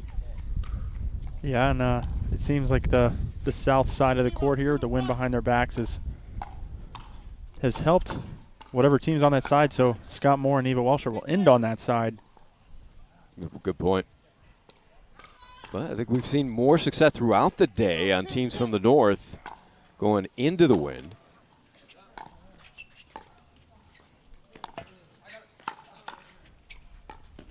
Oh, good save. That one's not coming back. When more you hear that big grunt from Scott, you're in trouble. 1, 2,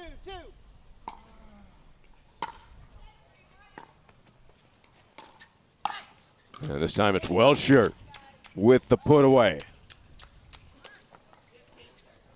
Welcher trying to pump up Scott Moore a little bit there.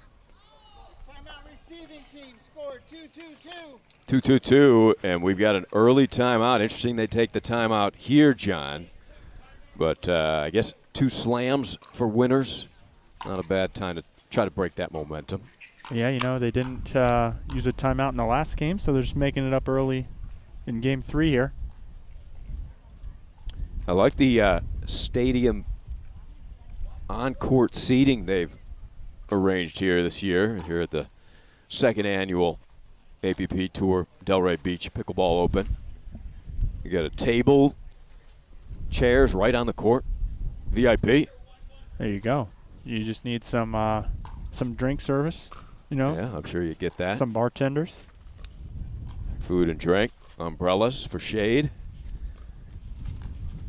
Receiving team 1 timeout left. Servers 2 timeouts. Time in 2-2-2. Tied at 2. Moore switch to the forehand there. Sets up backhand and gets kind of the reverse spin, and I think it fooled Furman a bit. Yeah, that's a good pickup on that on his serve there. They do get the side out here. Trailing by 1. 3 straight for Moore and Welcher. Right on the line.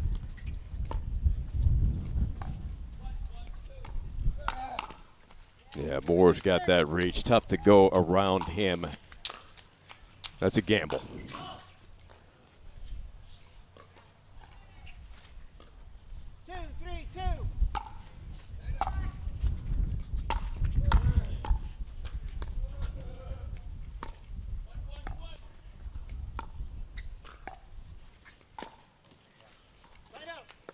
Quick side out, 3 straight, and looking to add to that for Eva and Scott. 3, 2, 1.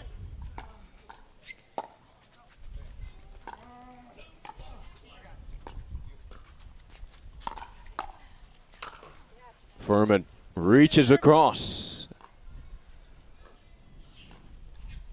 Yeah, you know, so far it's really just come down to unforced errors. You know, we've had some missed dinks. I think really affect the game when you.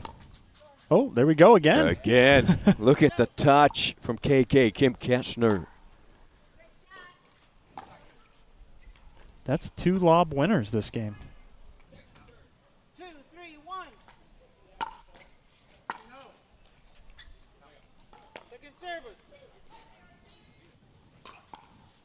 2, 3, 2. Scott Moore called that serve out for a second time, and Kessner was not happy with the call, it seemed. Yeah, they get their head shaken, but a couple of close ones.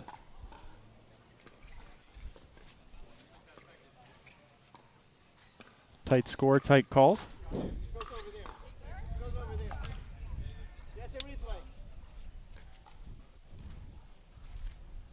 Somebody asking for a replay?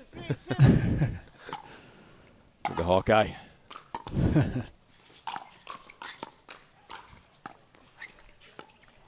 Kessner looking for the Ernie.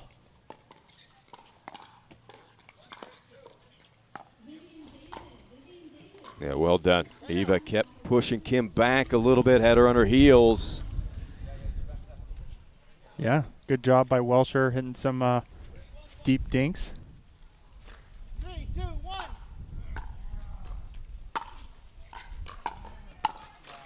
Moore put in a tough spot. Not an easy poach opportunity there on the low ball.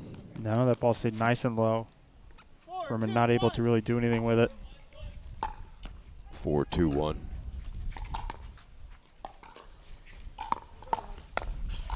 Moore wins that duel.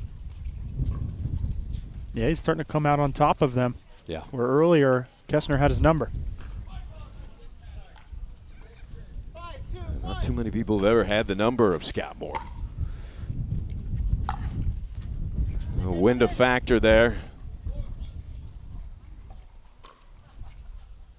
5, 2, 2.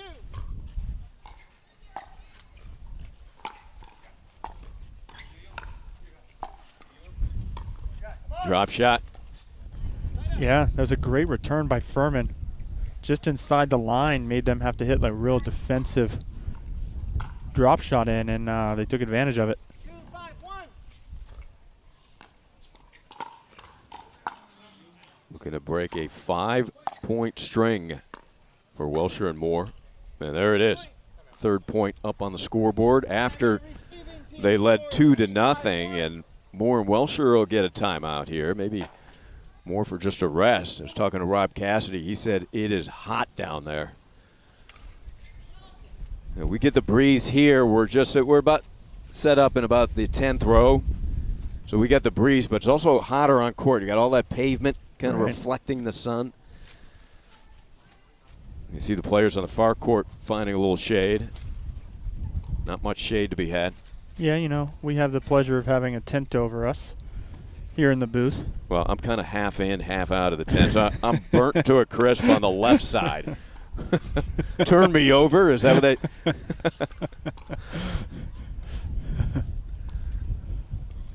I guess we can switch halfway through. How about that? Maybe tomorrow we'll switch it up. Spencer's comfortable. That's all that matters, really. Both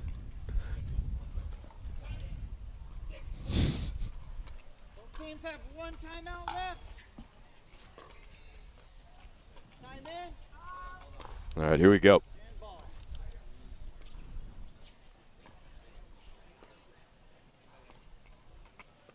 3, 5, 1. 3-5-1.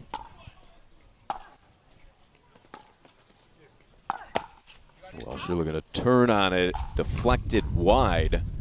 So a couple points in a row. We've got a good one here in the 3rd. Winners bracket final.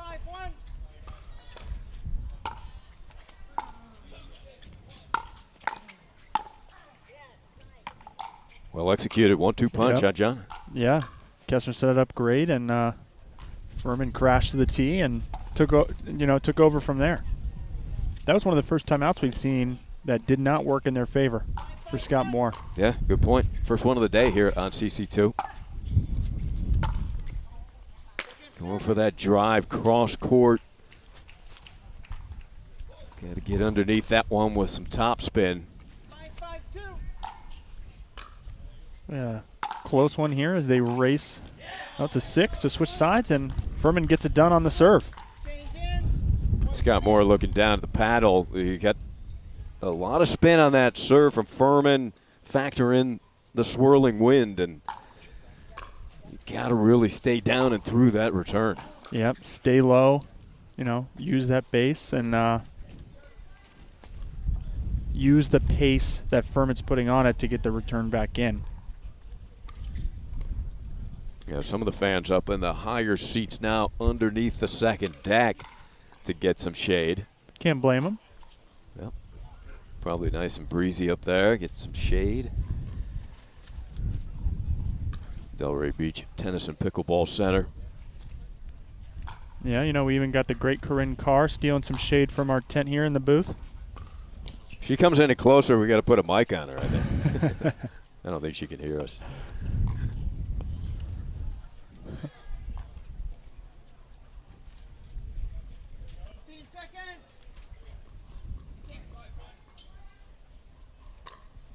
So the switch at 6.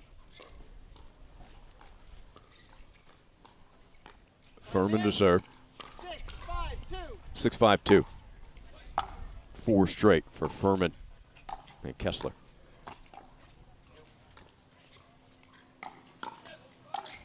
Welsher.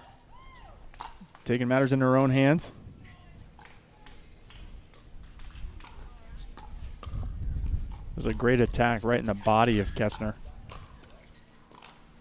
So Moore looking to tie it. Let's see if he switches to the forehand, stays backhand. He likes to mix it up. Lob. And then the open court taken advantage of by Eva. Great job by Kessner to get a good paddle on that with the backhand overhead. But Welsher had a lot of court to play with after.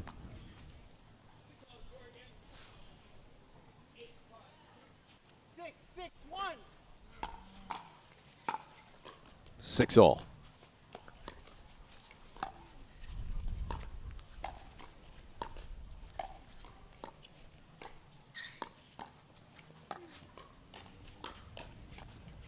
Ooh, Moore doesn't usually miss that one. Second serve. 6-6-2.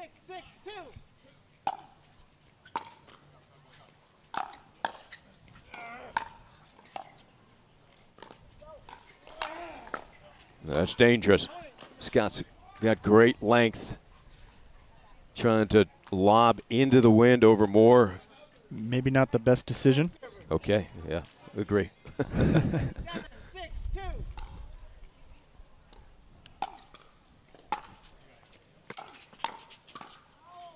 That's quick hands from Kessner.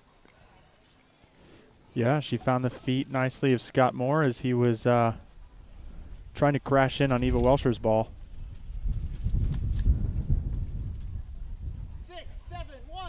6-7-1. Winners bracket final. Place for gold here on the line. Punched it. Got too much of it, Eva did.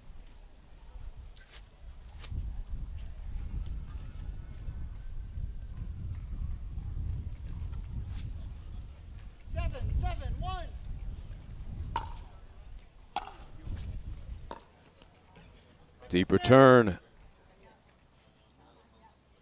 Second serve to Furman, tied at 7. 7-7-2.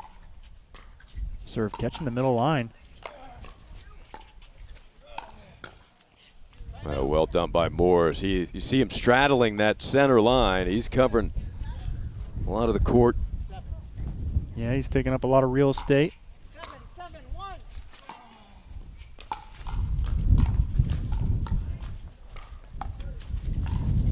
ATP.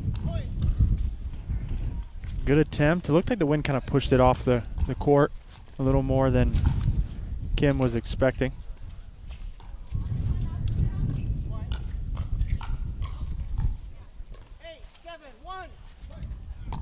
Kessner asking how many timeouts they have left and not using one. I expect to see one here soon. Maybe now. It is 9-7-1. 2 more points for Moore and Welsher. They've got a spot in the gold round. Again, ooh, just wide. Moore puts his hands to his head. That's the ball that Scott wants. He's challenging him to do that.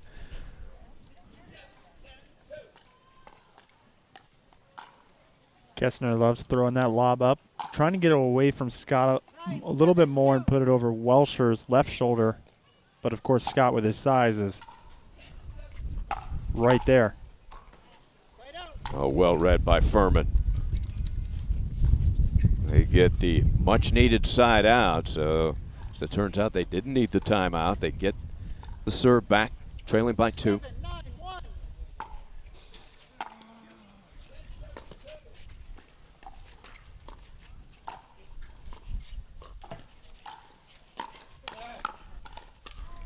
Ooh.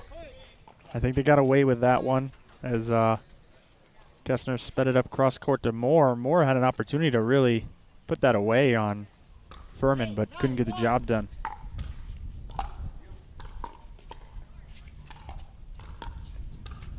Moore chasing it down. And that was wide. Kessner upset with herself. Had Moore out of position. Yep. That was a really nice dink cross court there, and Moore showcasing his athletic ability. Yeah, he can still move. 8-9-2.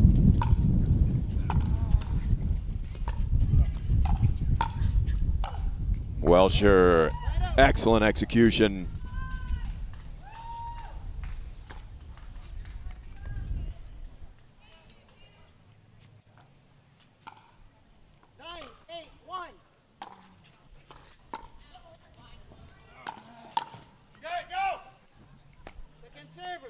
A little net love there for Kessner. 9-8-2. So second serve up 1. Goes with the floater. And the drive. Moore all the way over, a little out of position. Eva upset. Get a side out. Welsher, I think, wanted that ball and wasn't ready for Scott to come over and impose on her land. 8-9-1.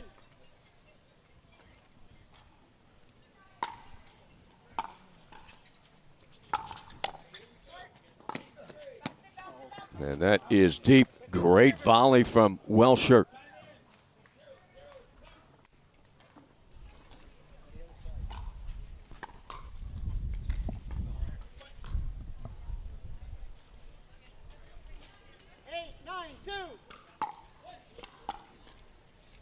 Looking for the tie.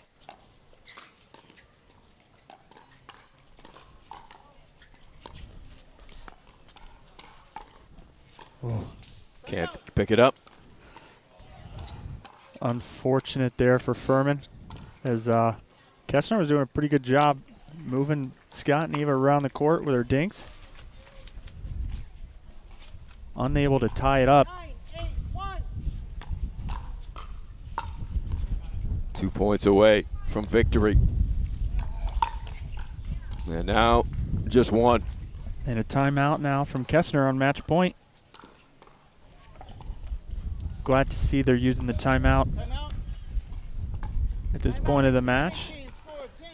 Points hard to come by right now for both teams. But just 1 away. The tandem of Moore and Welsher. Winners bracket final. Game 3 has definitely been more competitive from both sides, whereas game 1 and 2 were a little lopsided on the scoreboard. Yeah, 11-2. It was Furman and Kessner in the first. 11-6.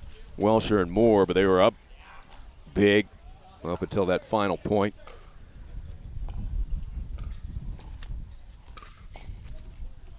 And this one up and back throughout game 3.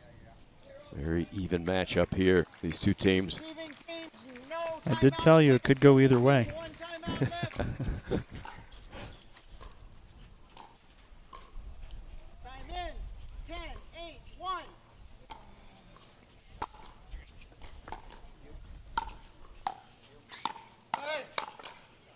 And finding the spot, Furman. Terrific.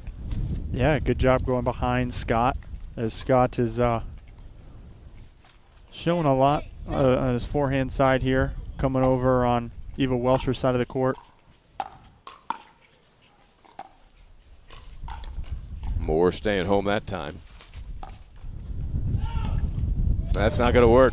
Moore with the overhead smash winner to seal the victory, 11-9. Great match. So it's Scott Moore and Eva Welsher on to the gold medal round. They may end up seeing Furman and Kessner again, as they will move on to play the bronze. And we will have another matchup coming up here on CC2.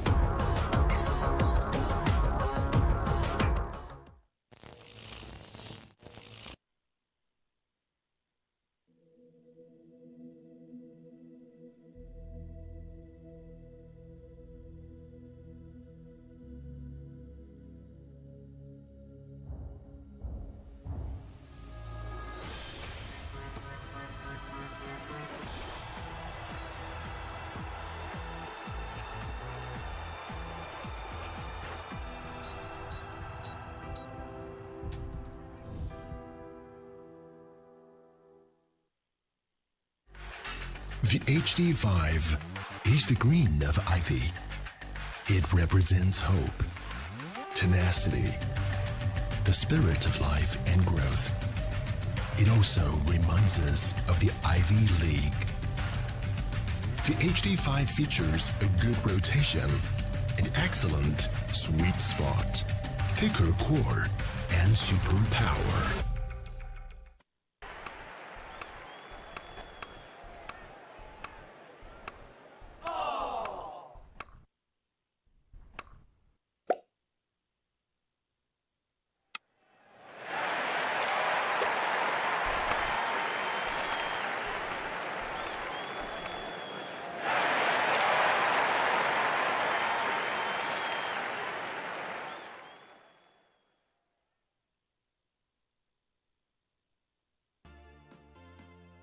The PT Pro team at pickleballtournaments.com have unparalleled experience running tournaments, including all professional tours and premier events. We provide professional services to develop, plan, and deliver tournaments that players and fans love.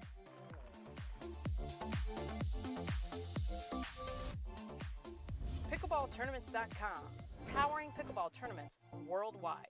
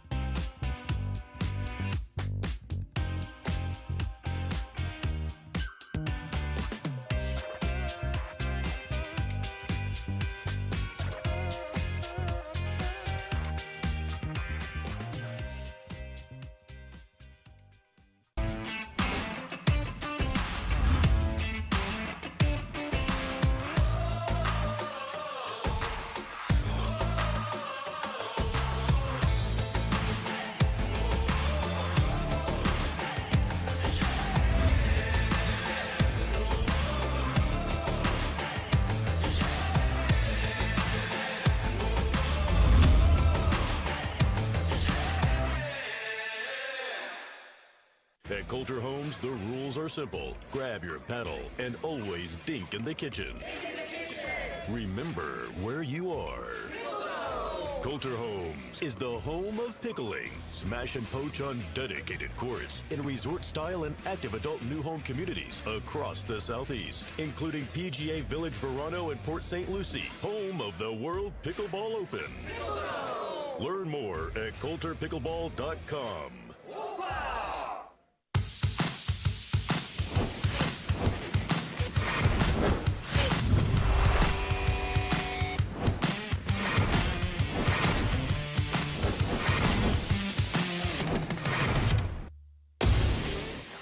So ready for next gen. This is Next Gen Pickleball. I'm so ready for the Next Gen Tour.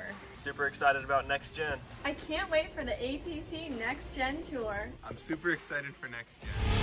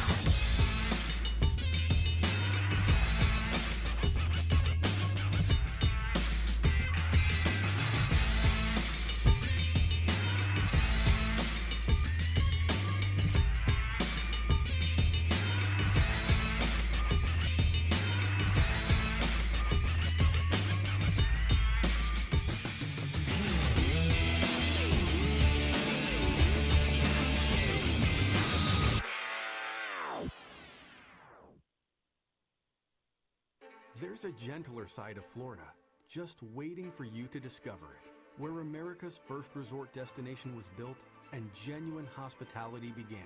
A place with cleaner sands, warmer waters, and fewer crowds.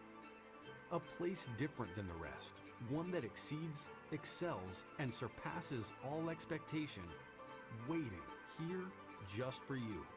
We are the original, the one, the only, the Palm Beaches. You know why I play with this paddle? Because I win.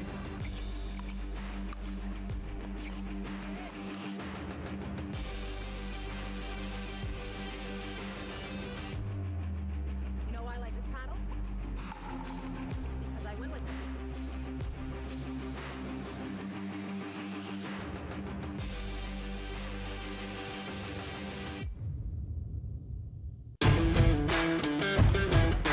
Hey, I'm Ben Johns, and I'm here to tell you why the pros prefer the Franklin X40 pickleball. I really like the durability. It's pretty rare that I crack one of these. I really like the balance in the ball. I really love this ball because of the color. The visibility at any time during the day is always extremely easy to see, so I think it's not just for the players, it's also a great spectator ball.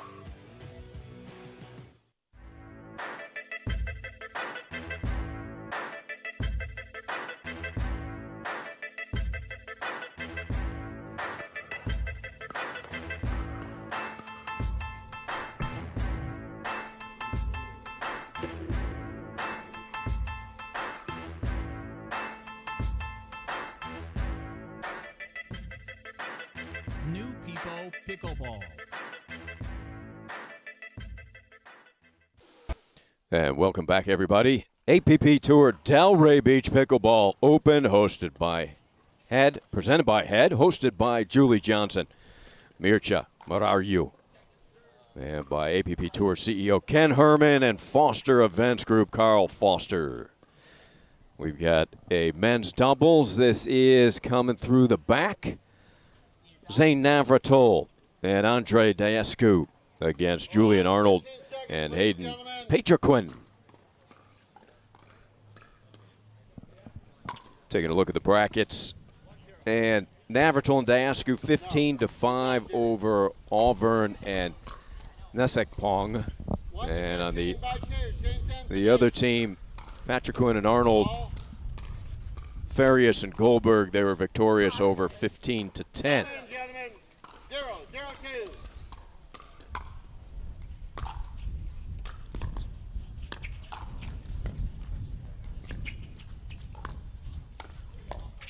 Look for Arnold here in the black, along with his partner Hayden Patriquin, Big H as they call him. Bring a lot of energy to this game.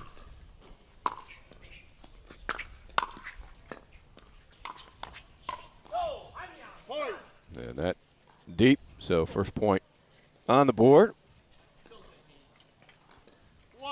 Arnold is very energetic, let's say.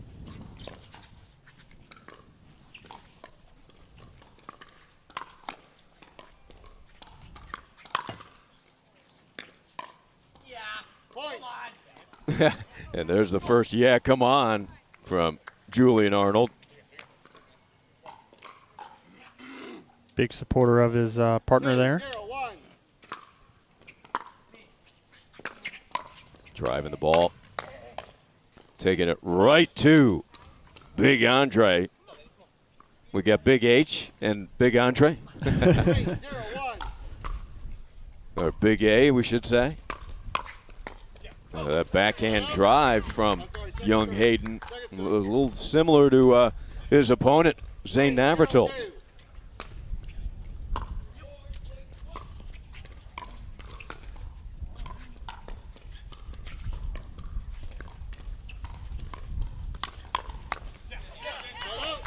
Navratil taking it right to the youngster. You can just tell the volleys of Patriquin. He's got such fast twitch reflexes.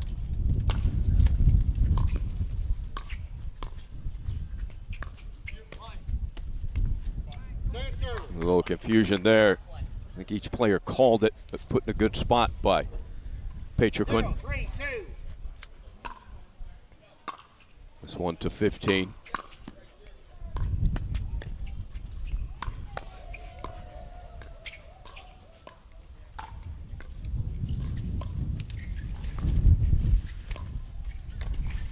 Ooh, Big H upset with himself. He looks like a young Zane, doesn't he? The way he moves around the court. He does move around very well. Definitely one of the future stars of the sport, I would say.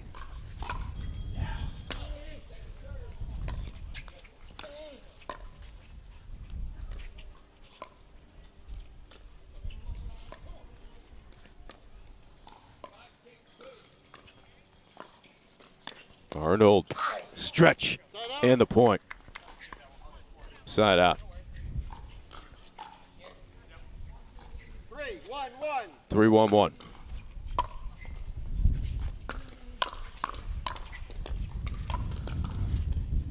Navratil puts it away.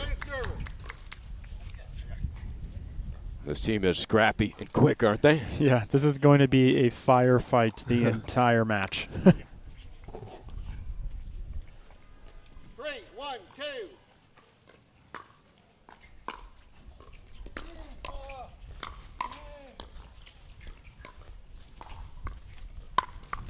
Navratil goes straight at him. As Juliet urging his partner on. 1-3-1.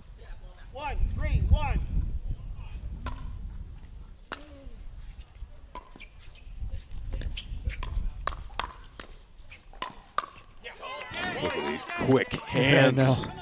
Exciting action. The crowd loves it. 2-3-1. Patriquin showing he belongs with the big boys out here. Is that why they call him Big H? I guess so. Second server. Definitely does not seem intimidated. No. At all. 2-3-2.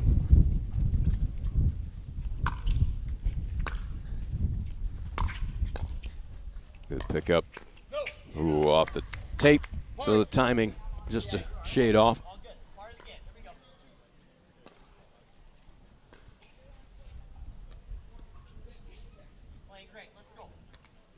You hear Arnold saying, "You're playing great, let's go." That's what you need, that type of encouragement, John, particularly for a young kid. Yep. You know, but Hayden, you know, so far in his young pickleball career, seems to be handling the pressure pretty well. I mean, they've made it pretty far in the bracket today. Beat some good teams. They ask you. You pointed out earlier, John, he's brought a cheering contingency here. The hometown hero.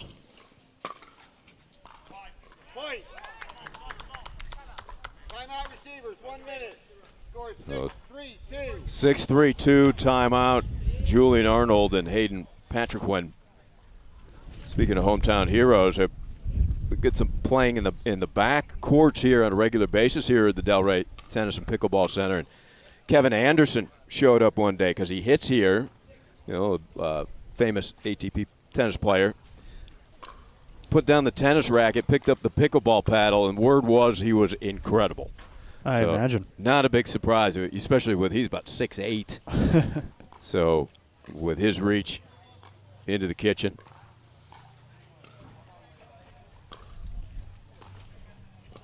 You know, Hayden has not come out on top in some of the hands battles straight up with Zane Navratil.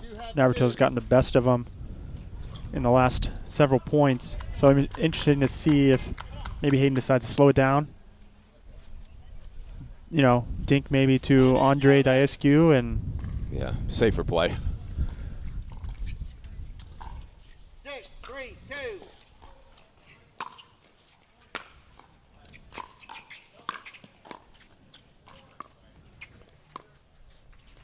A little slower here, John, just like you advised.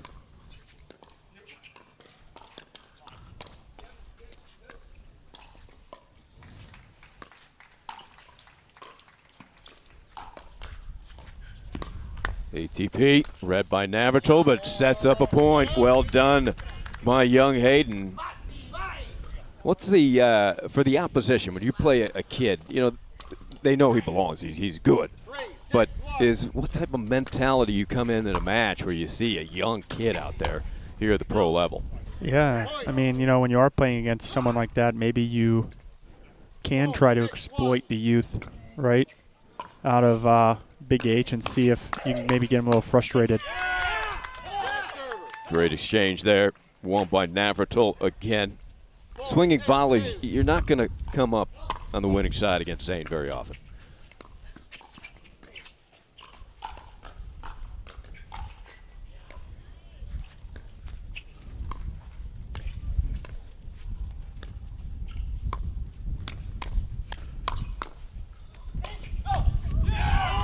And again, don't want to challenge that. Arnold just claps for him.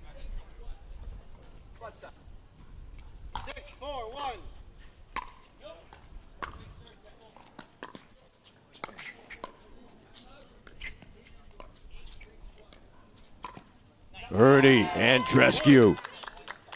Yep, Diascu loves to bring his Ernie out. You know, Diascu, I think I just called him Andrescu, who's the women's star tennis player. I apologize, Andre, and fans and family. Yeah, he's pretty intimidating. I wouldn't get his name wrong too many times there, Ari. I'm going to go hide. 10, you take over. He's got a big cheering section, too. Up the line, inside in, well placed by Julian Arnold. Yeah, he held that very well. Zane thought he was going to go back cross court to Andre.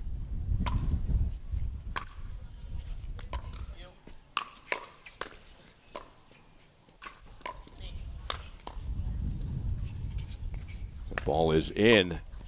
They can play on. Not that time. But, you know, Big H seems pretty mentally strong here. You know, had a couple bad points, but seems to be right back into it after the timeout. So showing good signs of maturity.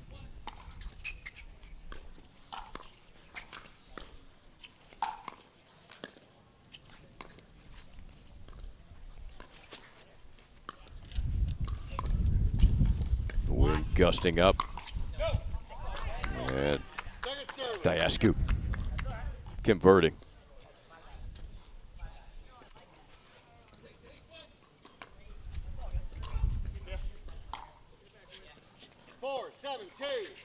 Four, 7-2. This one to 15.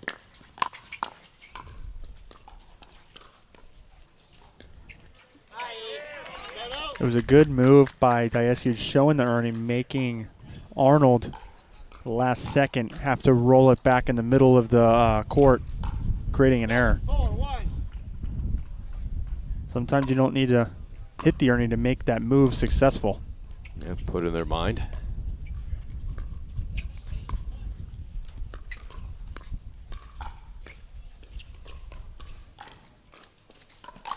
And that time he executes it. That's got to be very intimidating. You got a 6'6" guy flying around at the net. Yeah, you know, you have to keep your dinks nice and tight, close to that net. Not a lot of pace on him or he's going to pounce on it.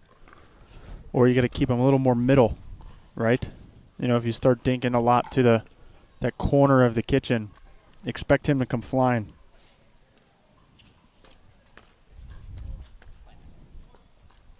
So they switch sides. The win will be at the back of the Arnold Patriquin duel.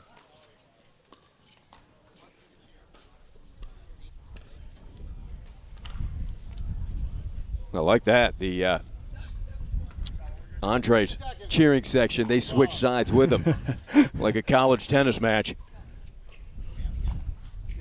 I guess they were able to buy both seats of, you know, of tickets. They got the whole row just in case they can switch. Good point.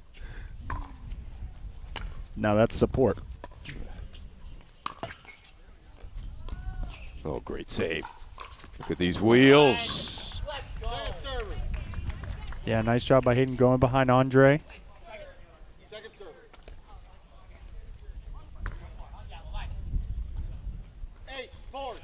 8-4-2, says the official Bob Swisshelm Big drive, and Diascu follows it. 1-2 punch. Just the way Zane and Andre drew it up. Yep, you'll see that. Zane likes to drive that third and let the big man crash. Andre will generally drop the ball in so he can get into these battles.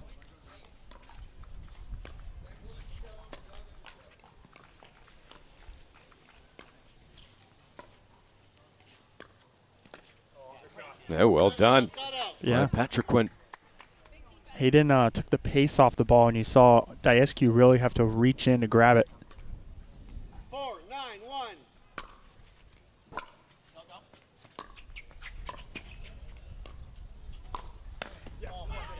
Yeah, redirected by Zane. The backhand flick. 4. Sorry, hang on a second. 4-9-2. 4-9-2. Up to 15. Big drive from Arnold. But the quickness of Navratil is there. And it looks like Hayden and Julian Arnold will be stacking here to give Zane and Andre a different look.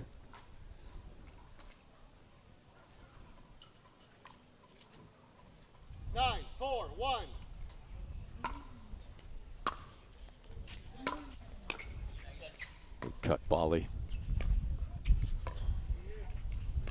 Seems like they want Hayden cross court with Andre. There it is. Yeah, Zane upset with himself. He left that one up high enough for Big H to turn it into a big winner. 9-4-2.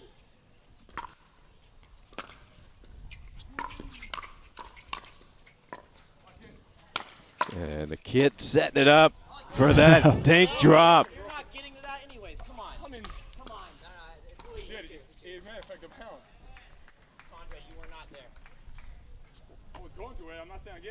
What was the call here? A hindrance?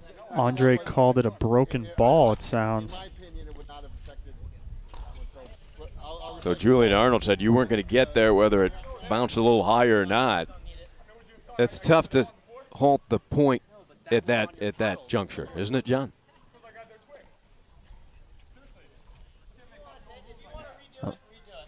I was trying to pick up on The rule is, it is my discretion.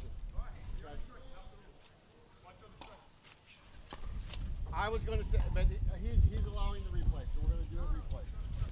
Okay?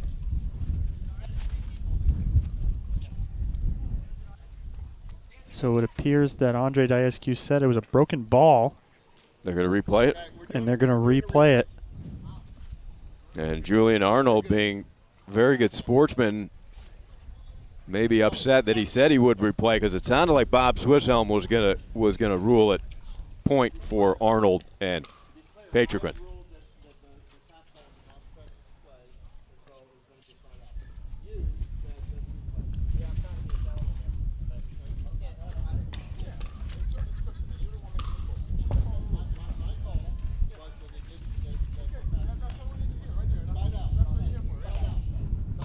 Well, they ended up giving the ball back to Arnold and Patrick. I think which is probably the right call. And now they're going to call a timeout. Probably wise for Julian. Yeah, you know, Diascu saying that it affected the play, but clearly Arnold hit a real knifing shot cross court that Diascu was not even close to. Yeah. Yeah, that was a drop shot winner with any ball. Even a tennis ball.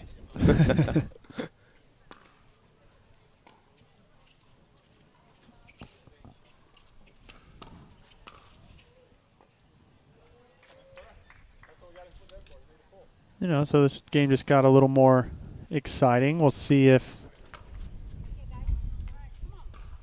either team gets frustrated by that. Please, gentlemen.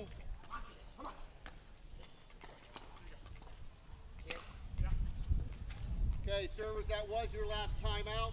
Receivers, you still have 2. Time in. 4-9-1. 4-9-1. That was their final timeout. Oh. No, it's not the same ball.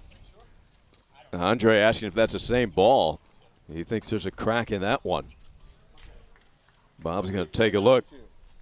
I believe, actually, no, we're not, because I put the second ball down there. So this is a different ball. That is a Okay, no, different we're ball. We're not going to replay. You sure that wasn't the same one? I'm sure, because we had the one wobbly ball. Okay, so point. Okay. They request to change that ball as well. Third time's the charm, hopefully.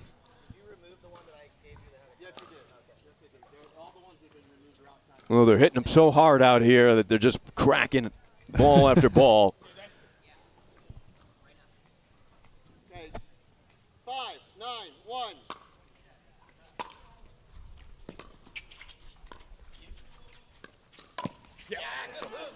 Diascu pulling that off, and Arnold, good sportsmanship really by Julian, applauds him even after the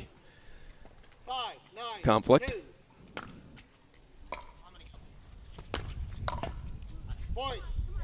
Ooh, Andre upset with himself. Had a good look at that one. Yep.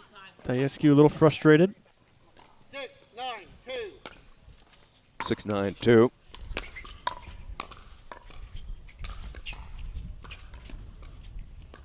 Great save by Hayden.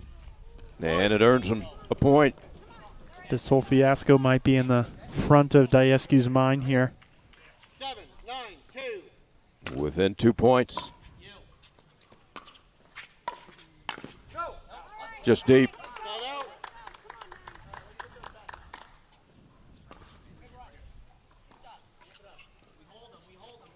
9-7-1. Serving from well behind the baseline, Andre was. Good pick up by Zane.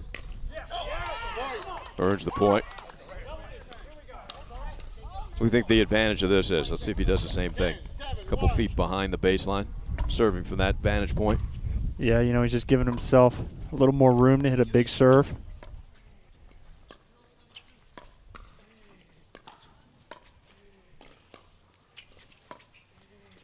The ball got up.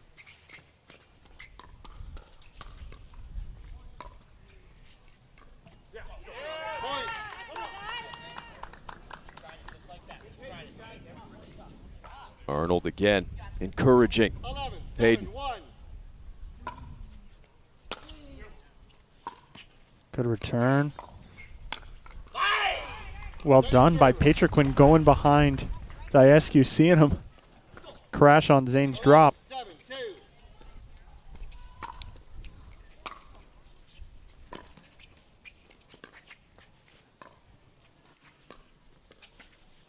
Cross court ATP attempt hits the post. ITP into the post.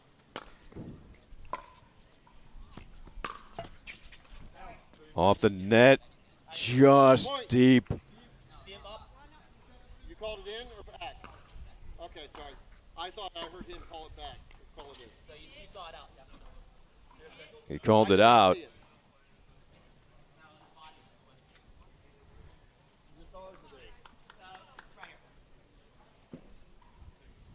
Second server. 7-11-2. 7-11-2. Good rip there by Hayden. Point.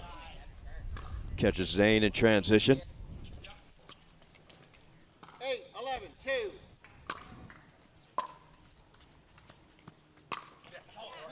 Tried to do a little too much there. That Floaterson can be tempting, huh? John tried to kill it.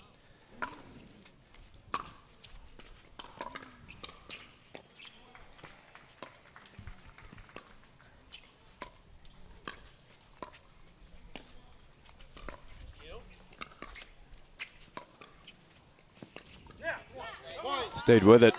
Good patience there by Big Andre. Yep. Just wearing down Patriquin. 12-8-1.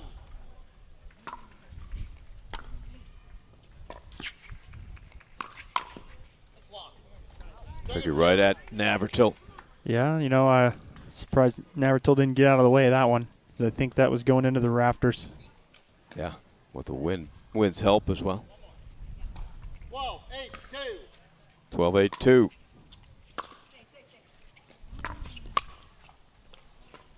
Right off the line. Terrific shot by Hayden. A great job just getting that return in. Yeah. Because Zane got a lot on that serve. They pulled him out wide.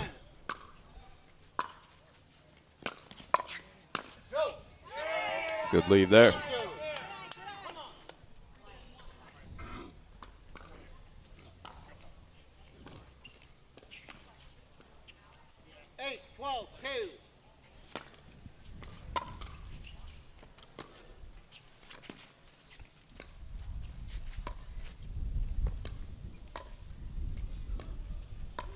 Patient play here from Andre.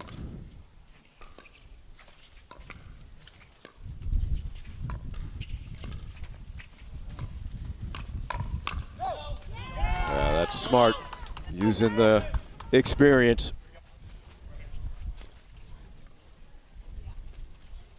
12-8-1. 12-8-1.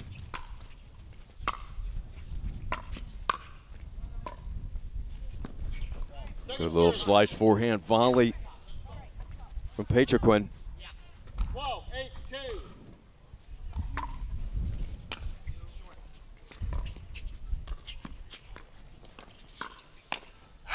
And the Ernie cross-court finish from Arnold, set up by Hayden.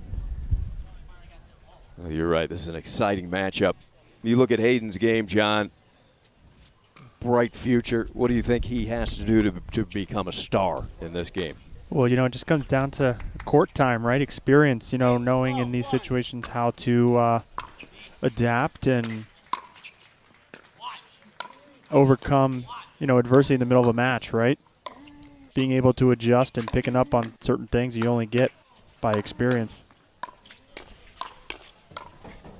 That is out. Exceptional defense from Arnold. He turns it into an offensive attack. 9-12-1. I'm not even sure what Arnold is yelling.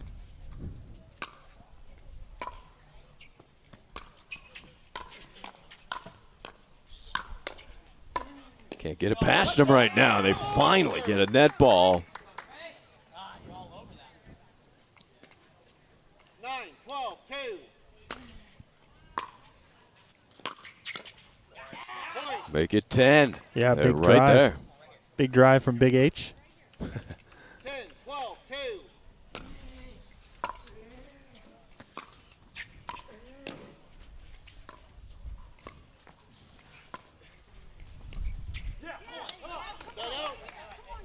Hayden and Julian seem to like the pace better than the slow stuff. Yeah, they definitely do. Diascu is starting to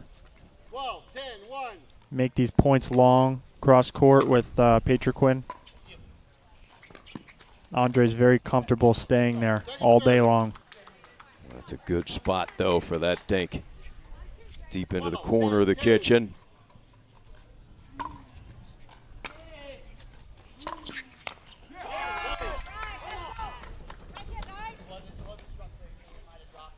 The SQ cheering section. Arnold says this point right now.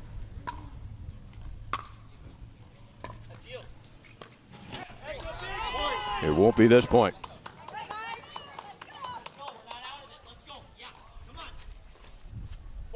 Arnold encouraging his partner here on match point.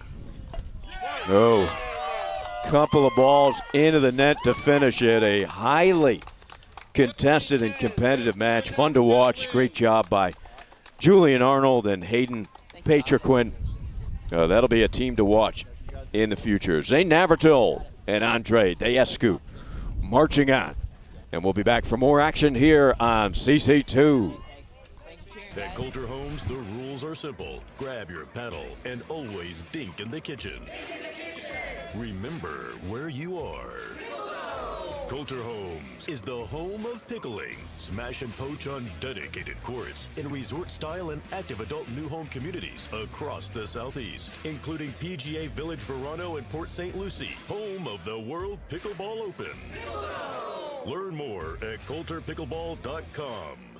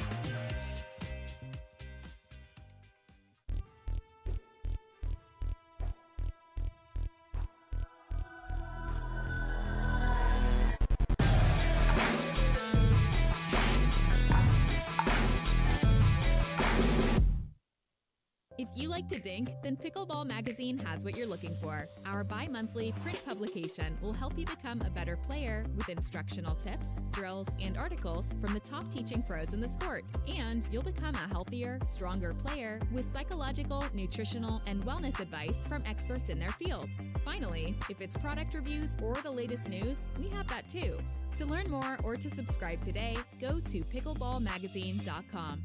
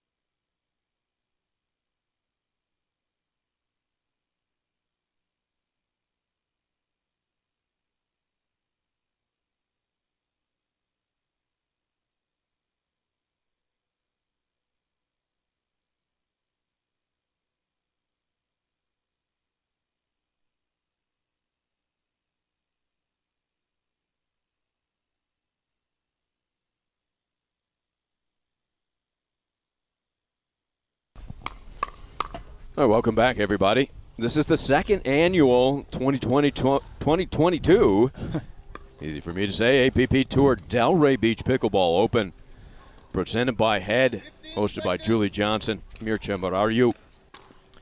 And a lot of good food to be had for the fans. For us, we can keep working, but not complaining. But great food trucks in the area. This is the AB in Delray Beach, one of the best towns in America. So plenty to do, great options. And what a weekend this is going to be for everybody. Yeah, you know, great location, great weather so far, knock on wood. We got some good pickleball. We got another good one coming up next here. Now take a look at this matchup. It is Kyle Yates and Rob Cassidy. They won it 15-1 in the previous round over Forsyth and Hoopschman. And their opponent, Brandon Long, Pablo Tellez, they were victorious 15-8 over Gilbert and Campbell. And that Gilbert and Campbell team was very competitive. We saw them early on here today. Yeah, this should be an exciting one. It's always exciting when you have both Kyle Yates and Rob Cassidy on the same court at the same time. You're in for fireworks. Yeah, I haven't had the pleasure of seeing much of Kyle play. I know that he's terrific, and, of course, Cassidy, they call him Crash Cassidy. Kyle Yates, arguably one of the GOATs of pickleball. Even heard from Ben Johns calling Kyle the GOAT. A real OG of the pro scene. All right. In the bright orange shirt, yellow hat. And Pablo will serve it, the left-hander. And don't sleep on this team that they're playing. Pablo Tellez has come onto the scene somewhat recently and has shocked some people. With Brendan Long, actually trains with Kyle Yates quite a bit, and he has really come a long way as a player.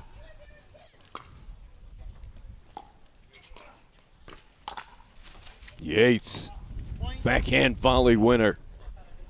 He loves stepping in with that backhand. On the pickleball court and the ping pong table, if you've ever seen him play ping pong, he loves that backhand.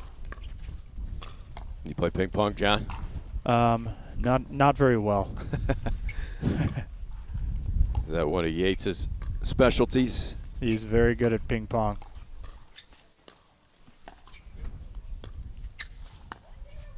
They got upstairs. Our producer, Spencer Laurent. Speaking of ping pong, junior champion over there. Oh, wow. I didn't know we were sitting next to such greatness. You mean aside from his producing ability? Yes. And excellent exchange, and Pablo Tellez coming out on top there. Yeah, Brennan Long is really aggressive, and so is Pablo. So expect another firefight here like we just saw. Good flick there from Pablo.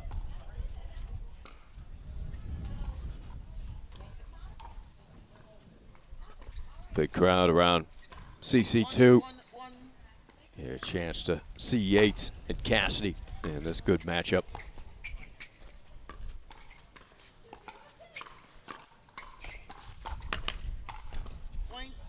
Yates, I think, tried a no-look backhand there. I'm not sure what he said to the referee there. Did you pick that up? Couldn't hear it. Good drive. Good pick up there by Rob. Whenever you speed it up at Rob, expect that ball coming back. Rob Cassidy has zero fear. And he will get on his hands and knees to get that ball back. Usually seen rocking some Band-Aids on the knees and the shins. Yeah, he is not afraid of a wall, the ground, signage.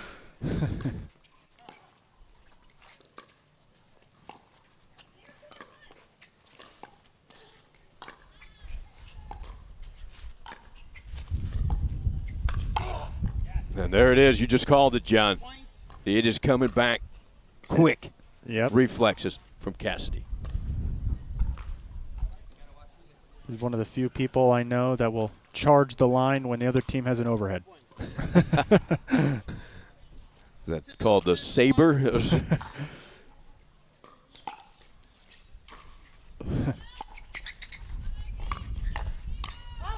Yates quick return there, forces the error. 3-2-1.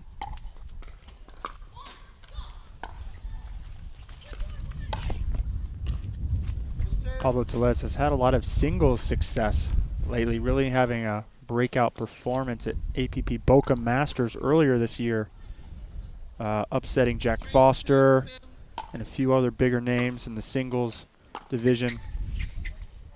Starting to make a name for himself with a good run today with Brennan Long in the doubles.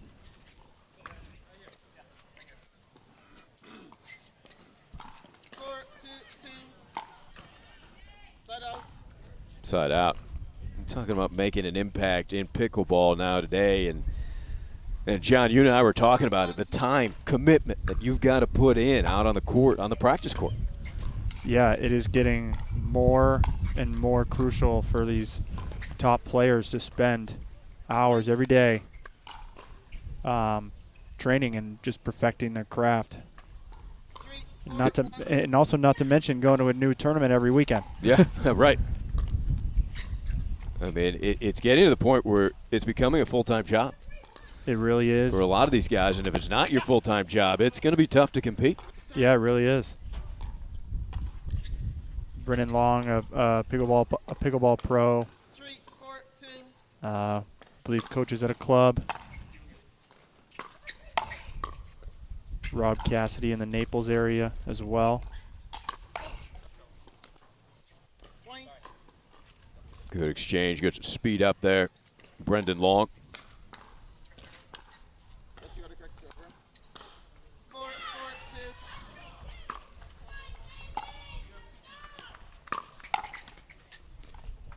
Tough to go at Yates. What was that signal there, you think? I think it was the wag of the finger. Was it the old the Kembe Mutombo? Yes, exactly. I was trying to think of the player and I couldn't think of it.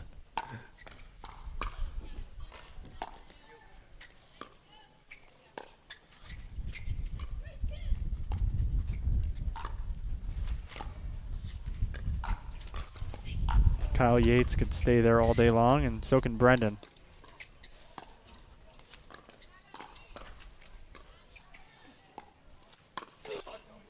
Cassidy, a big swing. Let the ball beat the paddle. Yeah, Brendan loves to reach in and initiate the attack. So you'll see just like that one, they'll fling it right to the middle or right at the body of the guy who's in front of him.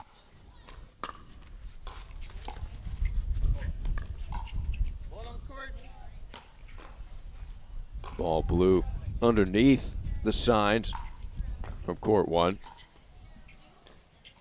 Simone and Andrea Coop over there.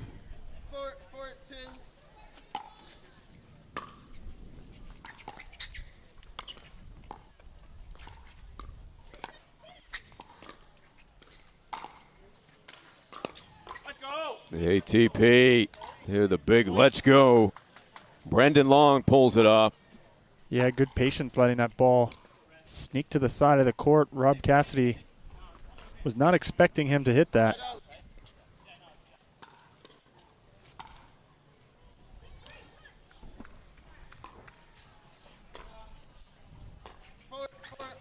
Cassidy, the only player out here with a number. He's got number 22 on his shorts. I believe that's his dad's number, I believe, in whatever sport it was. Okay, so his favorite number. Check with Rob on that one. We'll have to, yeah. Good inside info.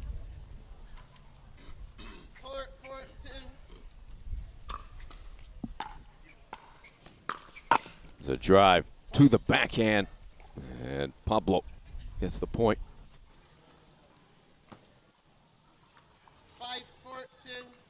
5-4-2. It's 1-15.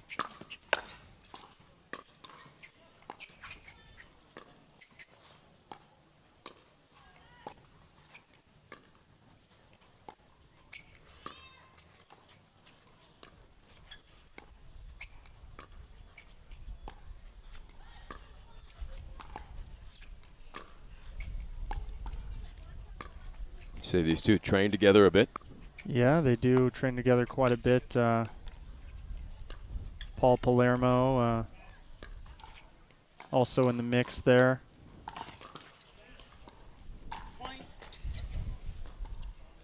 On that exchange, it looked like Yates and Long were just doing the training back and forth, nice and easy.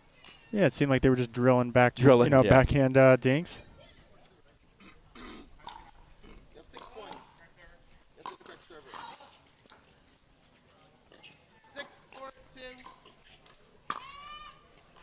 Deep serve.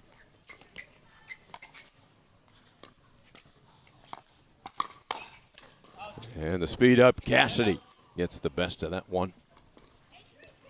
Cassidy taking the sunglasses off now.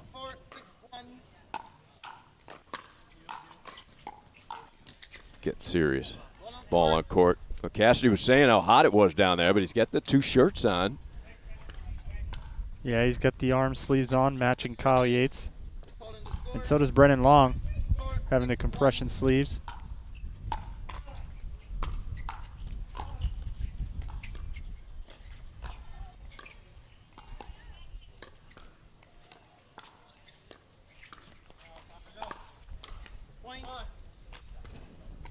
Be interesting to see if maybe they start to go back there to Telez's backhand a little more often now because he's missed a couple.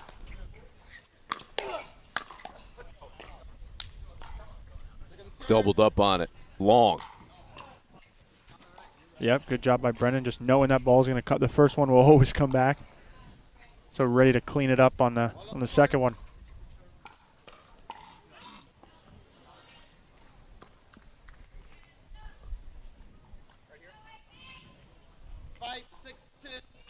Five, 6-2. And right down the Ave, Yates and Cassidy. Yep, he held that really late. Looked like he was going to go down the line to Kyle Yates' backhand. And Rob Cassidy not home in the middle to clean it up.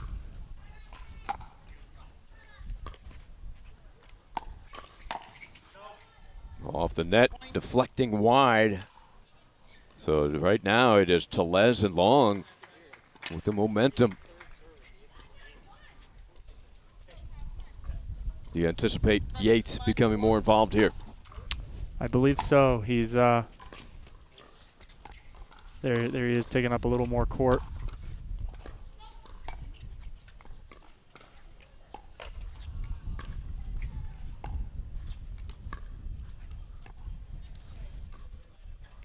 I think you're going to see Kyle doing more of this.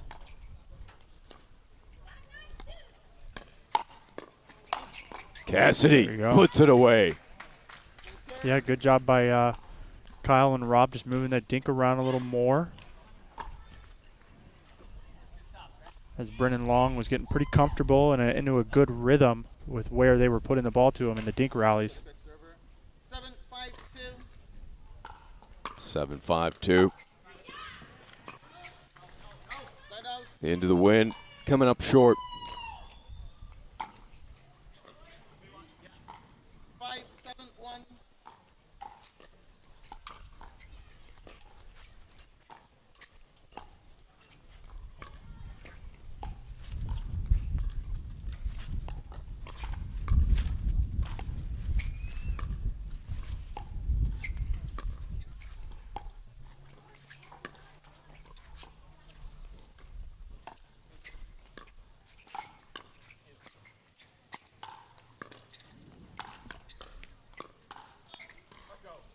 Great patience there. Rob Cassidy didn't look like he was sure if he wanted to hit that with his forehand or a backhand, and I don't think he got what he wanted out of that.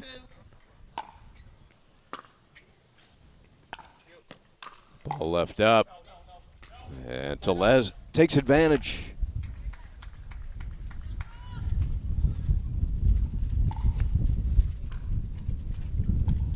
Yates and Cassidy seem to be taking more of a passive approach this game.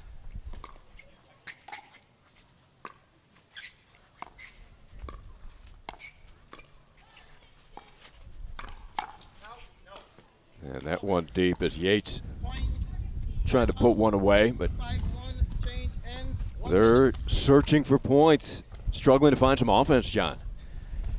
Yeah, you know, they really are. Brendan and Tellez have gotten the better of them when they've sped the ball up. But Yates and Cassidy kind of playing a little more defensive and not very aggressive with their pressure. So it'll be interesting to see here with the free timeout on the side switch if they talk about mixing it up a little bit. Both veterans of the game. Plenty of experience to know the adjustments they need to make.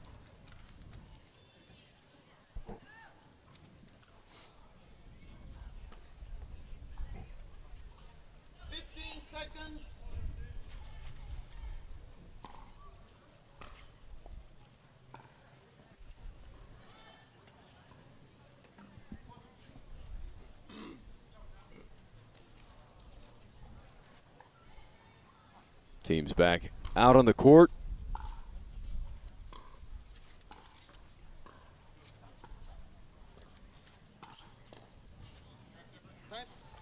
Long and Tellez have just been very consistent this whole game. Not many mistakes. Controlling the pace of the game. Now the wind at their back. See if that plays a factor. Yates, hands in the air like there it is. Found it. Yeah, Yates is very animated, as we all know. Lots of personality, but you love to see it. Oh, great save by Cassidy. And that is deep. So the timeout earns the side out.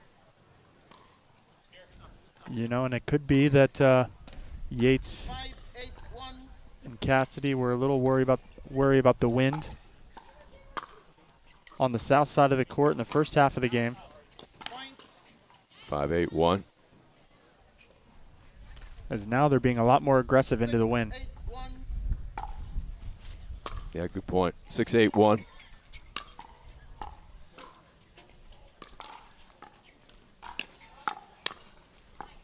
Oh, great pickup by Yates. He's getting them all back, except that one.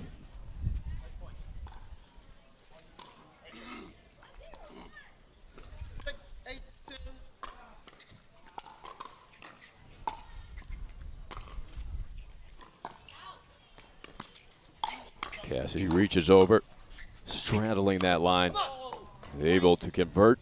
Yep, great pressure from Rob.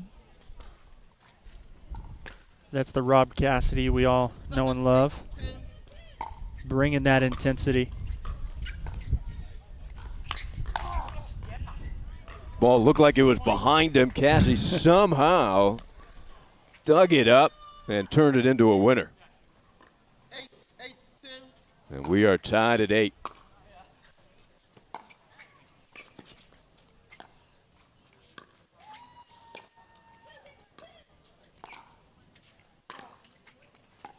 Cassidy with that ping pong type grip. Finger up on the paddle. Oh, Kyle upset with himself. He thought he had that winning look. Yeah, it looked like the right ball to attack, but just no net love for him. Now we have a tie ball game. Great deep return from Rob.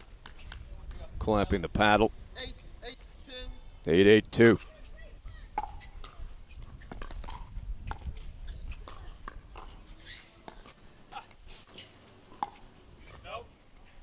Just wide.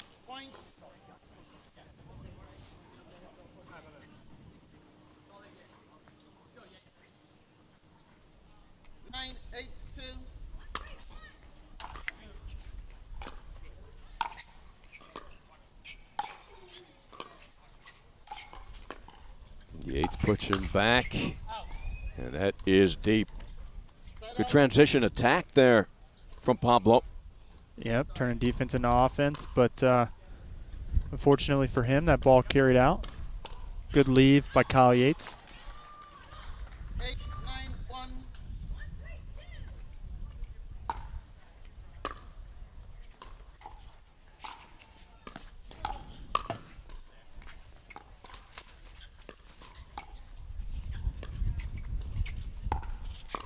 ATP, Telez is there. He has been steady, Brendan Long.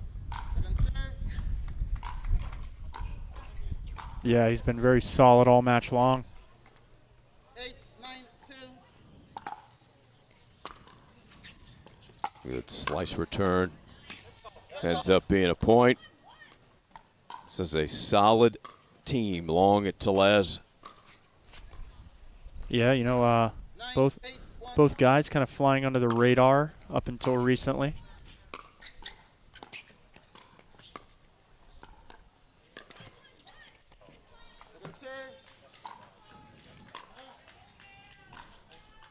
This team's trying to remain alive here. Come through the back. Get back to the medal round.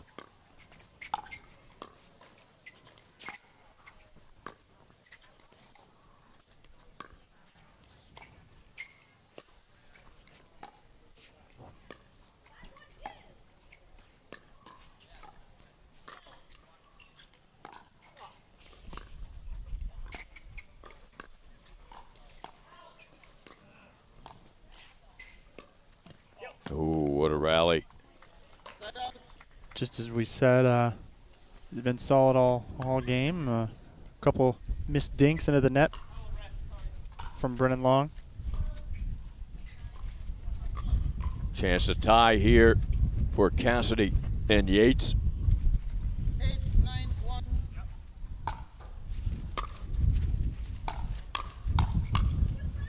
Rob bringing the heat. Kept moving forward. He always does. He almost. I don't think going backwards is in his vocabulary. So second serve, we are locked up here. 9-9-2. 9-all.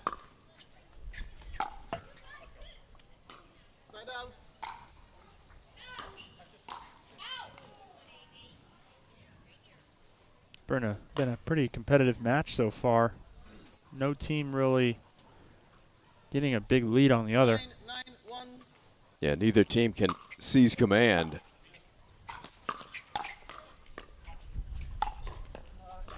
Yates, that was good enough. Put it right at the feet of Telez. Yeah, Telez was ready for that to come pretty hard at him, and Kyle took all the pace off the ball.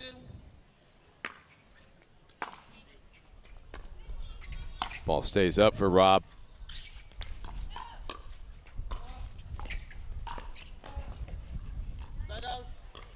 Yates does such a good job putting all this crazy amounts of spin on all of his dinks. He's so good at putting the ball in the same spot, yet change the spin up every single time he hits it.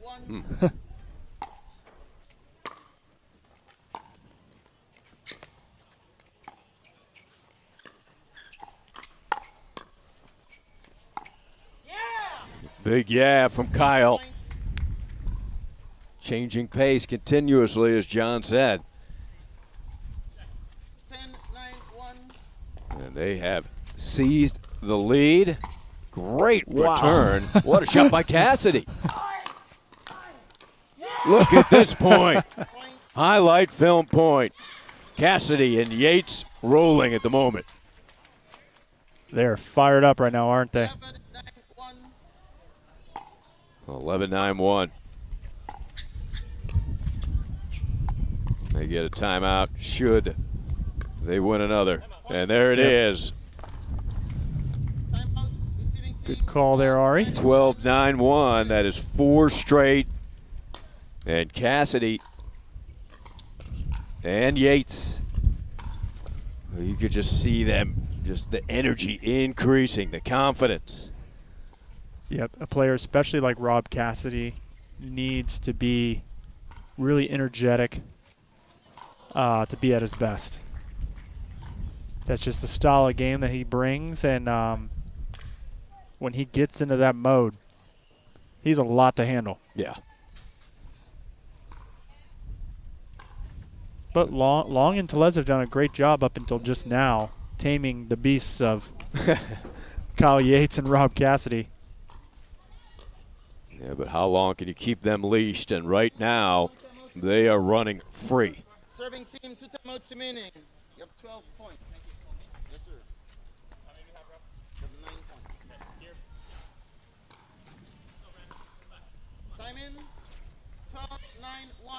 12-9-1. 12-9 still in the first serve. Let's see if the timeout pays instant dividends. It doesn't. Yates coming at it, and there is the finger wag again. We've seen that a couple times. 13-9-1. Yates loves jumping in with that backhand, slapping it down the middle. Great defense. And here comes the offense. Terrific transition. This is a tough train to stop right now. Yeah, don't get in front of it. 14-9-1. Match point. 6 straight and make it 7. What a run. With authority, Rob Cassidy, Kyle Yates. With the chest bump. Chest bump. Some flair. They win it. And they are marching on. Wouldn't be surprised to see them come through that backside as well as they defeat Brendan Long, Pablo Tellez, who put up a great fight. Entertaining match. And we'll have more coming up for you right here on APP TV.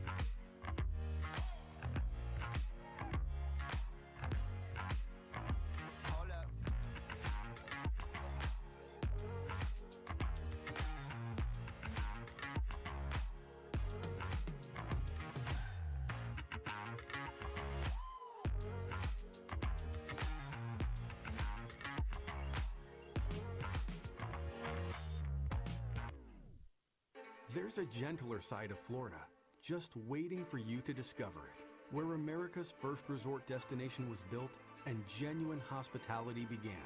A place with cleaner sands, warmer waters, and fewer crowds. A place different than the rest, one that exceeds, excels, and surpasses all expectation, waiting here just for you. We are the original, the one, the only, the Palm Beaches.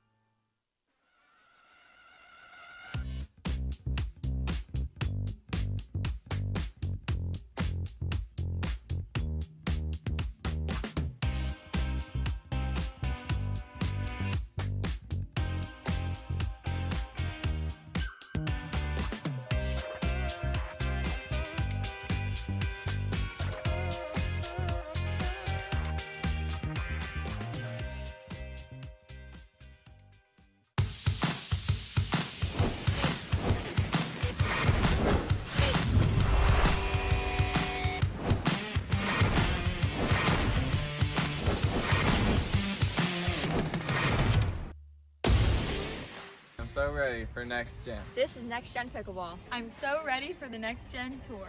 Super excited about next gen. I can't wait for the APP Next Gen Tour. I'm super excited for next gen. The PT Pro Team at pickleballtournaments.com have unparalleled experience running tournaments, including all professional tours and premier events. We provide professional services to develop, plan, and deliver tournaments that players and fans love.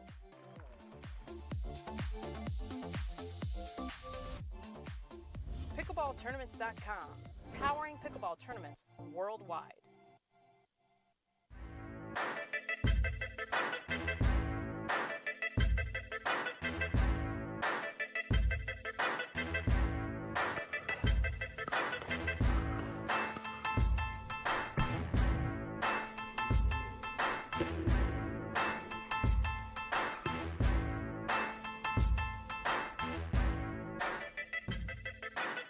New People Pickleball.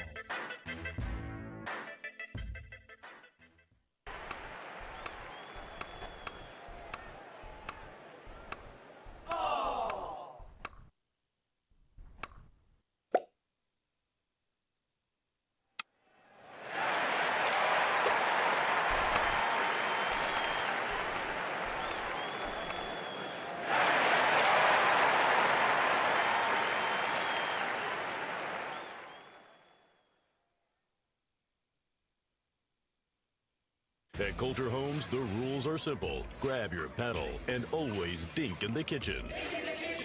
Remember where you are. Coulter Homes is the home of pickling. Smash and poach on dedicated courts in resort-style and active adult new home communities across the Southeast, including PGA Village Verano and Port St. Lucie, home of the World Pickleball Open. Learn more at coulterpickleball.com. You ready, La? I'm ready, Ben. Let's do this.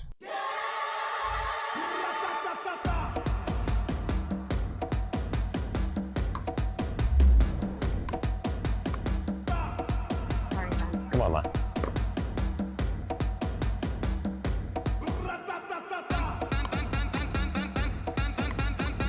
What's going on, Lala? I don't know what's happening today, Ben. What is this? It's my paddle. This paddle is the answer. A Ben Johns custom paddle by Franklin? For me? Yeah, let's crush it.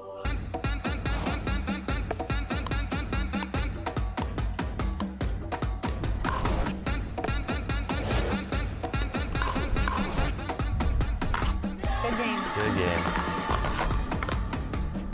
Thank you, Ben Johns. Way to go, Lala.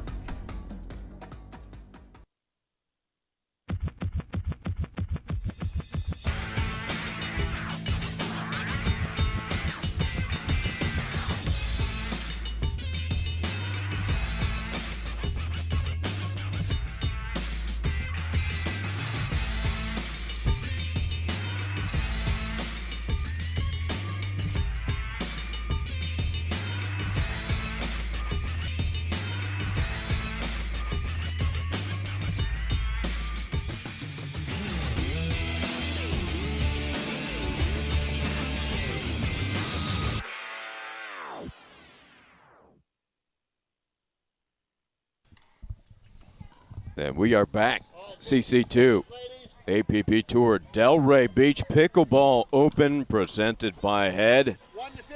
We've got a good matchup here. This is the 15. It is Maggie Remenzi and Susanna Barr against Sarah Ansbury and Georgia Johnson. Ansbury and Georgia Johnson's a relatively new partnership. And they arrive here after a 15-5 commanded victory over Coakley and Fudge. Remenzi and Barr defeated Esquivel and Whitwell 15-7. Both players went for that one. You talked about a new pairing, and that's going to happen sometimes. A new partner. Yeah, I think they have one or two under their belt together. So, relatively new. Second server. But having watched Ansbury previously, I know she brings a lot of energy and fire to the court. She sure does.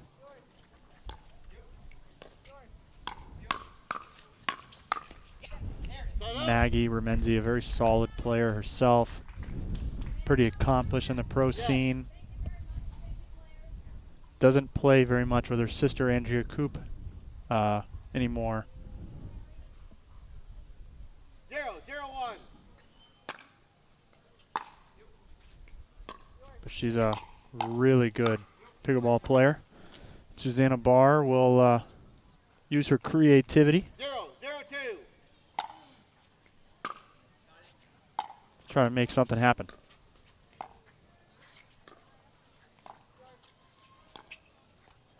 Efficient lob there. Sets up the point. Good finish from Barr. 0-0-1.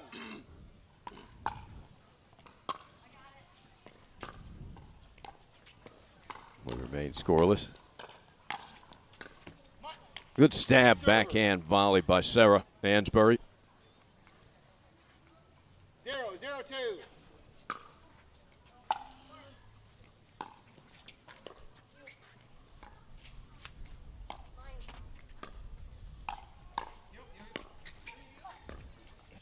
That surprise bar. Georgia Johnson, that ball appeared to be past her somehow. Scooped it up with a two-hander and utilizing that left hand. 0-0-1. And then she returned the favor right down the middle of the other side. Yeah, that is well inside the line. Nice roll there by Remenzi. Good rip by Ansbury.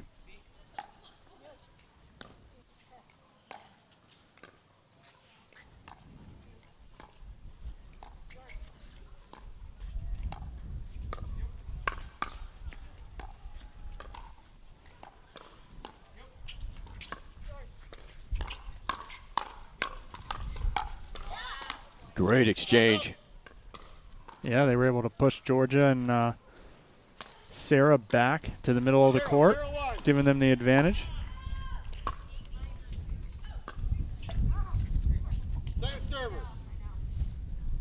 Bob Swisshelm refereeing this match. 0-0-2. 0-0-2.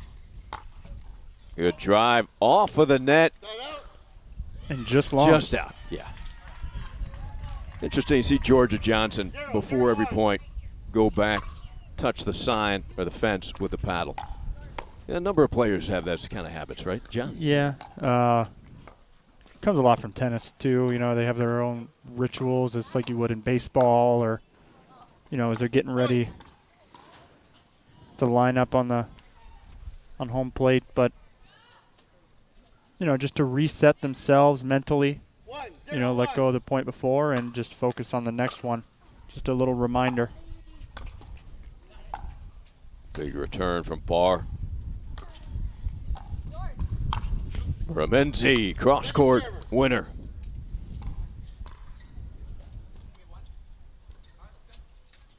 you'll see Susanna Barr, the way she holds the paddle, especially on the backhand side, she's able to get so much topspin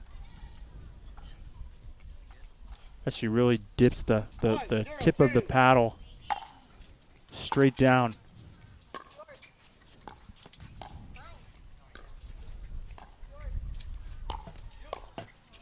Oh, 2 net balls, and they play on.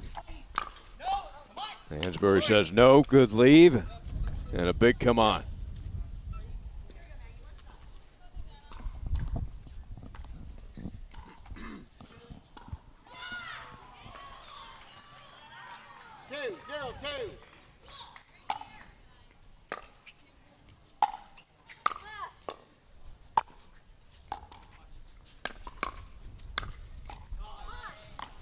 Good follow up there by Barr. Sarah Ansbury, you know, a well-established veteran of the game. Ranked 4th in number of wins coming into this weekend on the APP Tour and women's doubles with 40.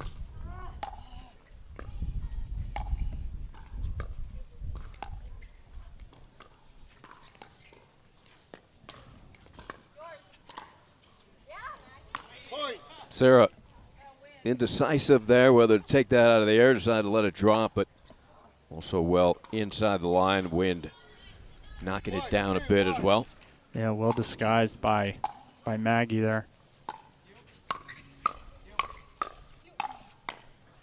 Terrific exchange.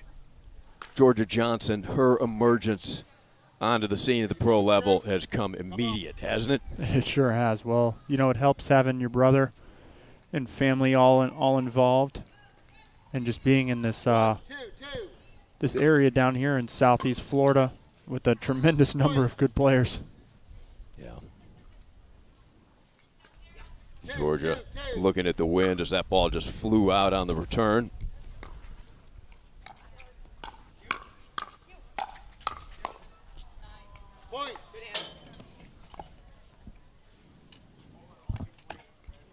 So Remenzi and Barr, they have been productive and efficient up at that kitchen line.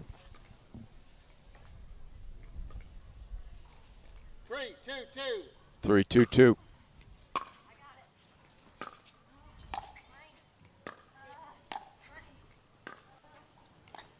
See how much topspin Susanna Barr generates with the way she strikes the ball.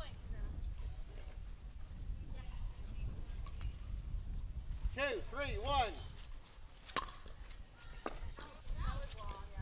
Second server. Not enough to overrule. Yeah, that was another one very close. Yeah. I thought that one might have been inside the line.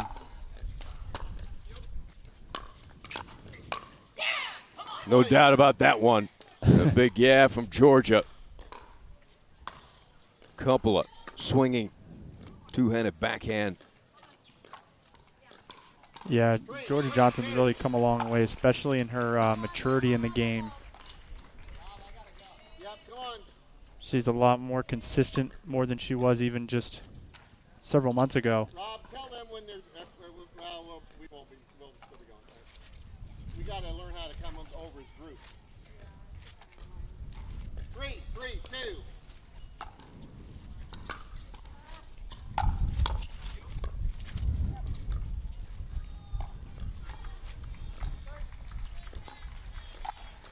Hansberry right off the paddle was turned sideways of Remenzi. Yeah, Maggie realized that one was going out, but was just a little late getting out of the way.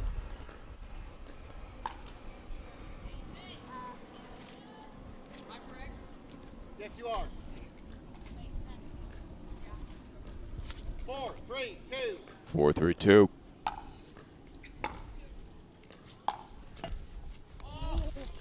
Climbed along that net, but fell back on Ansbury's side. 3, 4, 1.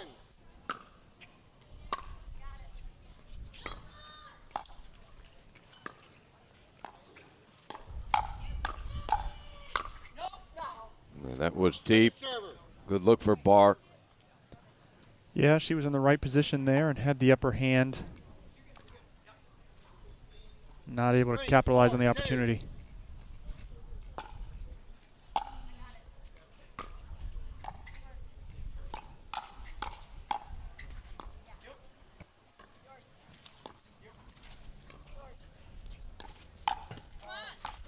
Great job by Remenzi realizing that Sarah Ansbury was about 3 feet behind the kitchen line, and she just threw a little off-pace ball at her.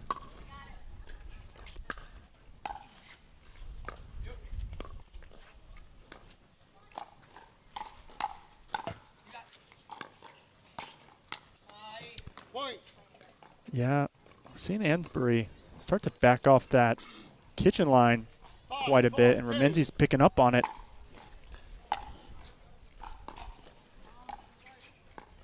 Right up there this time.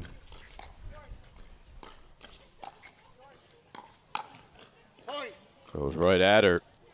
Remenzi. Yep. Maggie having a lot of success attacking straight at Sarah Ansbury.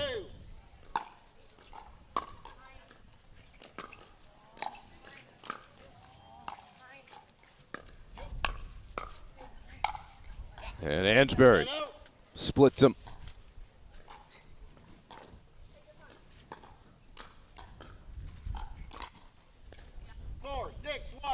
4-6-1, this one to 15.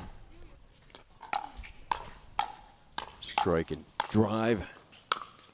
Ooh, too good from Susanna Barr. Yep, she had the highlight finish as Maggie Remenzi did all the heavy lifting getting up there. Another one for Barr to put away.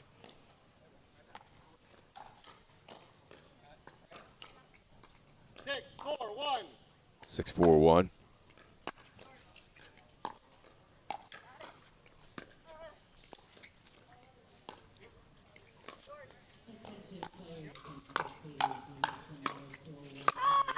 Two-handed backhand winner.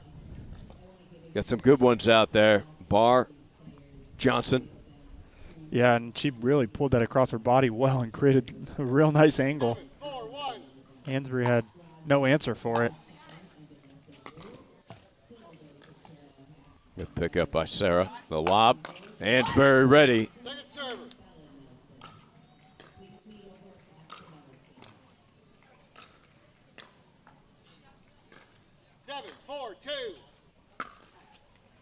Nice serve.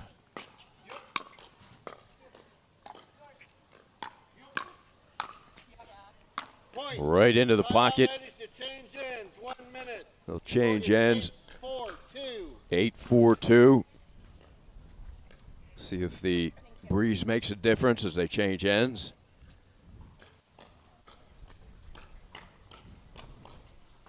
It seems to have been played an important factor so far here in these games to 15. Becomes a lot more important because, you know, usually the side against the wind here in the game to 15, the ending side has come out on top. Yeah, we've seen those teams going into the wind, able to be a little more aggressive. We'll see if that's the case in this one. Right now it's Barr and Remenzi taking it to Johnson and Ansbury a bit.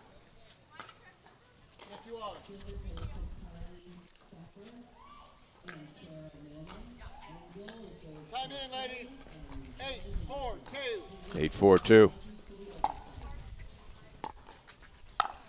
Ball left up for Ansbury, and they get a quick side out.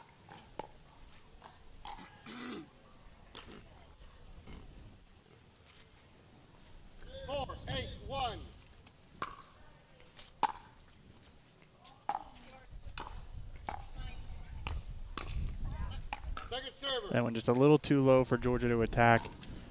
Like to see her possibly reset that one as she was attacking from below her knees.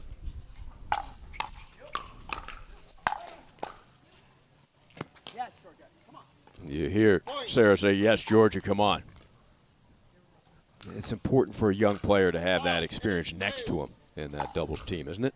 Yeah, you know, Georgia Johnson has had some pretty good partners lately with Lee Whitwell and now Sarah Ansbury, both very supportive partners.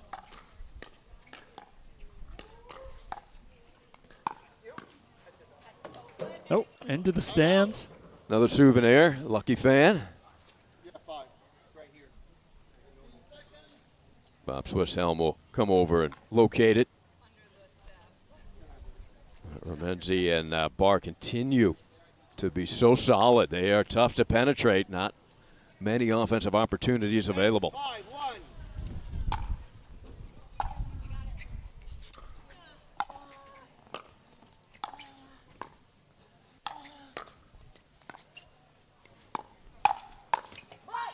Ooh, Maggie would like that one back.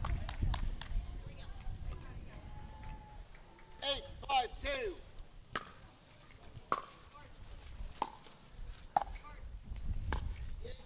There's a lob. Pick up by Ansbury. Point. Again, pushing them back on their heels. Yeah, they've done a really good job at getting Georgia and Sarah off the kitchen line. Sorry, you looked like you were ready. My apologies. 9-5-2. 9-5-2. Up to 15. Point.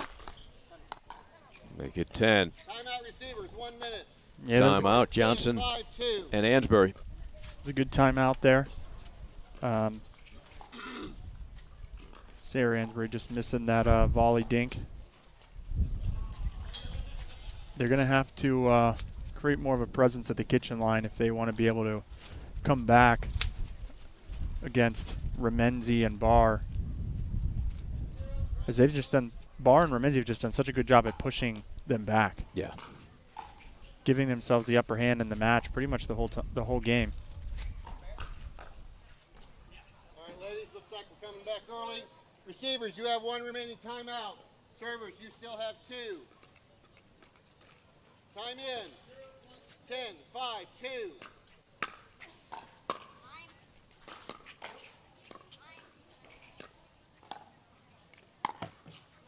Tried to pick up the pace on a low ball. Yeah, that one just caught the tape. 5-10-1. Looking to find some offense. That gets line. Great defense. And able to finish with an overhead. 5-10-2.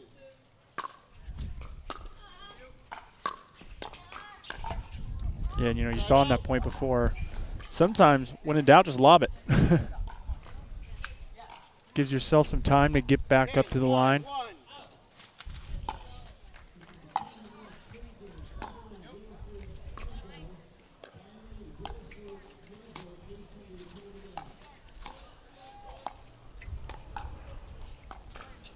Ramenzi likes grabbing that ball out of the air. Misses that one, but takes a lot of time away from the opponents. Good drive from Ramenzi, and that just missing line. So side out. They have doubled up Georgia and Sarah. Georgia already qualified for gold in singles. That'll be on Sunday.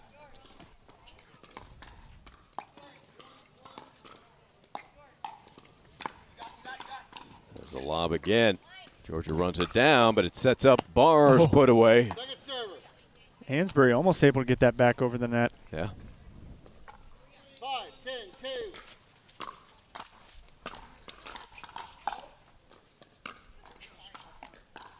Point. 6-10-2. Finally a point. 6-10.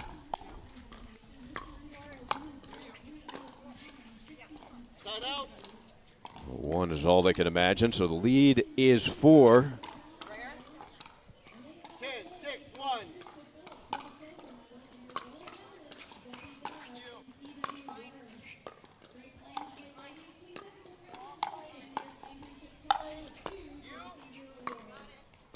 With the defense here.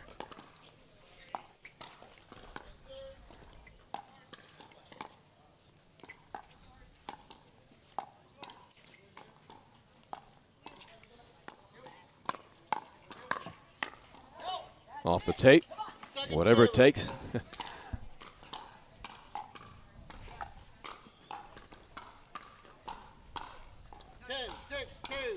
10-6-2. 10-6-2. Good serve.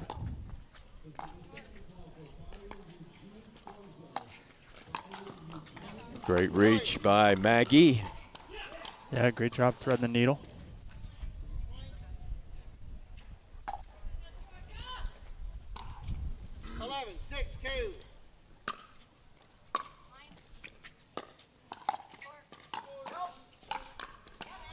Maggie again, finding a lot of success here, initiating the attack first. 12-6-2. So Johnson and Ansbury take a timeout. They'll have one remaining. Both sides with one TO left in the pocket. But again, for Georgia and Sarah, just finding offensive opportunities. Like you said, they've been pushed back on that back heel, unable to transition forward. Yeah, 100%. Georgia Johnson getting some coaching there from Josh Elliott. Josh Elliott, one of the owners of Engage, the Elliott family. 10 seconds, ladies. Receivers, that was your last timeout. Servers, Been around pickleball for a long time. Time in. 12-6-2.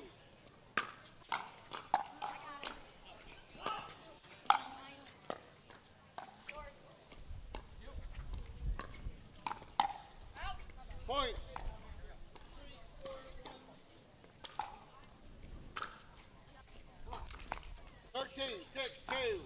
13-6-2.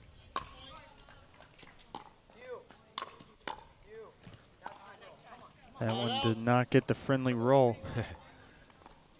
Well, Georgia's two-handed swinging volley, that is a weapon. It sure is.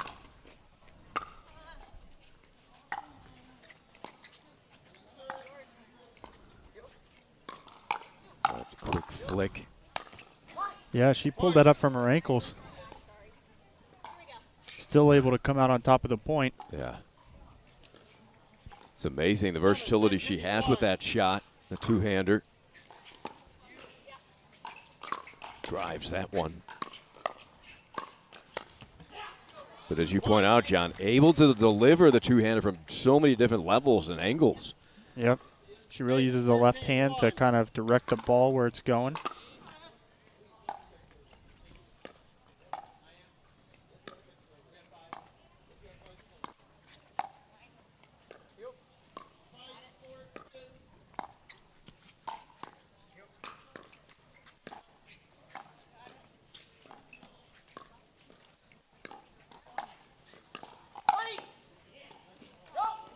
Yep, that was a good attack by Ansbury. As soon as she got the opportunity, she threw it right at Maggie Remenzi. Maggie able to get a paddle on it. Yeah. But couldn't keep it on the court. Almost did. Big drive. And that deflects deep. So a break there. Big smile from Barr. Yeah, you're definitely seeing Georgia Johnson start to bring a little bit more heat to this match. That must have been the message from the coach.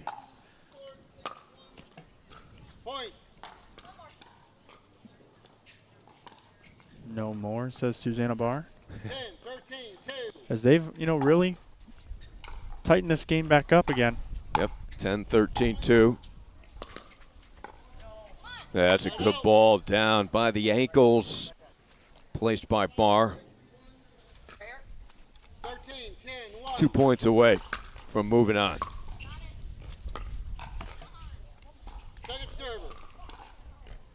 Not going to be easy, as Georgia and Sarah definitely stepped up. 13-10-2.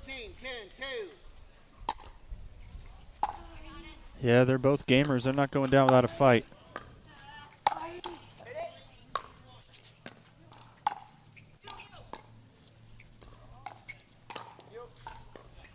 Great job getting back up in the kitchen. The whole effective lob sets up the overhead. That's fine. Oh, wow. A ball rolled onto the court from CC1 over there. I think JJ threw it over to help out Sister Georgia. He could have. Yes, she is. 13-10-2.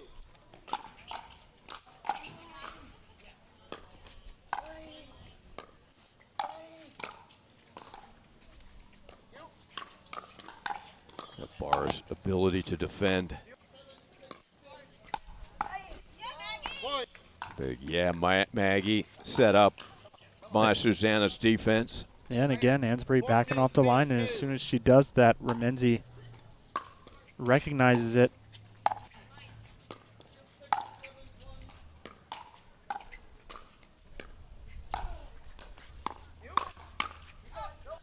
It was out. Good call. Good leave. Crowd urging Georgia 10-14-1 as they survive a match point. They'll have to do the damage on the second serve of Ansbury.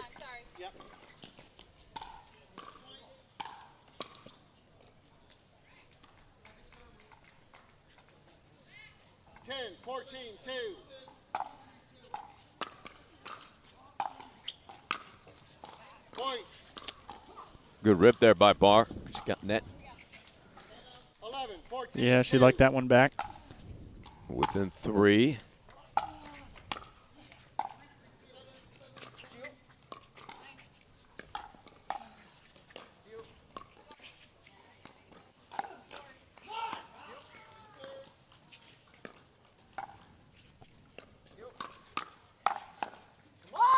And now within 2 points.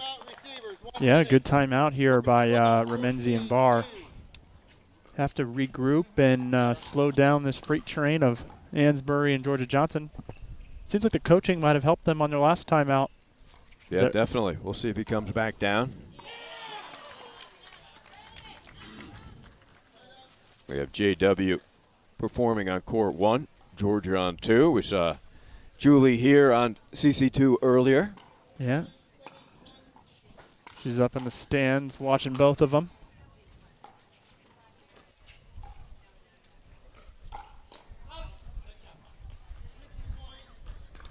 All right, ladies, 15 seconds. Servers, you still have 0 timeouts. Receivers, you have 1. Time in. 12, 14, 2. Sarah puts that serve in play from the open stance. 12-14-2. That is deep, so the side out after the timeout. Effective yet again. We'll see if Remenzi and Barr can secure this victory this time. They'll serve for the match for the second time. 14, 12, 1. Deep serve, good return. And it will have to be on the second. 14, 12, 2.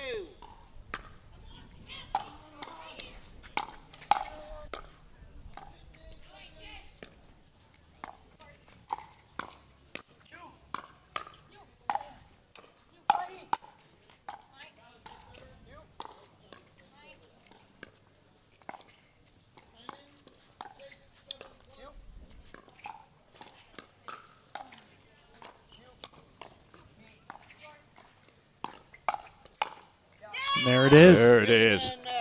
Terrific point. 15-12.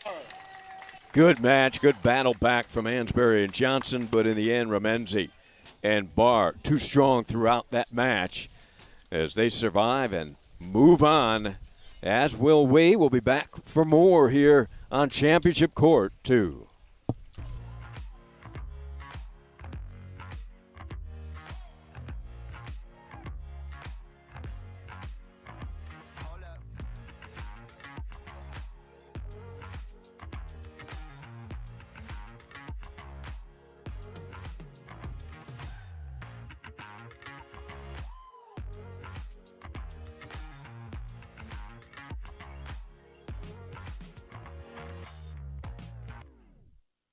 There's a gentler side of Florida, just waiting for you to discover it, where America's first resort destination was built and genuine hospitality began.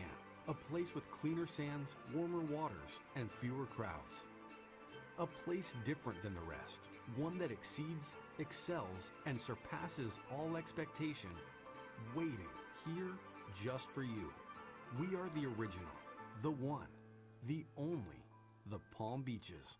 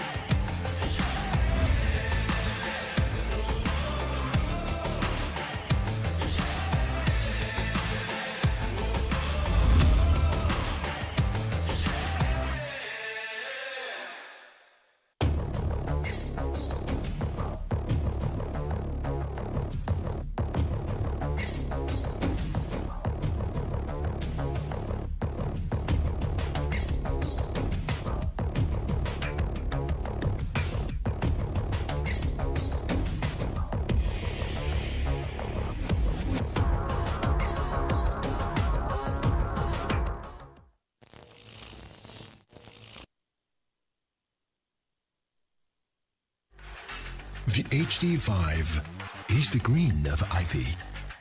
It represents hope, tenacity, the spirit of life and growth. It also reminds us of the Ivy League.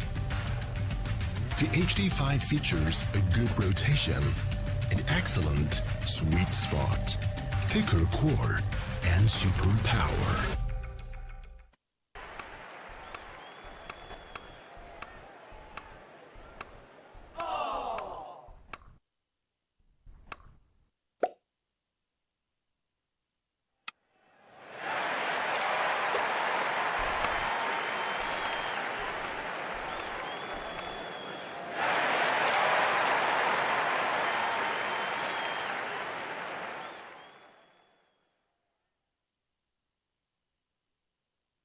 If you like to dink, then Pickleball Magazine has what you're looking for. Our bi-monthly print publication will help you become a better player with instructional tips, drills, and articles from the top teaching pros in the sport. And you'll become a healthier, stronger player with psychological, nutritional, and wellness advice from experts in their fields. Finally, if it's product reviews or the latest news, we have that too.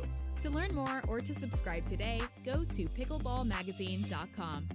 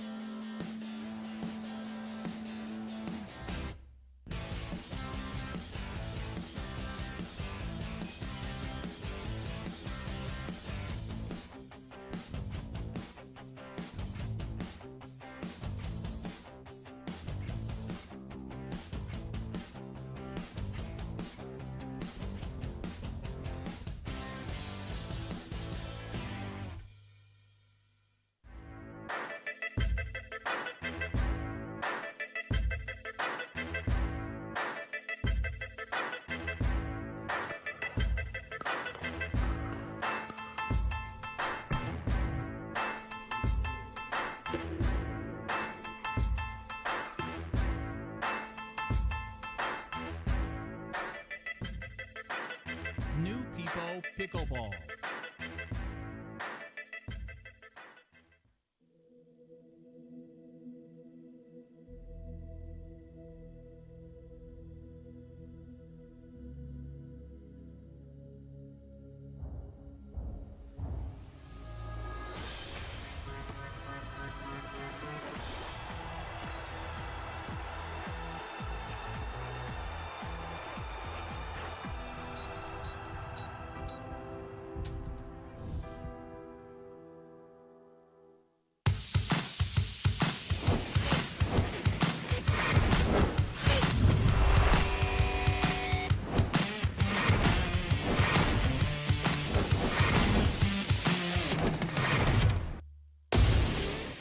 So ready for next gen. This is Next Gen Pickleball. I'm so ready for the Next Gen Tour.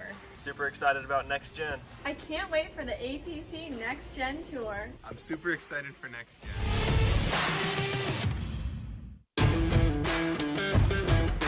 Hey, I'm Ben Johns, and I'm here to tell you why the pros prefer the Franklin X40 Pickleball. I really like the durability. It's pretty rare that I crack one of these. I really like the balance in the ball. I really love this ball because of the color. The visibility at any time during the day is always extremely easy to see, so I think it's not just for the players, it's also a great spectator ball.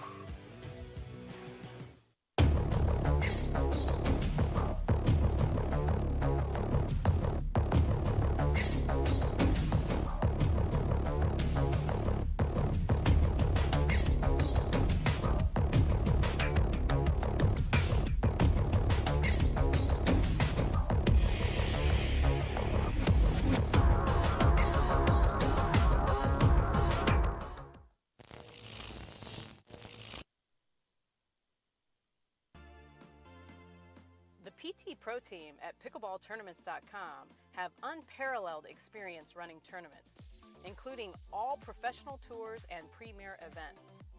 We provide professional services to develop, plan, and deliver tournaments that players and fans love.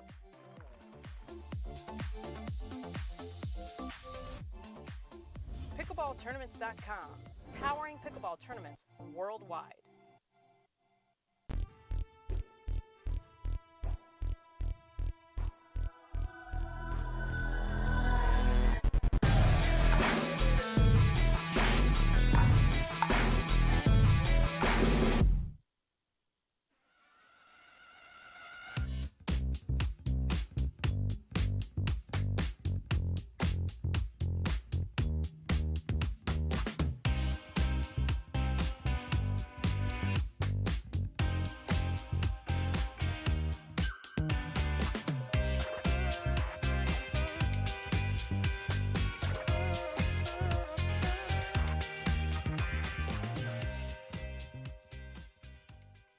At Coulter Homes, the rules are simple. Grab your paddle and always dink in the kitchen.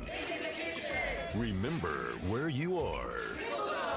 Coulter Homes is the home of pickling. Smash and poach on dedicated courts in resort-style and active adult new home communities across the Southeast, including PGA Village Verano and Port St. Lucie, home of the World Pickleball Open. Learn more at coulterpickleball.com.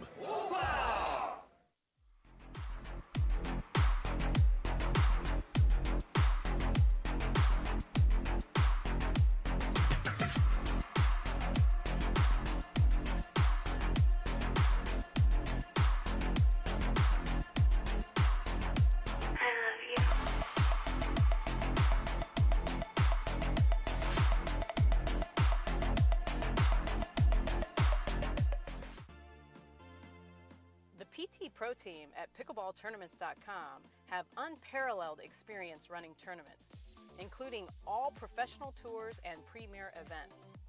We provide professional services to develop, plan, and deliver tournaments that players and fans love.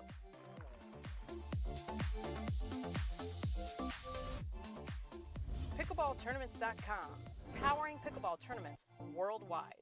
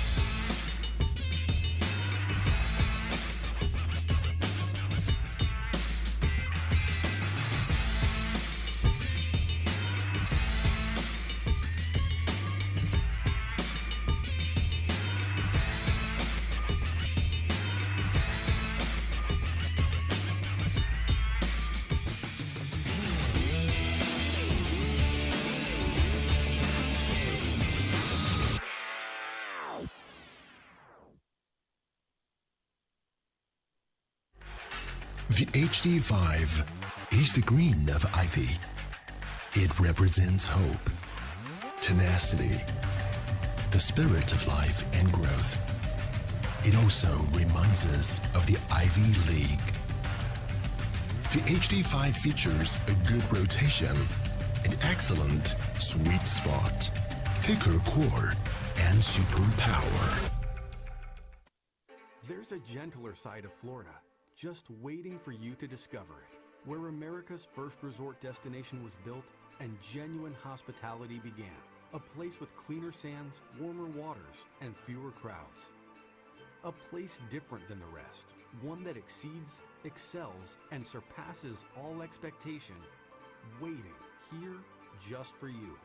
We are the original, the one, the only, the Palm Beaches. If you like to dink, then Pickleball Magazine has what you're looking for. Our bi-monthly print publication will help you become a better player with instructional tips, drills, and articles from the top teaching pros in the sport. And you'll become a healthier, stronger player with psychological, nutritional, and wellness advice from experts in their fields. Finally, if it's product reviews or the latest news, we have that too. To learn more or to subscribe today, go to pickleballmagazine.com.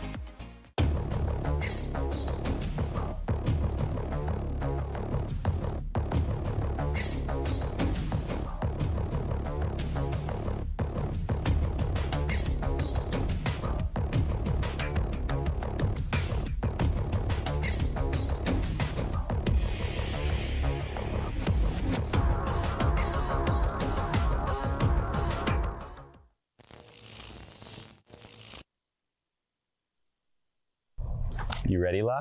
I'm ready, Ben. Let's do this.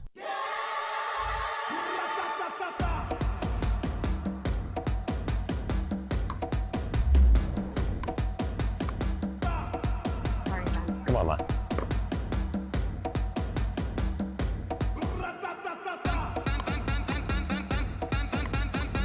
What's going on, Lala? I don't know what's happening today, Ben. What is this? It's my paddle. This paddle is the answer. A Ben Johns custom paddle by Franklin? For me? Yeah, let's crush it.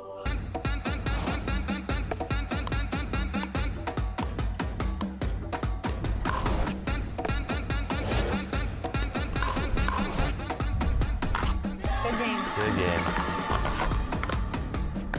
Thank you, Ben Johns. Way to go, Lala.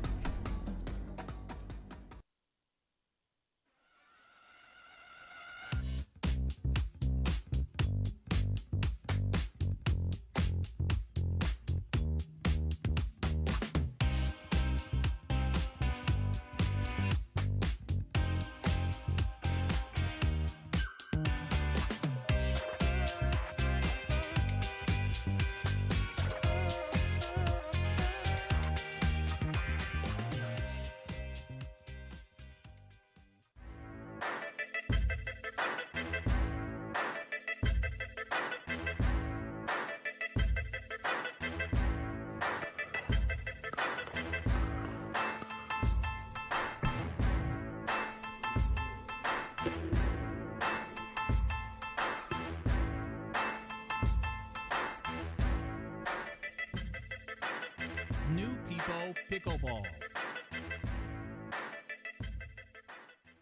You know why I play with this paddle? Because I win.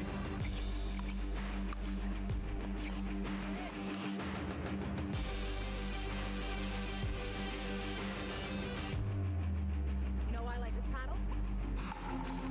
Because I win with it.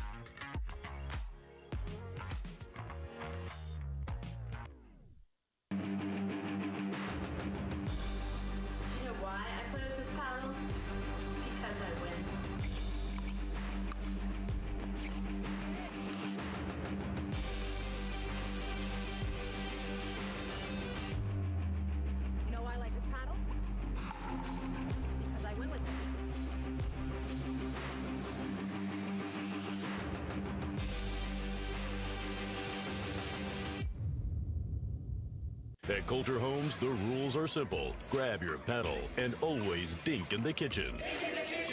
Remember where you are. Coulter Homes is the home of pickling. Smash and poach on dedicated courts in resort-style and active adult new home communities across the Southeast, including PGA Village Verano and Port St. Lucie, home of the World Pickleball Open. Learn more at coulterpickleball.com.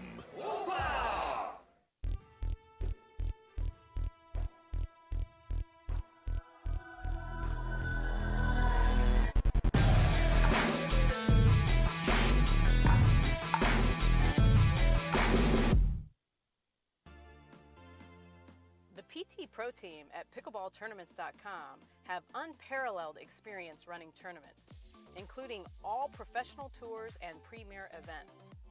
We provide professional services to develop, plan, and deliver tournaments that players and fans love.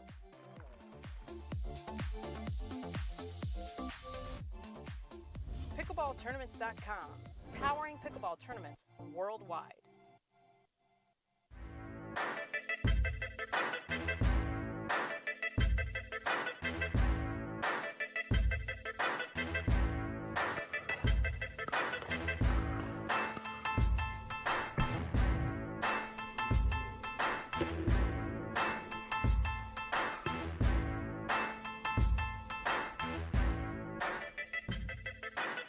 New People Pickleball.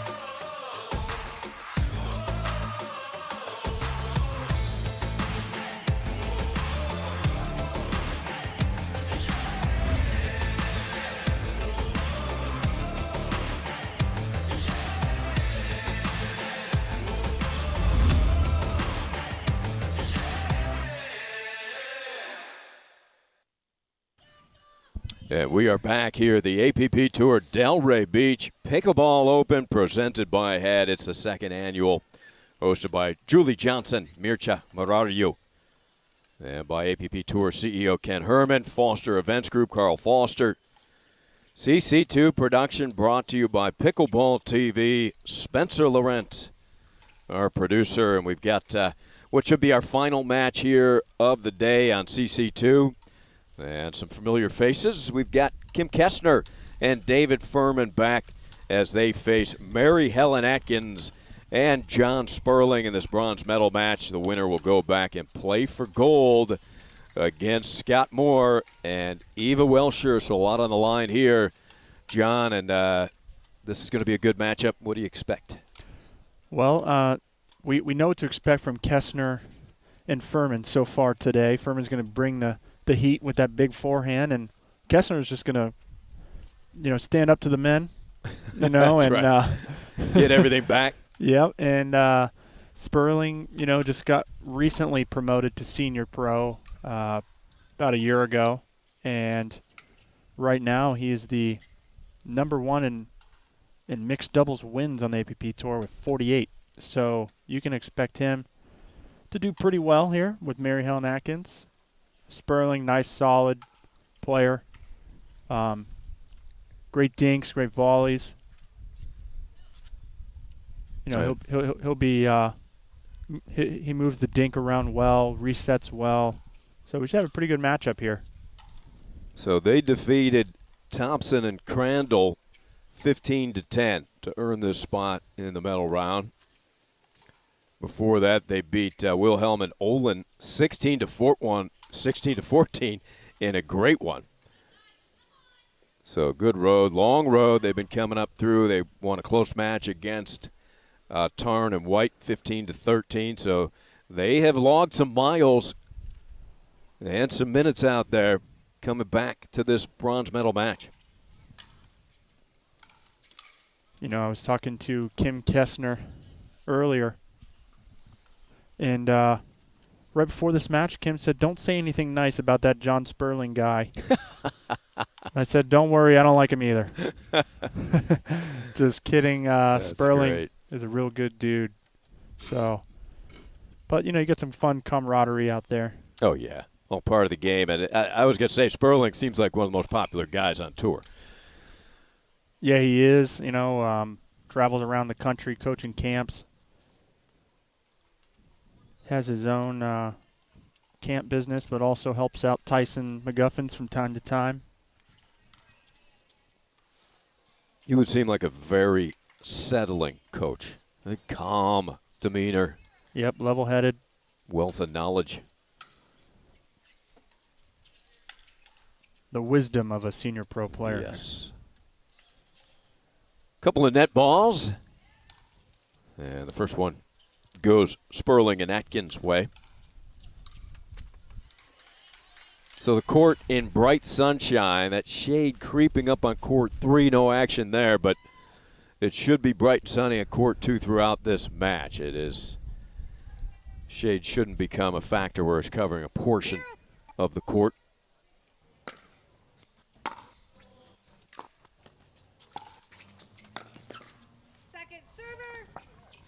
Second serve. Mary Helen Atkins has been around the game for quite a while. Lots of experience there, so no surprise to see these two in the bronze medal match. Right at the feet. Well placed by Kessner.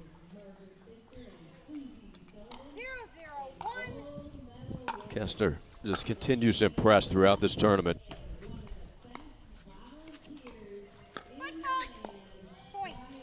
Yeah, I think the right foot, she stepped in to take the volley out of the air. Yes. Good call by the referee. 1-0-1.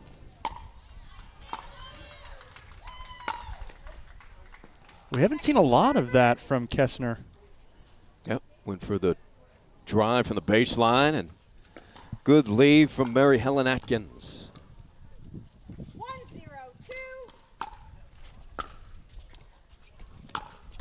That's a big forehand from Furman. We've seen quite a bit of that. Yes, we sure have. Looks like on championship court 1 over there, Frazier and Johnson able to take out Stone and Barr in the winner's bracket final, 11-6, 11-4. As they'll head to Championship Sunday. JW, excuse me. His mom, JJ, of course, but JW will have a busy Sunday. No surprise there, I guess. Playing for gold in doubles, in singles.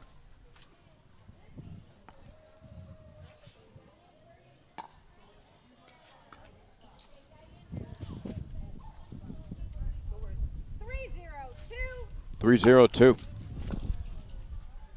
Ball hanging up in the wind. Make it 4.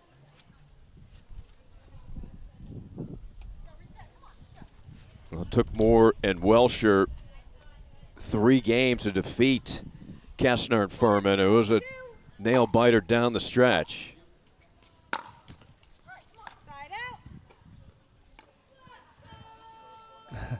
Super fan across the way. Kathy over there, you know, with the face printouts, cheering on our senior pros here.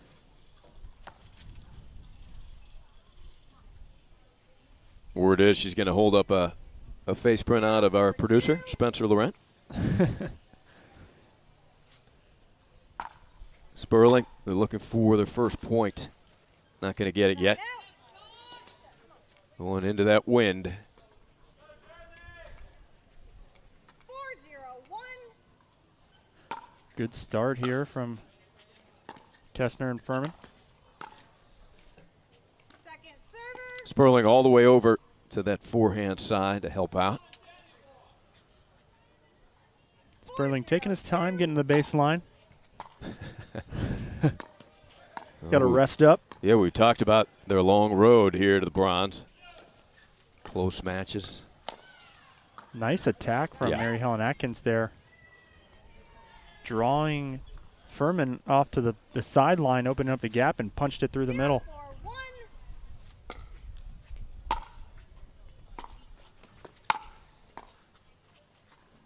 Furman taking control and second serve. Still looking for the first point. 0-4-2.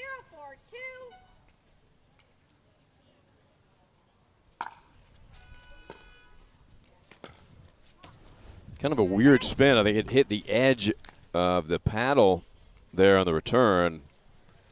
Ended up being effective. Sometimes it helps to hit a miss hit. That's you know, right. some of my favorite winners are miss hit winners. That's the only winners I can hit, I'll tell you that. And there is a clean winner from KK, Kim Kessner. They don't know where it's going, and neither do I. You know, so. Their guess is as good as ours. Huh? 5-0-1. Deep serve. And now the attack. David said, how did I miss that? Second server.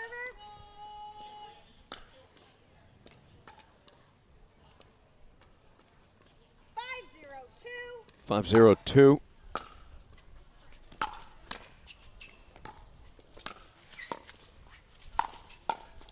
Sperling with the backhand. Yeah, he reaches in there well. Held it long enough to see where he wanted to put it. Found the feet of Kessner. I think if you're going to learn volleying technique, you might want to see this guy right there, John Sperling. Yeah, he volleys well. Nice and clean.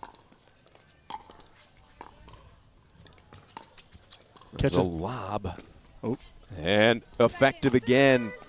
Kessner, that has worked numerous times. Particularly with that wind behind her, she's got the touch. Yeah, she's figured it out for sure throughout the day here on CC2. Clean winner, Furman.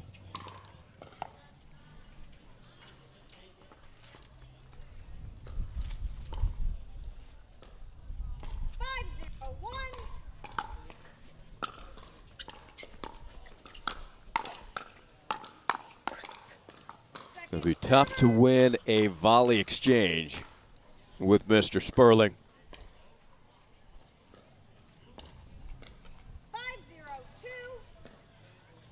5-0-2. Good angle. Oh, a lob of her own. Furman will lob it back. Sperling lets it bounce wisely. Oh. And then the drop volley. Sperling smiling up at us. As he wanted all that, but Mary Helen put her paddle right in the middle. Gets the job done. They're looking for their first point. There's another beautiful drop volley. Wide. That's a couple points in a row now. We've seen a little bit of a miscommunication between the partners, and it actually ends up working for them.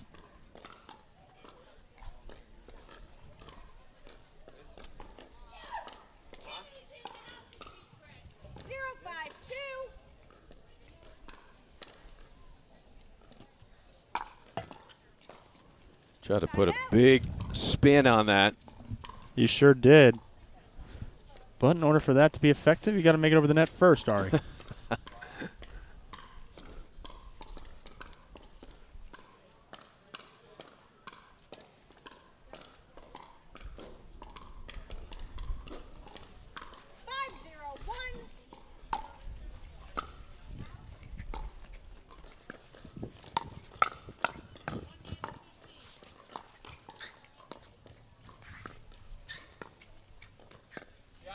Lob Kessner there, and then put away by Furman.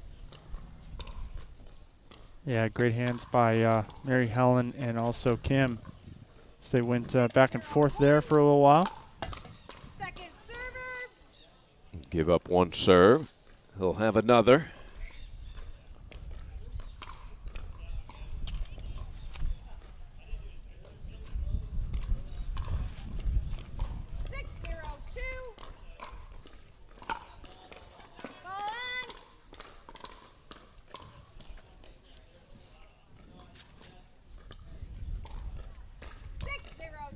6-0-2. Still pitching a shutout.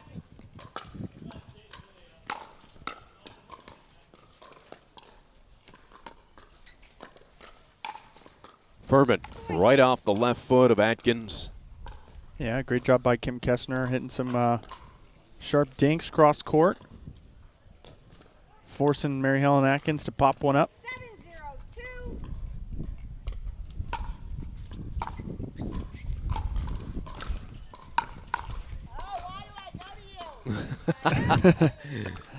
Kim Kessner second guessing that decision to go at Sperling. And it's going to be tough to beat him on that kitchen line. Yep. 0-7-1.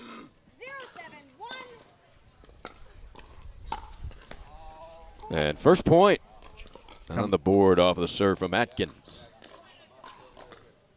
See if they, sometimes it's just that 1 point that you're just stuck on forever, and then you get a nice run.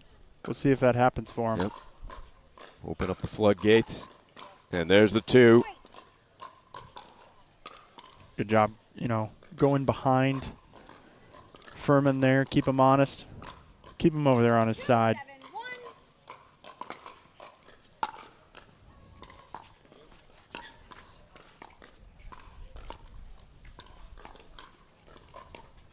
Lob again. What a save. And there he comes in with the Kyle Yates-esque kind of backhand punch. Yeah. 1-2 punch. Sperling showing that mobility and the touch from deep beyond the baseline. 3-7-1.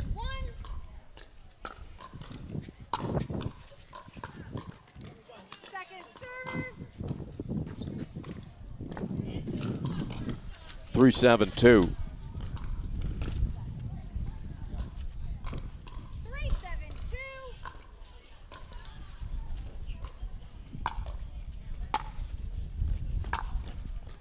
Big swing. Does not clear the net. Yeah, too big of a swing. Ball dropped a little bit and put that one right into the tape.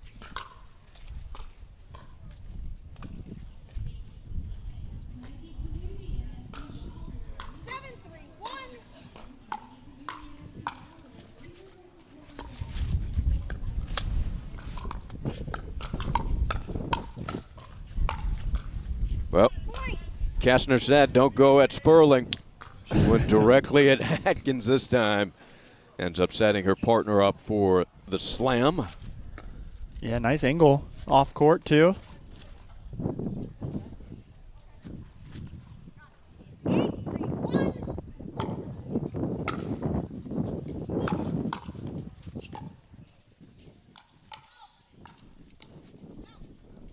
And that is wide. Good exchange, Furman. And Sperling.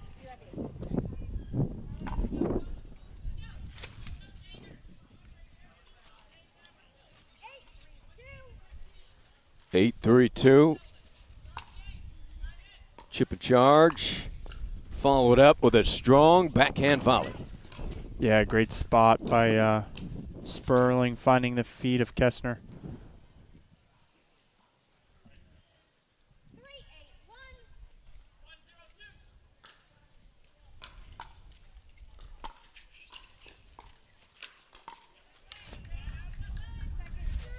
Speaking of finding the feet, Kessner does it there. 3-8-2. Deep return right on the line and sets that slam up. Another great save. Sperling puts it on the line. What a point. That one doesn't work. Sperling was all over the place on that point, huh? Great effort. Yeah.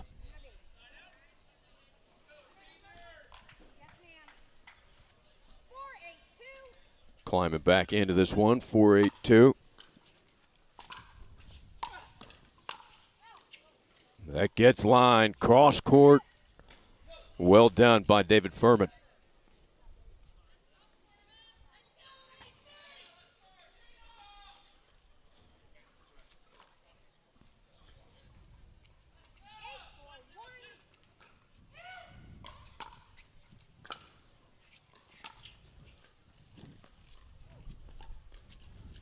Furman tries the lob. And then the slam. Will that get over? Just short. May have gotten over if not the wind. Yeah, I think so.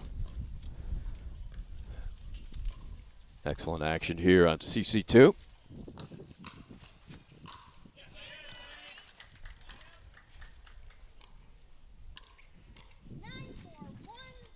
Two points away from game one.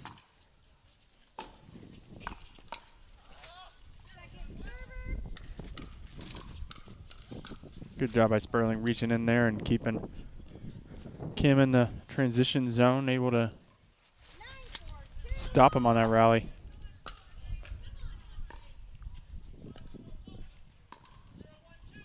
Yep, just wide.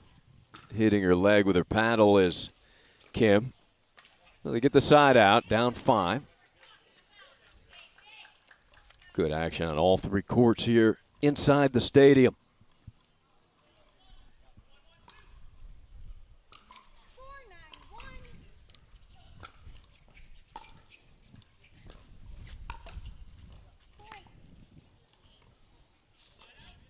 And they're, they're inching their way back. Yeah, they really are. They were down 7-0.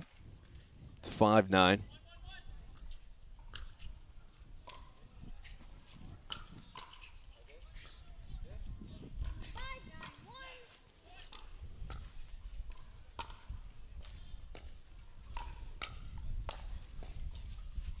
And the overhead slam. Setting it up for that forehand side.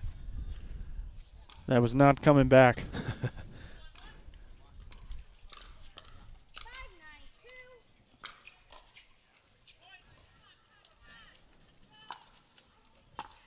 Good serve by Sperling. Stayed nice and flat. Deep into the court. They get another one here. They really put the pressure on Furman and Kessner.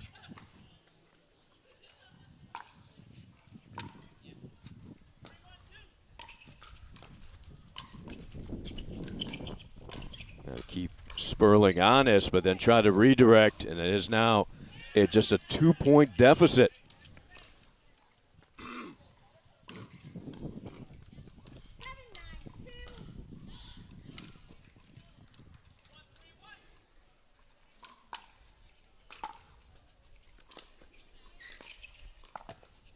Off the tape. Oh, she just missed. And within 1. What a comeback for John Sperling, Mary Helen Atkins.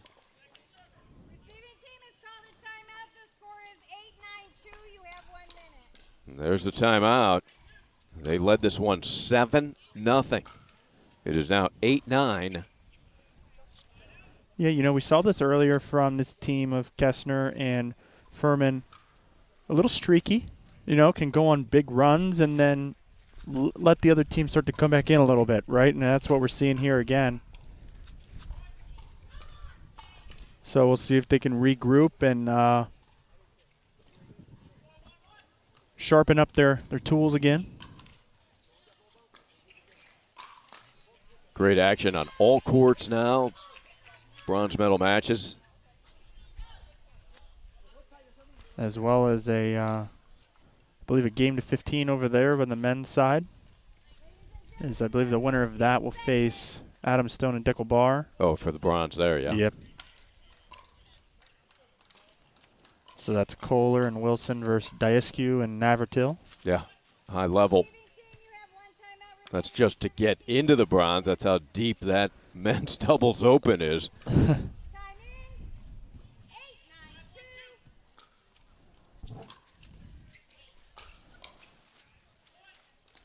Looking for the tie.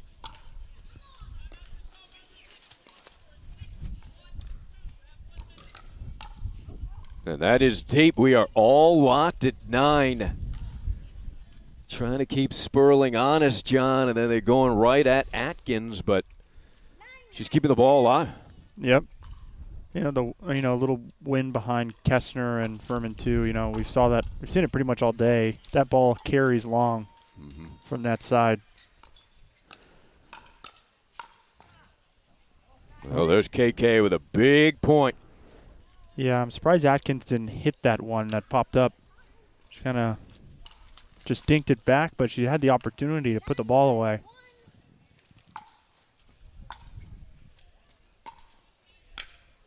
Looking to regain the lead. Couple of balls that just rolled over. Furman, a little overzealous. He had the overhead. He was there. He just maybe took his eye off it for a moment. Yeah, clipped the edge guard, and into the bleachers it went.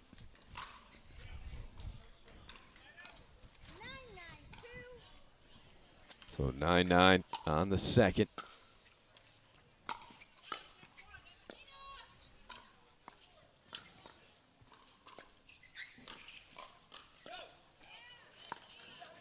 The lob. Sperling, what a shot. Little hook shot over the shoulder. John showing that mobility. Yeah. They get the side out. He got quite a bit of air that time.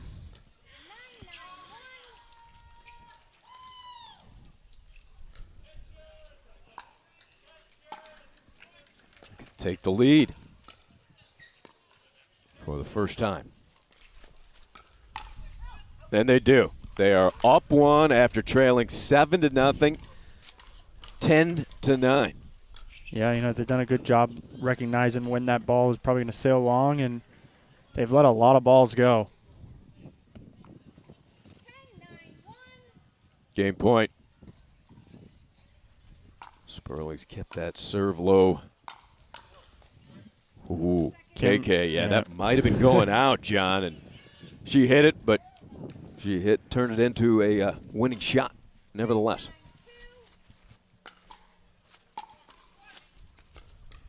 They need one more.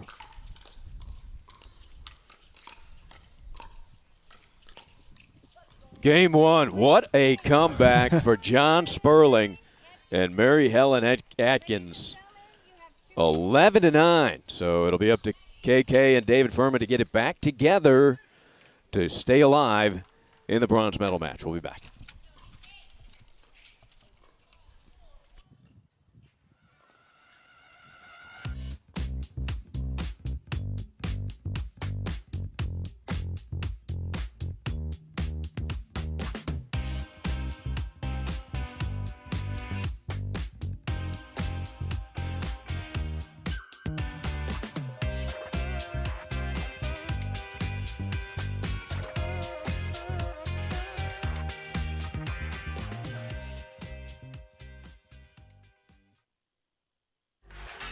The HD5 is the green of ivy.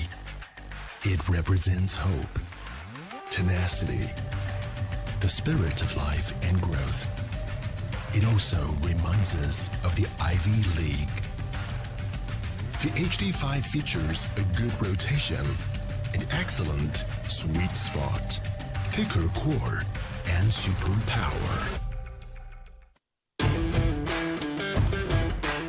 I'm Ben Johns, and I'm here to tell you why the pros prefer the Franklin X40 pickleball. I really like the durability. It's pretty rare that I crack one of these. I really like the balance in the ball. I really love this ball because of the color. The visibility at any time during the day is always extremely easy to see, so I think it's not just for the players, it's also a great spectator ball.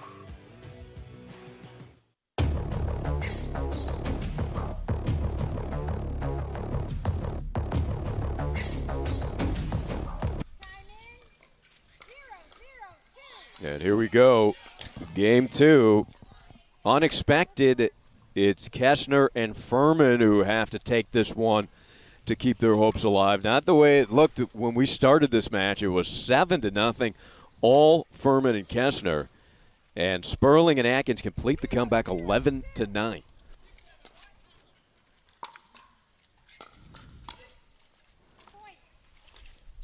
Yeah, they're rolling right now. Sperling seems pretty loose as he's watching other matches go on. I was going to say, he always seems loose. There's the lob. Sperling with that hook shot. Comes back to recover. Somehow Kessner was able to keep it alive. Wow. Kessner. And she earns it. Sperling holding his lower back on that stretch. Somehow, Kessner able to defend multiple put-away attempts. Kessner not backing down from the men. Not at all.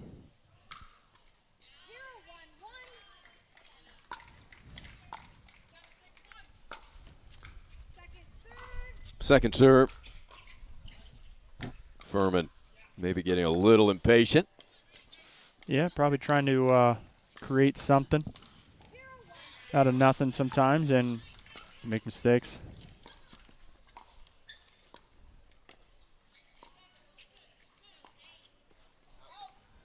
Drifts wide. Haven't seen Sperling. I don't think we've seen Sperling miss a dink so far this match. At least not in the last run that they've had. Happens once every 8 months or so.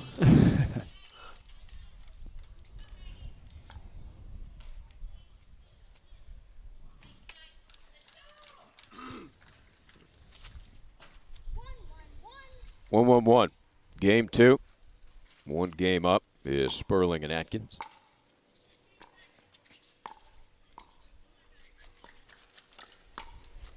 Oh. Right into the body. Mary Helen said she didn't see that ball until it hit her. I think it hit her right in the sunglasses or the brim of the hat there.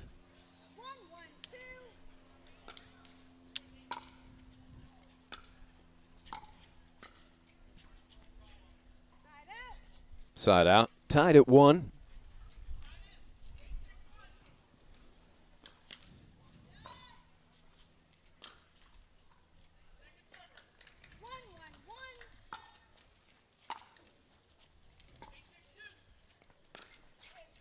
There's a lob deep.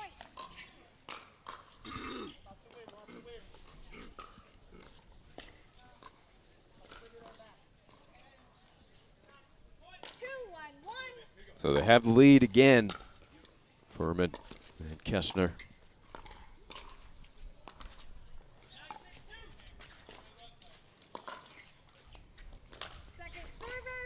See if they can hold on to it this time. The lead was 7 in game 1. Was not enough. Consistency has been their issue, it seems. Drives that ball right into the middle of the net. Side out. Anna Bright playing over on court 1. She has taken the sport by storm, certainly. Local former tennis player in South Florida. Also a fiery competitor. You can hear her all the way over here.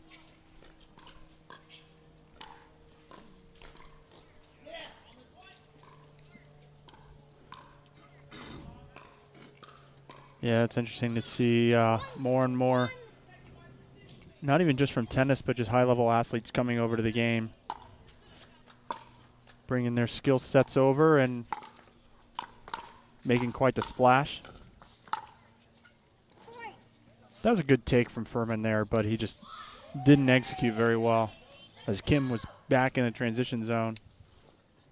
See, some of these attempts may have been converted earlier in the day. You have to figure fatigue is a factor at this point. It is hot out there. It's been a long day. Long road through here to the bronze medal.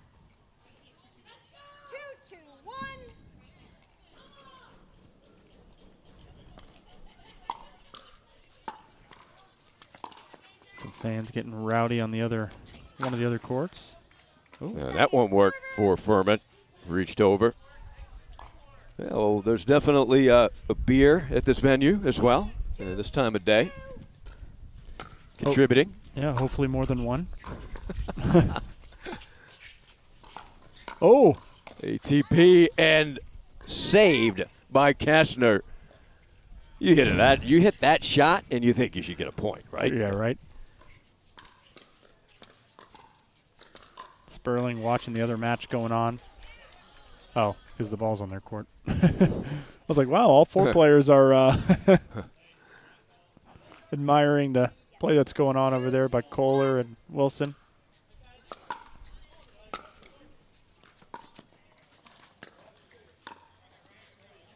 Just wide. Kate Gish is, thought she had a point. It was there. Just tailed off a little bit.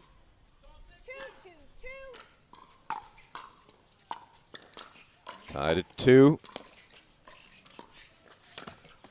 Ooh, that ball got up for Atkins. Nearly jumped out of her shoes.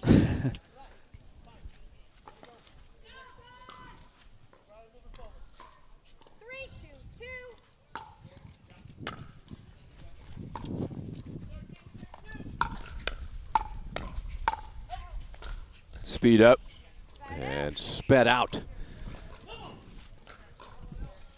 Mary Helen likes that backhand punch once the hands battle start flying. 2-3-1. Good scoop return. There's the lob, and that is deep. Atkins going to have to measure that wind at her back. Not quite as strong as it was earlier in the day, but it is gusting up.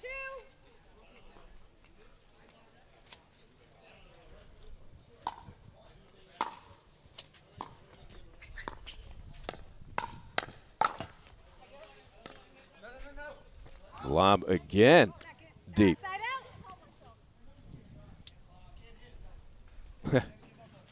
Spurley said, you hear him? You got to give up on that one.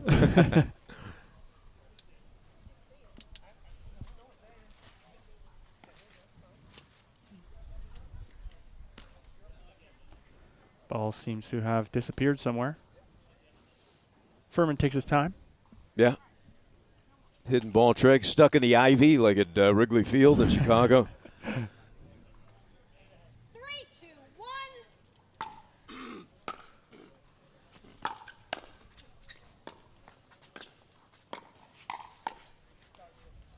Sperling right in the upper body of Kessner. Kessner wanted to get out of the way. And then apologizes to Kim. No wonder Kim didn't have any nice things to say about him before the match. So rude. Good drop in by Furman there. I think it clipped the tape a little bit as it went in. 4-2-2. Kessner and Furman hoping to push this to a third game. Qualify for that gold medal match. 2, 4, 1.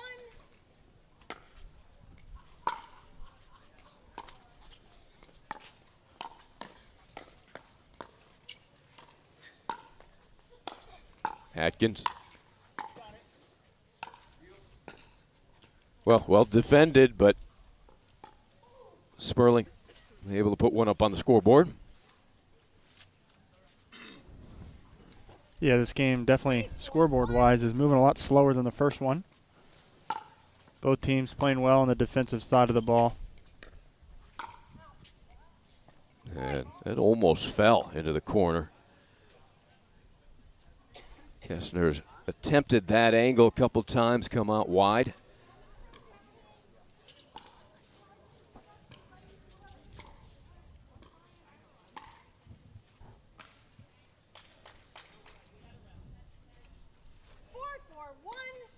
Four, 4-1.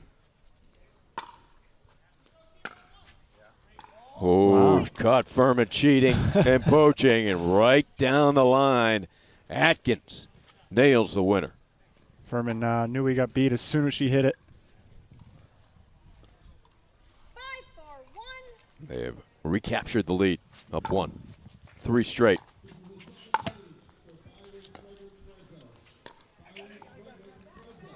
Right on the line, Sperling picks it up, drops it in. Oop, did they call it out? I believe it was called just out. It looked out from this angle. I did not see it clearly. Getting a little help from the other court. Thomas Wilson. He said it was out too, right? Wilson? Yeah. Sperling played it. The official called it out. Yes. You have 2. So Kessner asking how many timeouts. 2 is the answer. It's like she's going to elect to take one of those 2. Yeah, good idea, especially after, what they feel is a tight call. Better to take a break and forget about it for a minute. Confirmed by Thomas Wilson, by the way, on the other court. And then I think he realized the tension and he didn't want any part of it. Yeah. Didn't want to be a part of a controversy.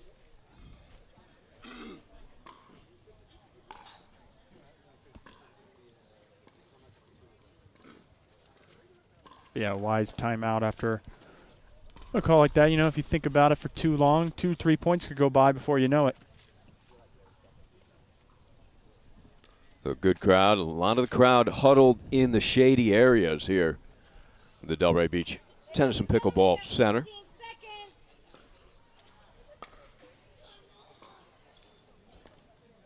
Receiving team, you have 1 timeout remaining. Serving team, you have 2. Time in. 6-4-1. 6-4-1.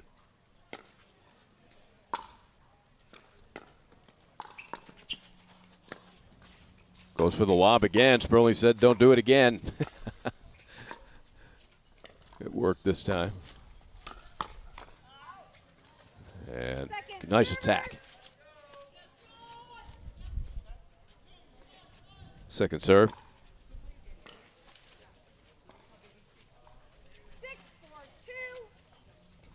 6-4-2. Up 2.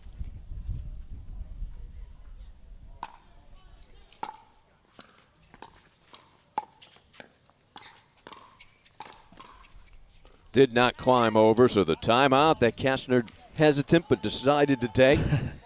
And they get the side out. Yeah, we've seen her be pretty hesitant on taking timeouts earlier. 4-6-1. So I'm sure she's happy she finally settled on that one. Well anticipated by the veteran John Sperling. Talk about a coach on the court, literally. 4-6-2. Yeah, he's one of the best out there.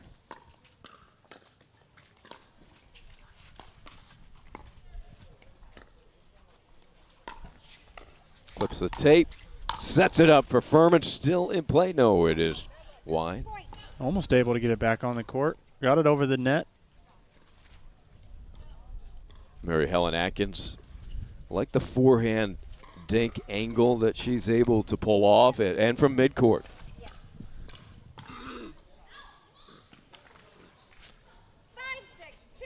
Forehand to forehand out wide.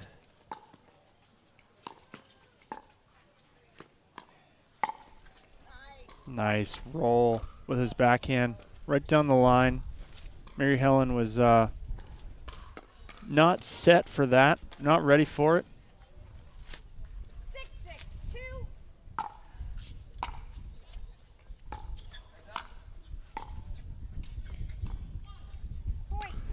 Yeah, Sperling standing just a little too tall, as you can see. Maybe the fatigue from the day is getting to him. 7-6-2. So retaking the lead back. Furman and Kastner. Side out. 1 point deficit for Sperling Atkins. They won game 1 11-9. Bronze medal match. 6-7-1.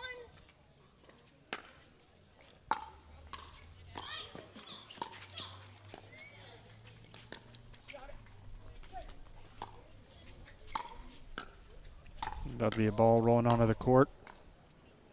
Too bad, too, because a great point. I know. Wilson almost saved the day.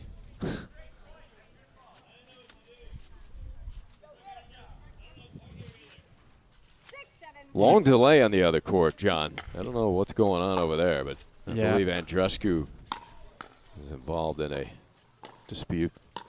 Yeah. Well, double hit. One motion. Yeah, quite the disagreement over there on the second court between Diescu and Navratil and Wilson and Kohler. They've brought out a expert on the rules. And it's been going on now for quite a while. Yeah.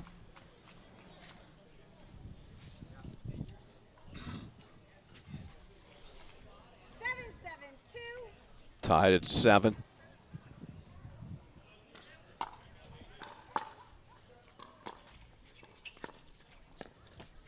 Oh, falls over. What a save by Kessner.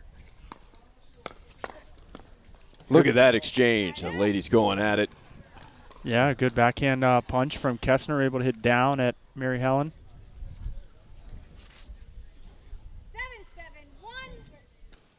7-7-1.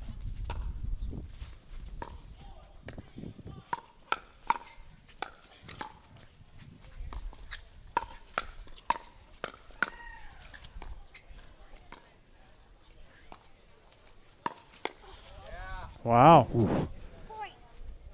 Kessner, she has been tough. She's on one of those rolls right now where she's so solid. She's locked in.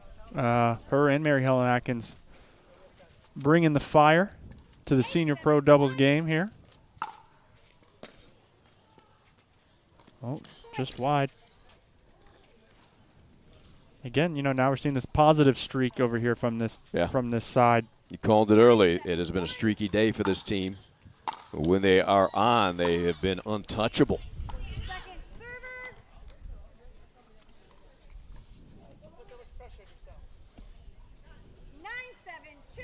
Up 2. Trying to force a game 3. Oh, she gets it. It landed.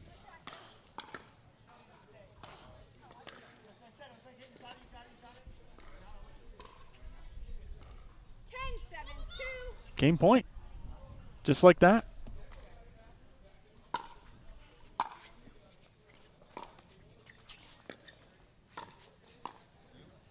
KK directs it out wide. Against stabbing.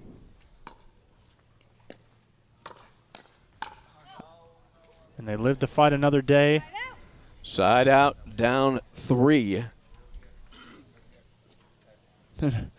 Update on the far court there. Looks like they're phoning a friend to get some clarification. Get on the phone with New York for the headquarters.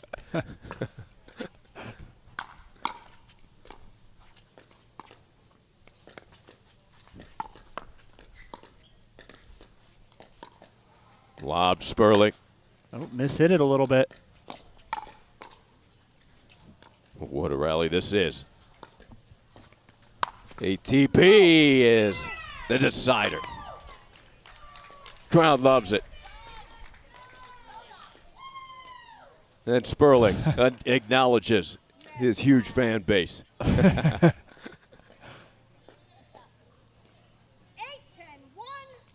Within 2, still on first serve.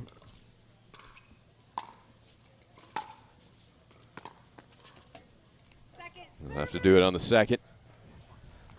Yeah, there's a couple important points here. They definitely do not want it going back over to the other side without getting to at least 10.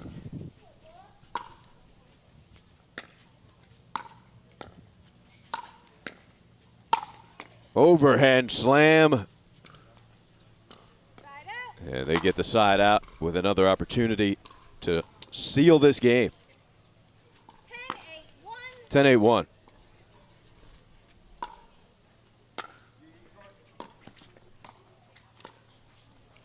Oh, good pickup by Kessner. Oh, and ATP lands it. What a shot by David Furman. And what a way to end game 2. We are heading to the third in the bronze medal match. We'll be back.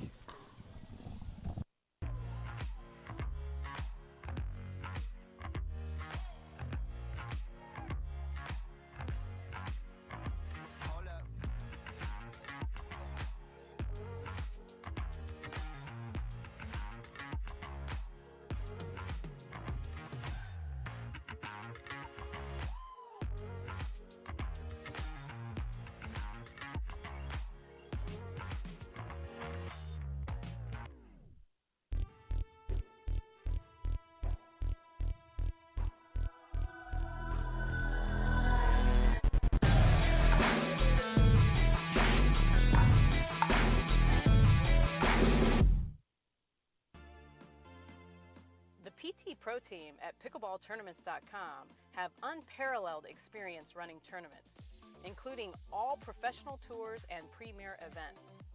We provide professional services to develop, plan, and deliver tournaments that players and fans love.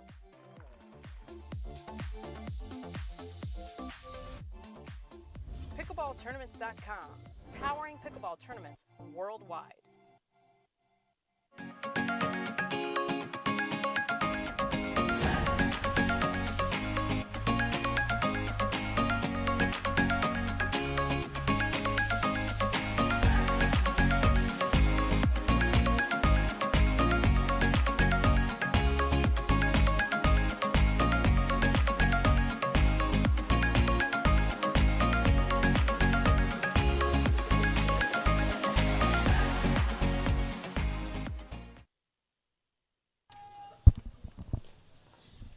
All right, we are back. Game 3, bronze medal match, senior mixed. And it has been up and back, 11-9.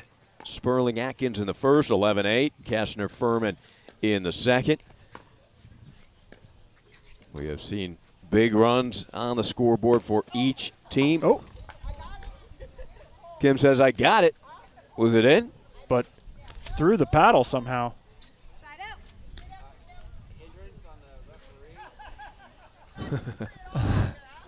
Did she hit the referee with her paddle?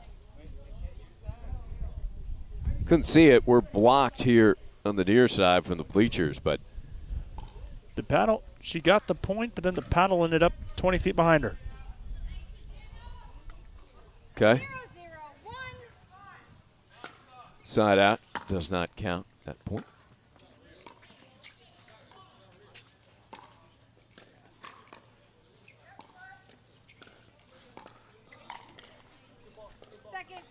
Second serve, Sperling says good ball to his partner, Mary Helen.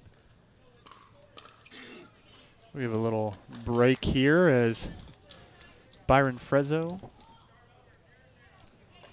puts a stop to that. Yes, he did. That didn't take long, did it? That was going on for about 25 minutes before Byron showed up. And he said enough is enough. Laying down the law. Oh, good spot there from Mary Helen. Nice ball right in the middle.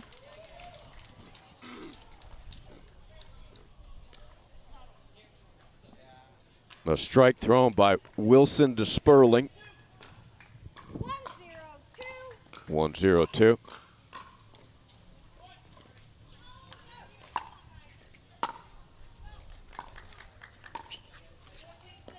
Gets line perfectly placed.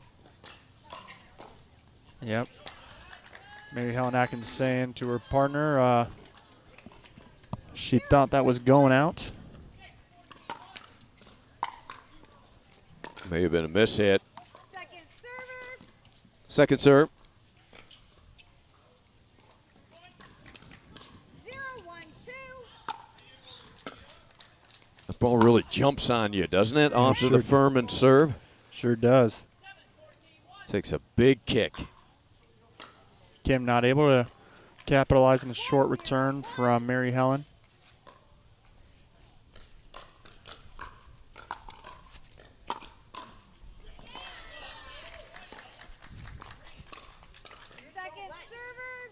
What's Sperling saying to himself there? He caught his leg with the paddle. 1-0-2.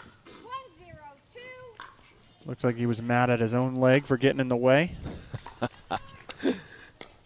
Legs get tougher and tougher to move throughout the day, don't they? Yep. They are not cooperative at this point.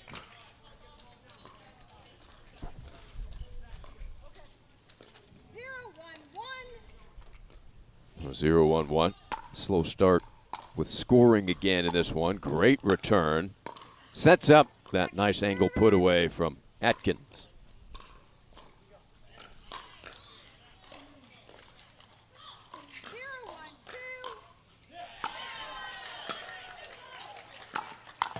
Big ball cross court, but a break for Sperling as he apologizes.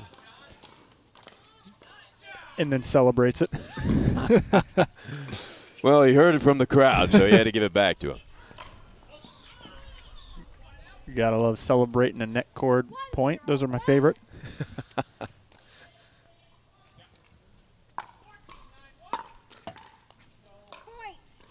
And gets a point off his serve.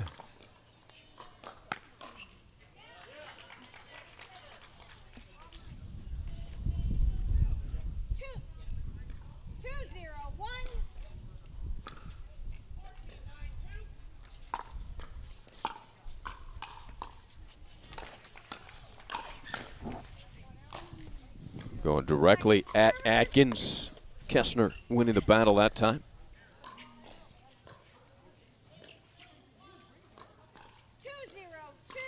2-0-2.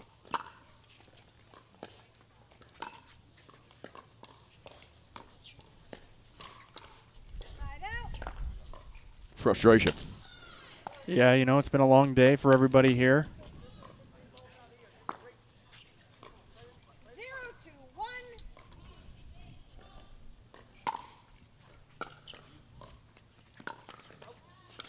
Oh, that one just sails wide. Yeah, good leave there.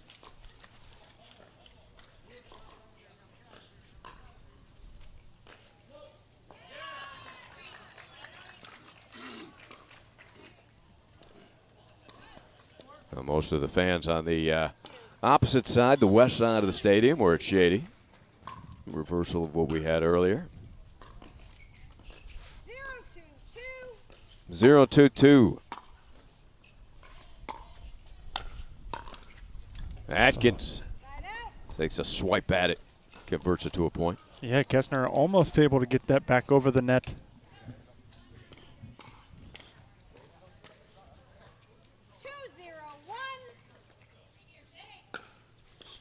Trying to add to their lead here. They jumped out 7-0 in the first. That is on the line. Terrific job by Mary Helen Atkins. Yeah, she saw the attack coming and swatted it right back down at his feet.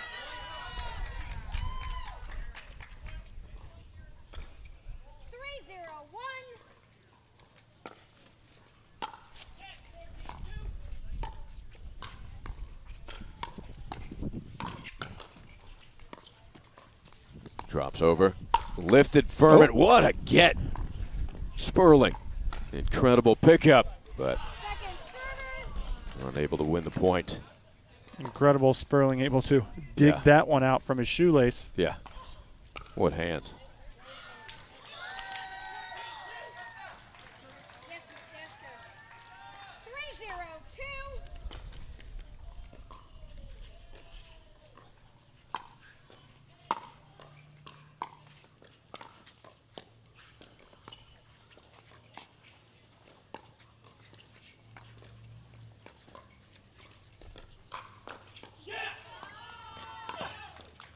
Clips the tape. Lob. Furman. Very adept at Sperling retreating backwards and smashing that. Sperling not able to get a paddle on that one. No. Unless he threw it.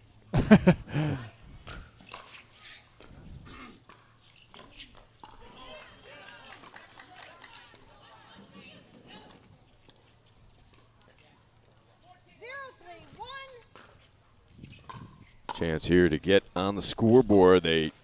There it is. They trailed 0-7 in the first, came back to win it 11-9. First point up here, trailing by 3 in the third.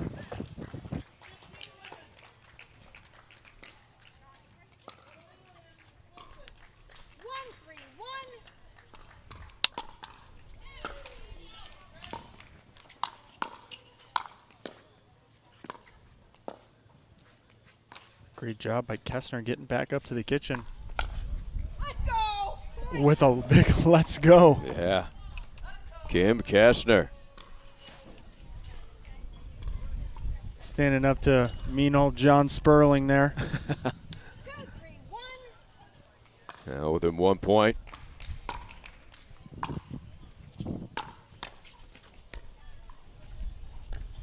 That ball got line. And then the shot by Atkins was wide, so we're tied.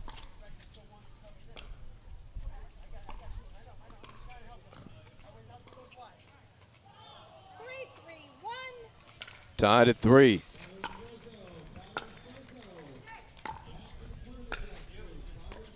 Oh, good time for a drop shot. Just didn't get it over. Yeah, she would have had him there.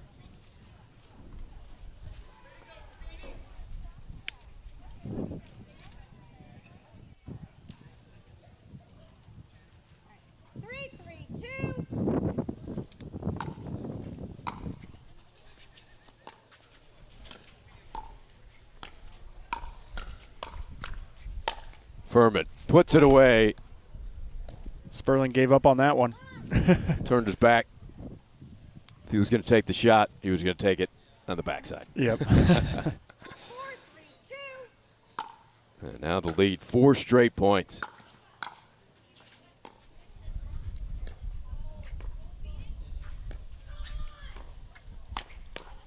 What a save by KK. Look at this point, and that is deep. Great rally.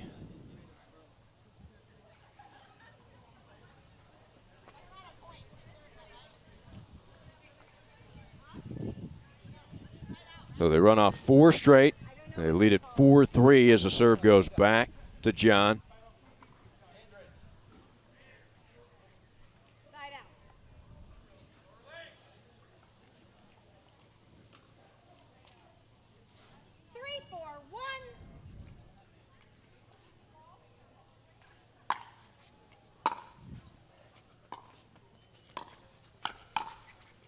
Ooh, quick hands from Furman because that shot by Atkins looked like it was going to be successful.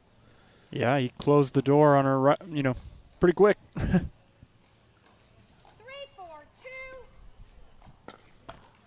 Side out.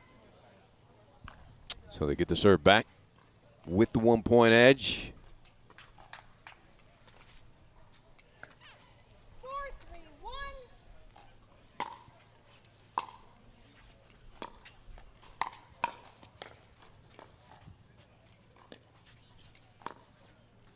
The lob inside the line.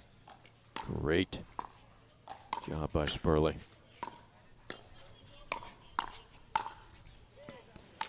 Furman having none of that. Becoming more involved, and this looks like a good streak. You talked about the streaks that this team has gone through today throughout. And right now, 5 straight points. Yeah, it'll really depend if they can keep that momentum going. Sperling and Mary Helen obviously have different intentions. It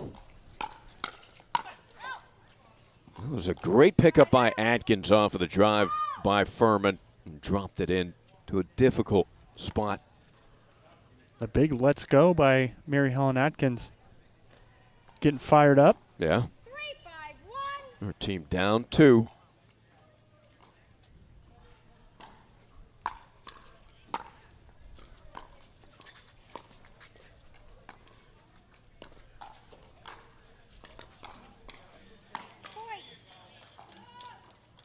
Now within 1.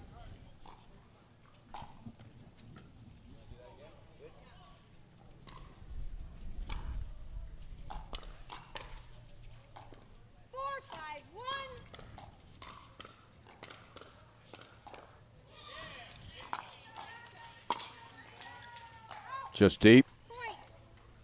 Yeah, and we're starting to see it again here. Go on a big run and then give up quite a few just after. Tied at 5. John asked himself why. He saw Furman darting over in that direction, maybe broke his concentration a bit. Yeah, he tried to capitalize on that short return and beat Furman to the other side unsuccessfully.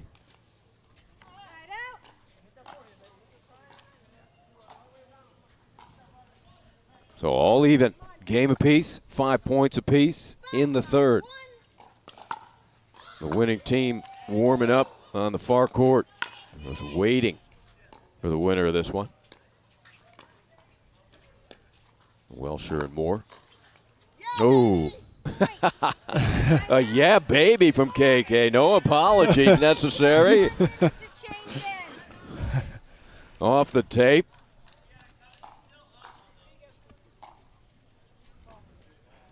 You love the spirit and some heckling, it looks like, from Bob White over there in the stands, another senior pro player.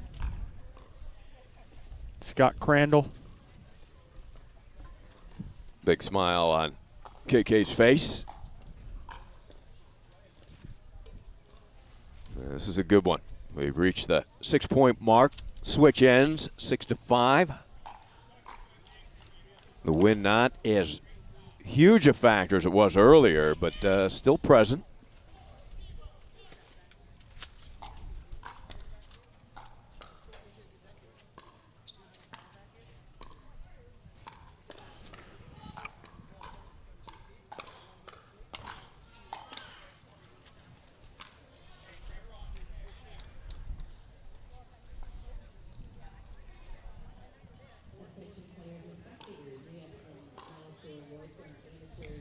So a changeover here, John, and both teams taking advantage to hydrate. What do you think the strategy is per side? Well, Sperling and Mary Helen need to just find their groove again, really. And Sperling has missed some dinks and, has been inconsistent in this game. But maybe be able to go behind Furman. As Furman's starting to crowd a little more of the middle. Oh, Furman over the head. Foot fault, no reestablish is the ruling. Yeah, he pushed off the line when he went up for the overhead. But yeah, keeping him honest. Put some dinks back to. Oh, we got a broken paddle there. Well, that is a time where a player looks down at the paddle blaming a shot, and it was true. It was the paddle's fault. As that serve missed by about 10 feet. She's being a good spirit about it. It's a good thing that it didn't fully, separate. Yeah, that would have gone flying.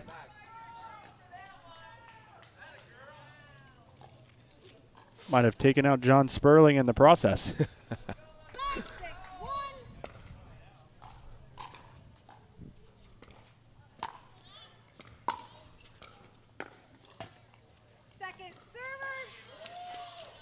Second serve.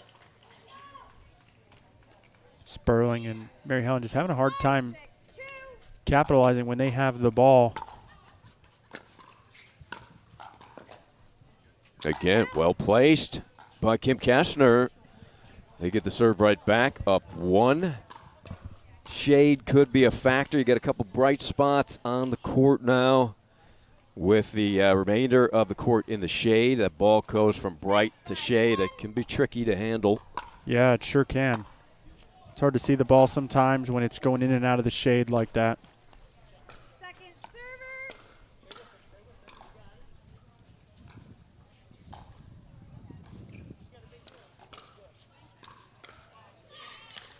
This match, I believe, is creeping up to be about an hour long, or just over.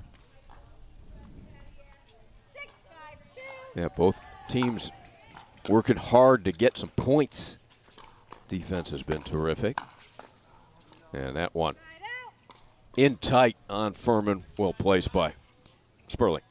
Yeah, good step in, apply a little pressure.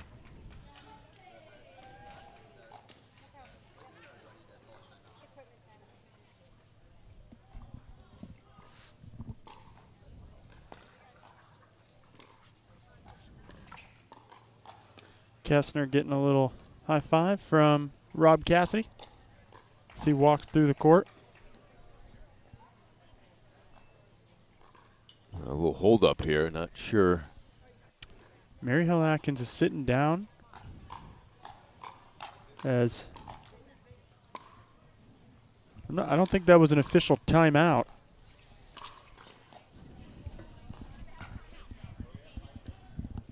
Okay. Everybody ready to roll? I'm sorry. Referee correction.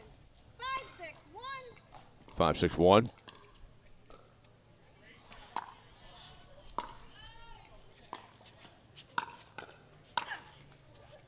with authority. Kessner. Kessner taking matters in her own hands.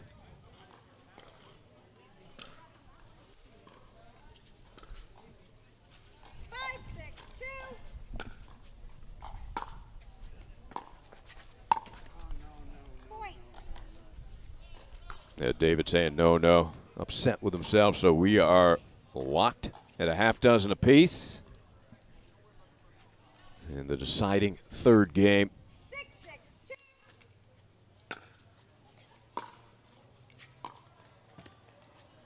Side out, winning team waiting, do a little warm up, keeping loose over there. Moore and Welsher.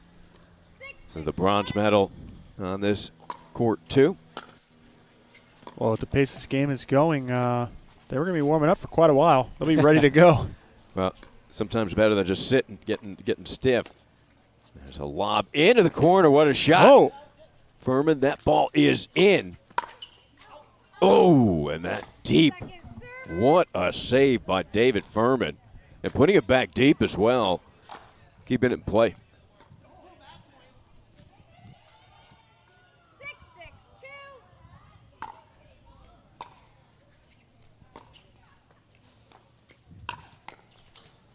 Taking advantage again. Kessner, cross-court punch volley.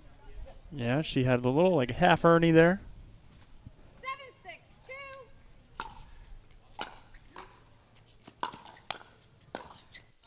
Oh, well done there by Atkins. Fights off a couple of good balls. Yeah, Kessner asking herself why try to attack that ball back again as it was at her ankles. Probably would like to reset that next time. This ref is all over the foot fault calls. Yeah, that not reestablishing. Nothing is getting by her. Sperling says, my fault. Second serve.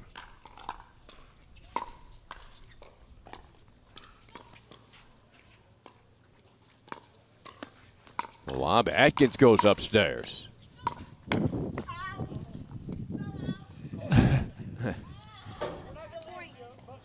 Kessner thought that was going to be out. Is that what she's? Yep. She called out as she hit the ball. Unfortunately for her, it doesn't work that way. Creeping along here, now tied at 7.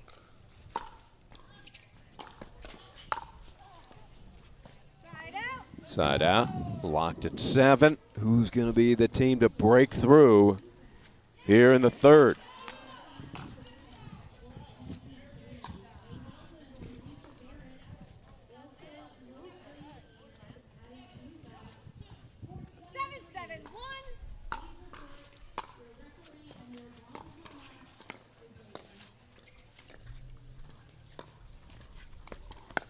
Atkins ATP kept alive, but the finish from Sperling.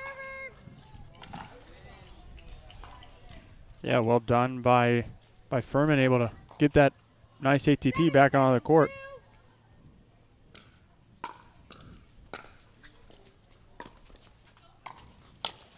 Furman poaching, and a swinging volley, a beauty.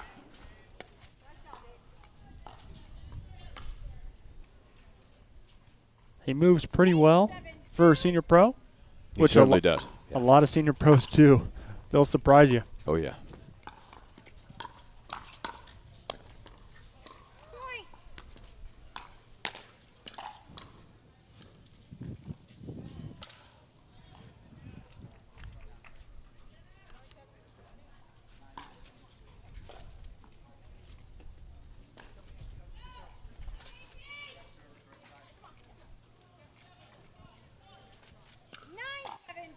Two points away.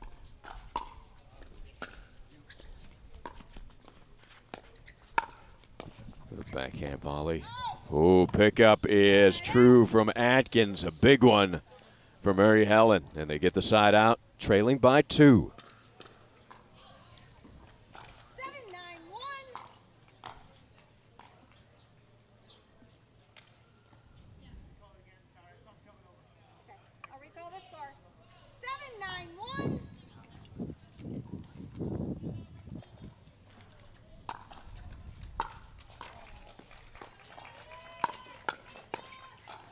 Atkins comes up big again, and now her side within one.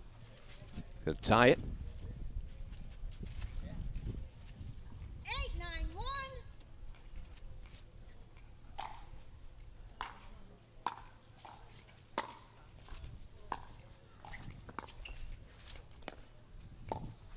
Oh, well done by Atkins. Put it behind Furman as he was trying to cheat over John.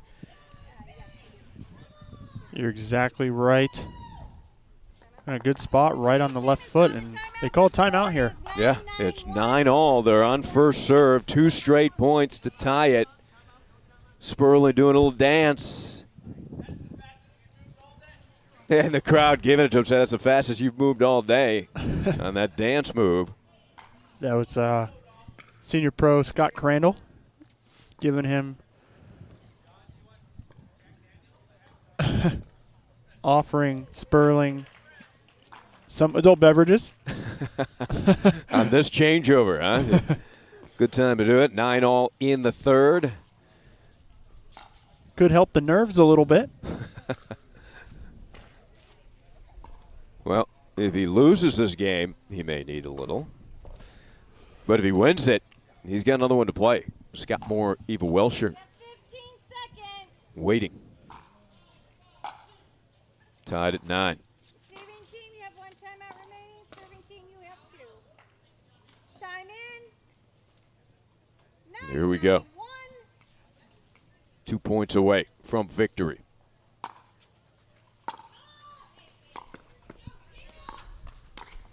Ooh, that's a backhand volley. Sperling typically would stick.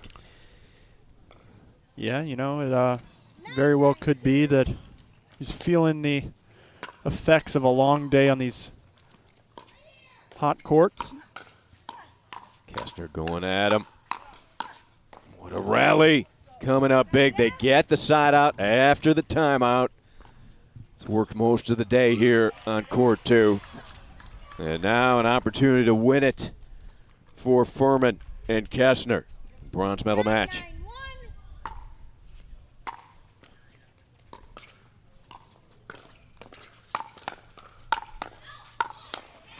Great defense, but that one will not land, and now we've got a match point. Tim Kestner bringing the heat here late in game 3. Heavy serve. Here they come for the match. And there it is. 11-9 in the third. Terrific match. 11-9 in the first.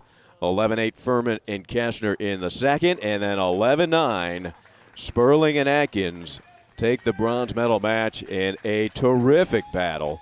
And they will head to the gold medal match against Scott Moore and Eva Welsher. But what a day here on Championship Court 2. Terrific coverage all day long. That was fun, John. We'll be back at it again tomorrow. Yeah, we'll do it all over again. All right. So for John Davis and my partner, and, of course, Spencer Laurent, the producer, we will see you again tomorrow. Thanks for joining us, and we'll be back. Good night from the Delray Beach Pickleball Open.